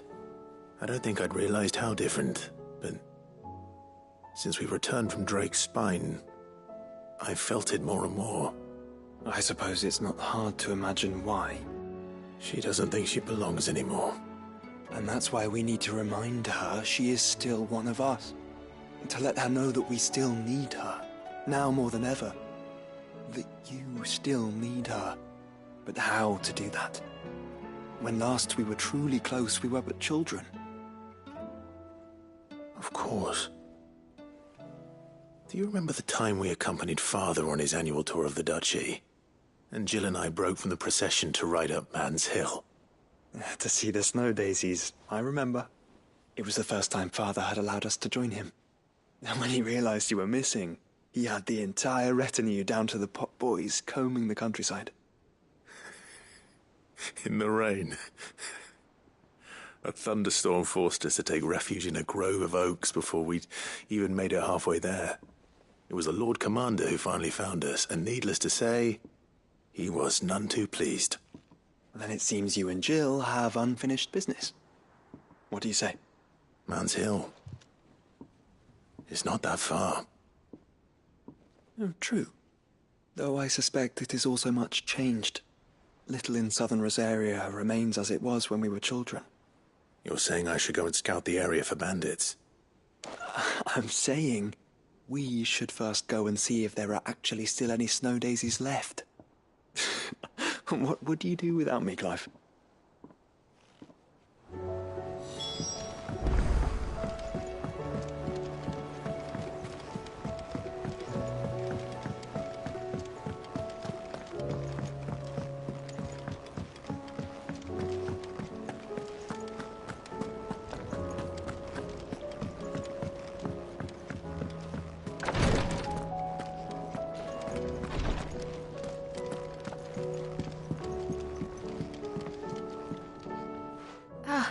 Me lords. How are you feeling? Well, thank you. Is something wrong? Wrong? No, nothing like that. What it is... Go on, please.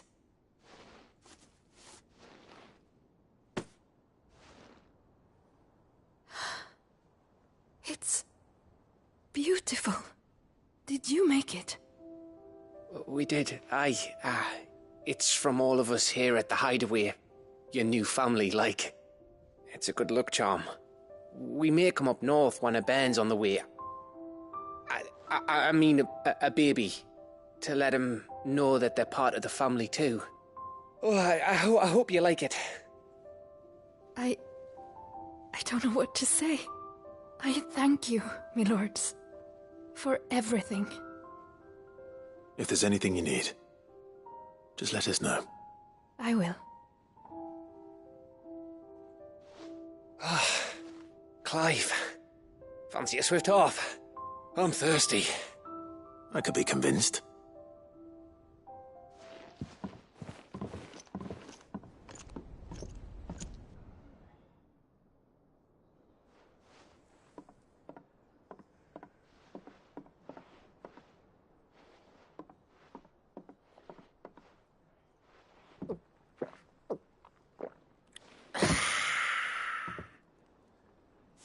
Don't you think you've had enough? Oh, we're celebrating. I'm gonna be a father. I think Edda might have something to say about that. You know what I mean. Bit of light in these dark times.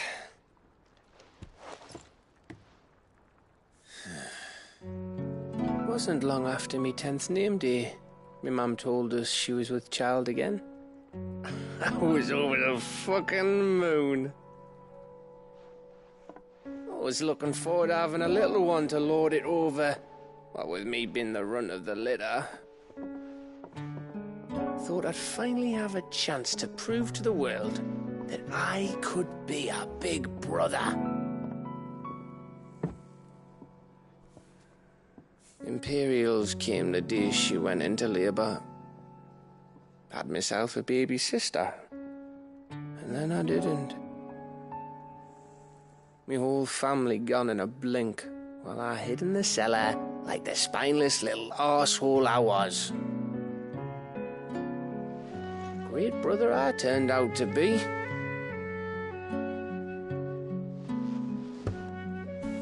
I'll never be a leader. And I'll never be a hero. I'm just a daft little dog who comes running when his master calls. I'll never be like you, or Sid, or Jill, or even Torgal. Have you finished? Maybe.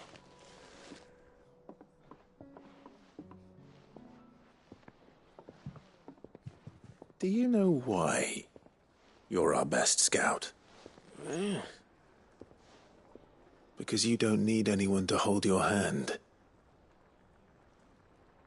Without your resourcefulness, your courage, your determination, I don't know where we'd be. Maybe hanging off a cliff like That was only the once. Exactly. You learned from it. And here you are, after founder knows how many missions, stronger for everyone.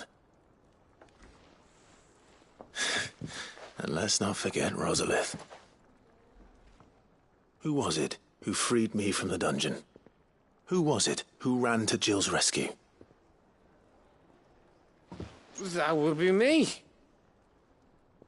Because you're our brother, Gav. My brother.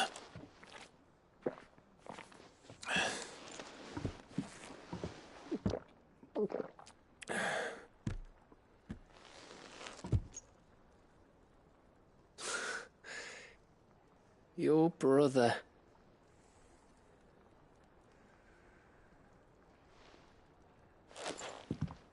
Which means that when the time comes, I get your room. And your sword.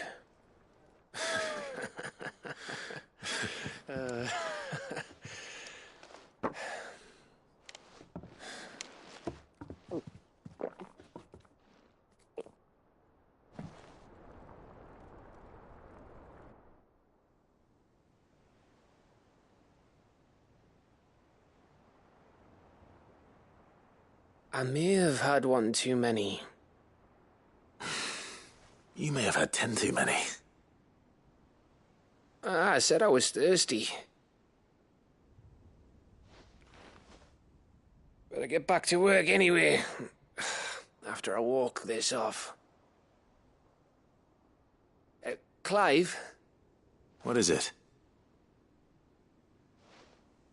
Thanks for, you know. I know.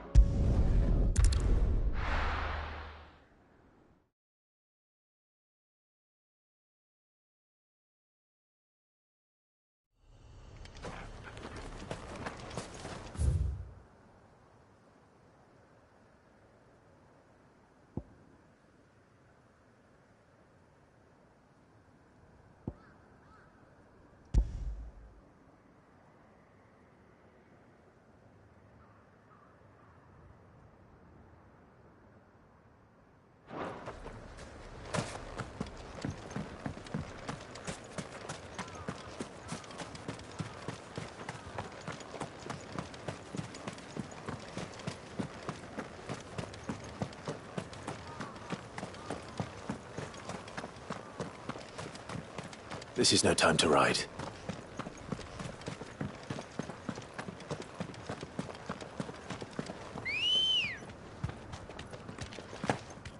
Let's go.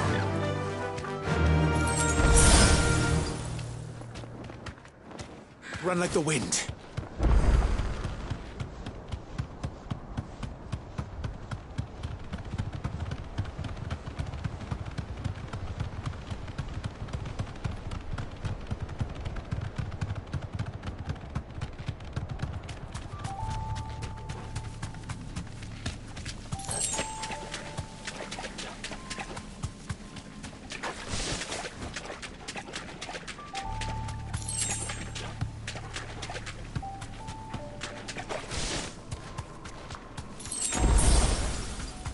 Seems this place has been flooded twice over. Purple flowers blooming next to a waterfall. Shouldn't be too hard to find.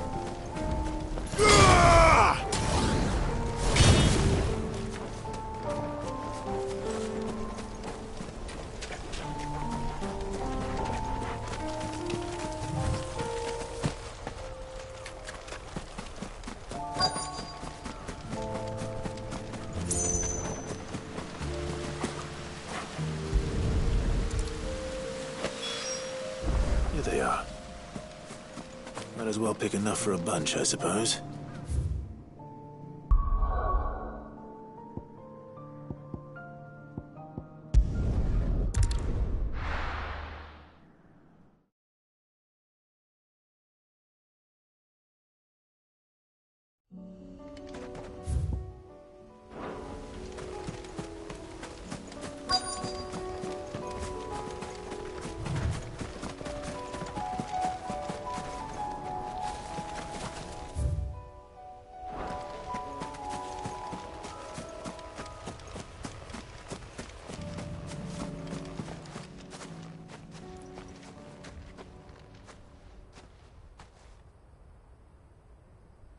This is the place, but... I'm sorry, Clive.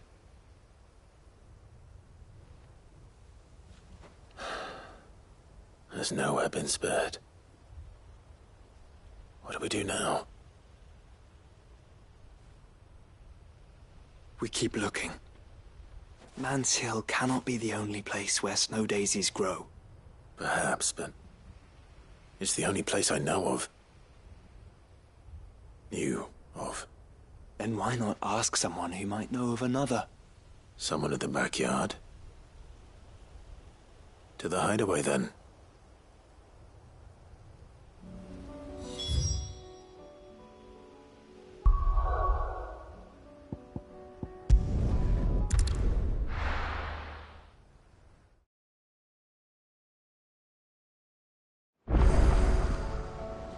Let's hope one of the gardeners knows where to find snow daisies.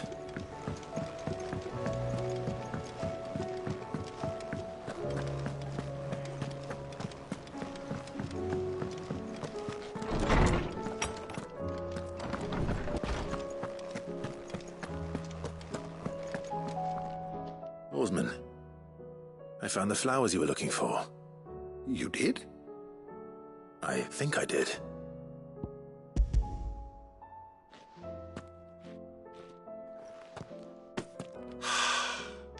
Did indeed. My dear boy, thank you. You wanted to make Dion a gift of one, did you not? Shall I invite him to join us? Oh, I don't... It's no trouble. I'll go and fetch him.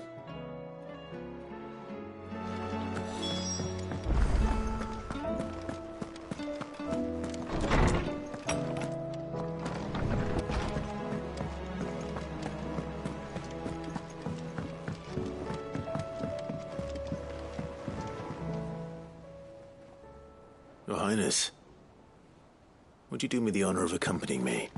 No. It is time, then. No. Only to the shelves. Our lawsman has something he'd like to give you. Master Harpocrates. No. I dare not show my face before him. Not after everything I have done. I have taken countless innocent lives. And ruined countless more. All because I was weak. I have sworn to atone for my crimes or die in the attempt. But were I to meet with him again, and see in his eyes what I have become, I fear that my resolve might falter. Then that is all the more reason to do it. Test your resolve. Prove to yourself, and to him, how strong it truly is.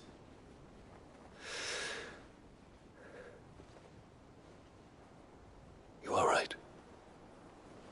I must, at the very least, offer him my gratitude. Very well, then. Take me to him. Follow me.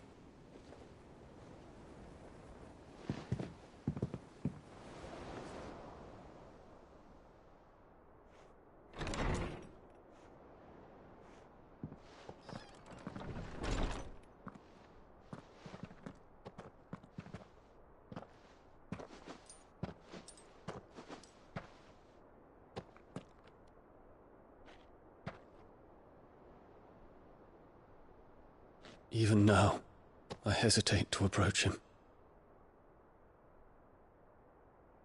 must he think of me? You'd be surprised.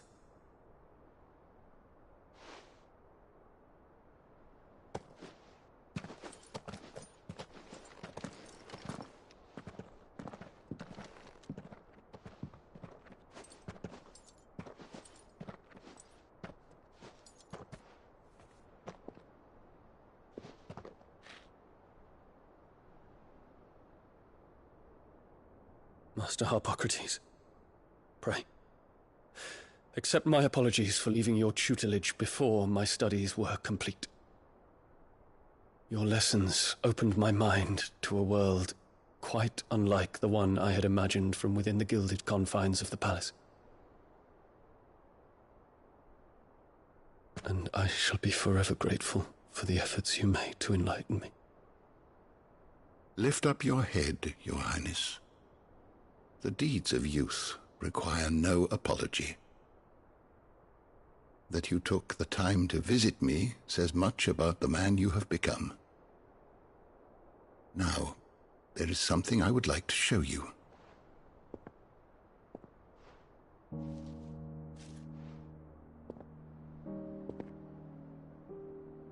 Is that a wyvern tail?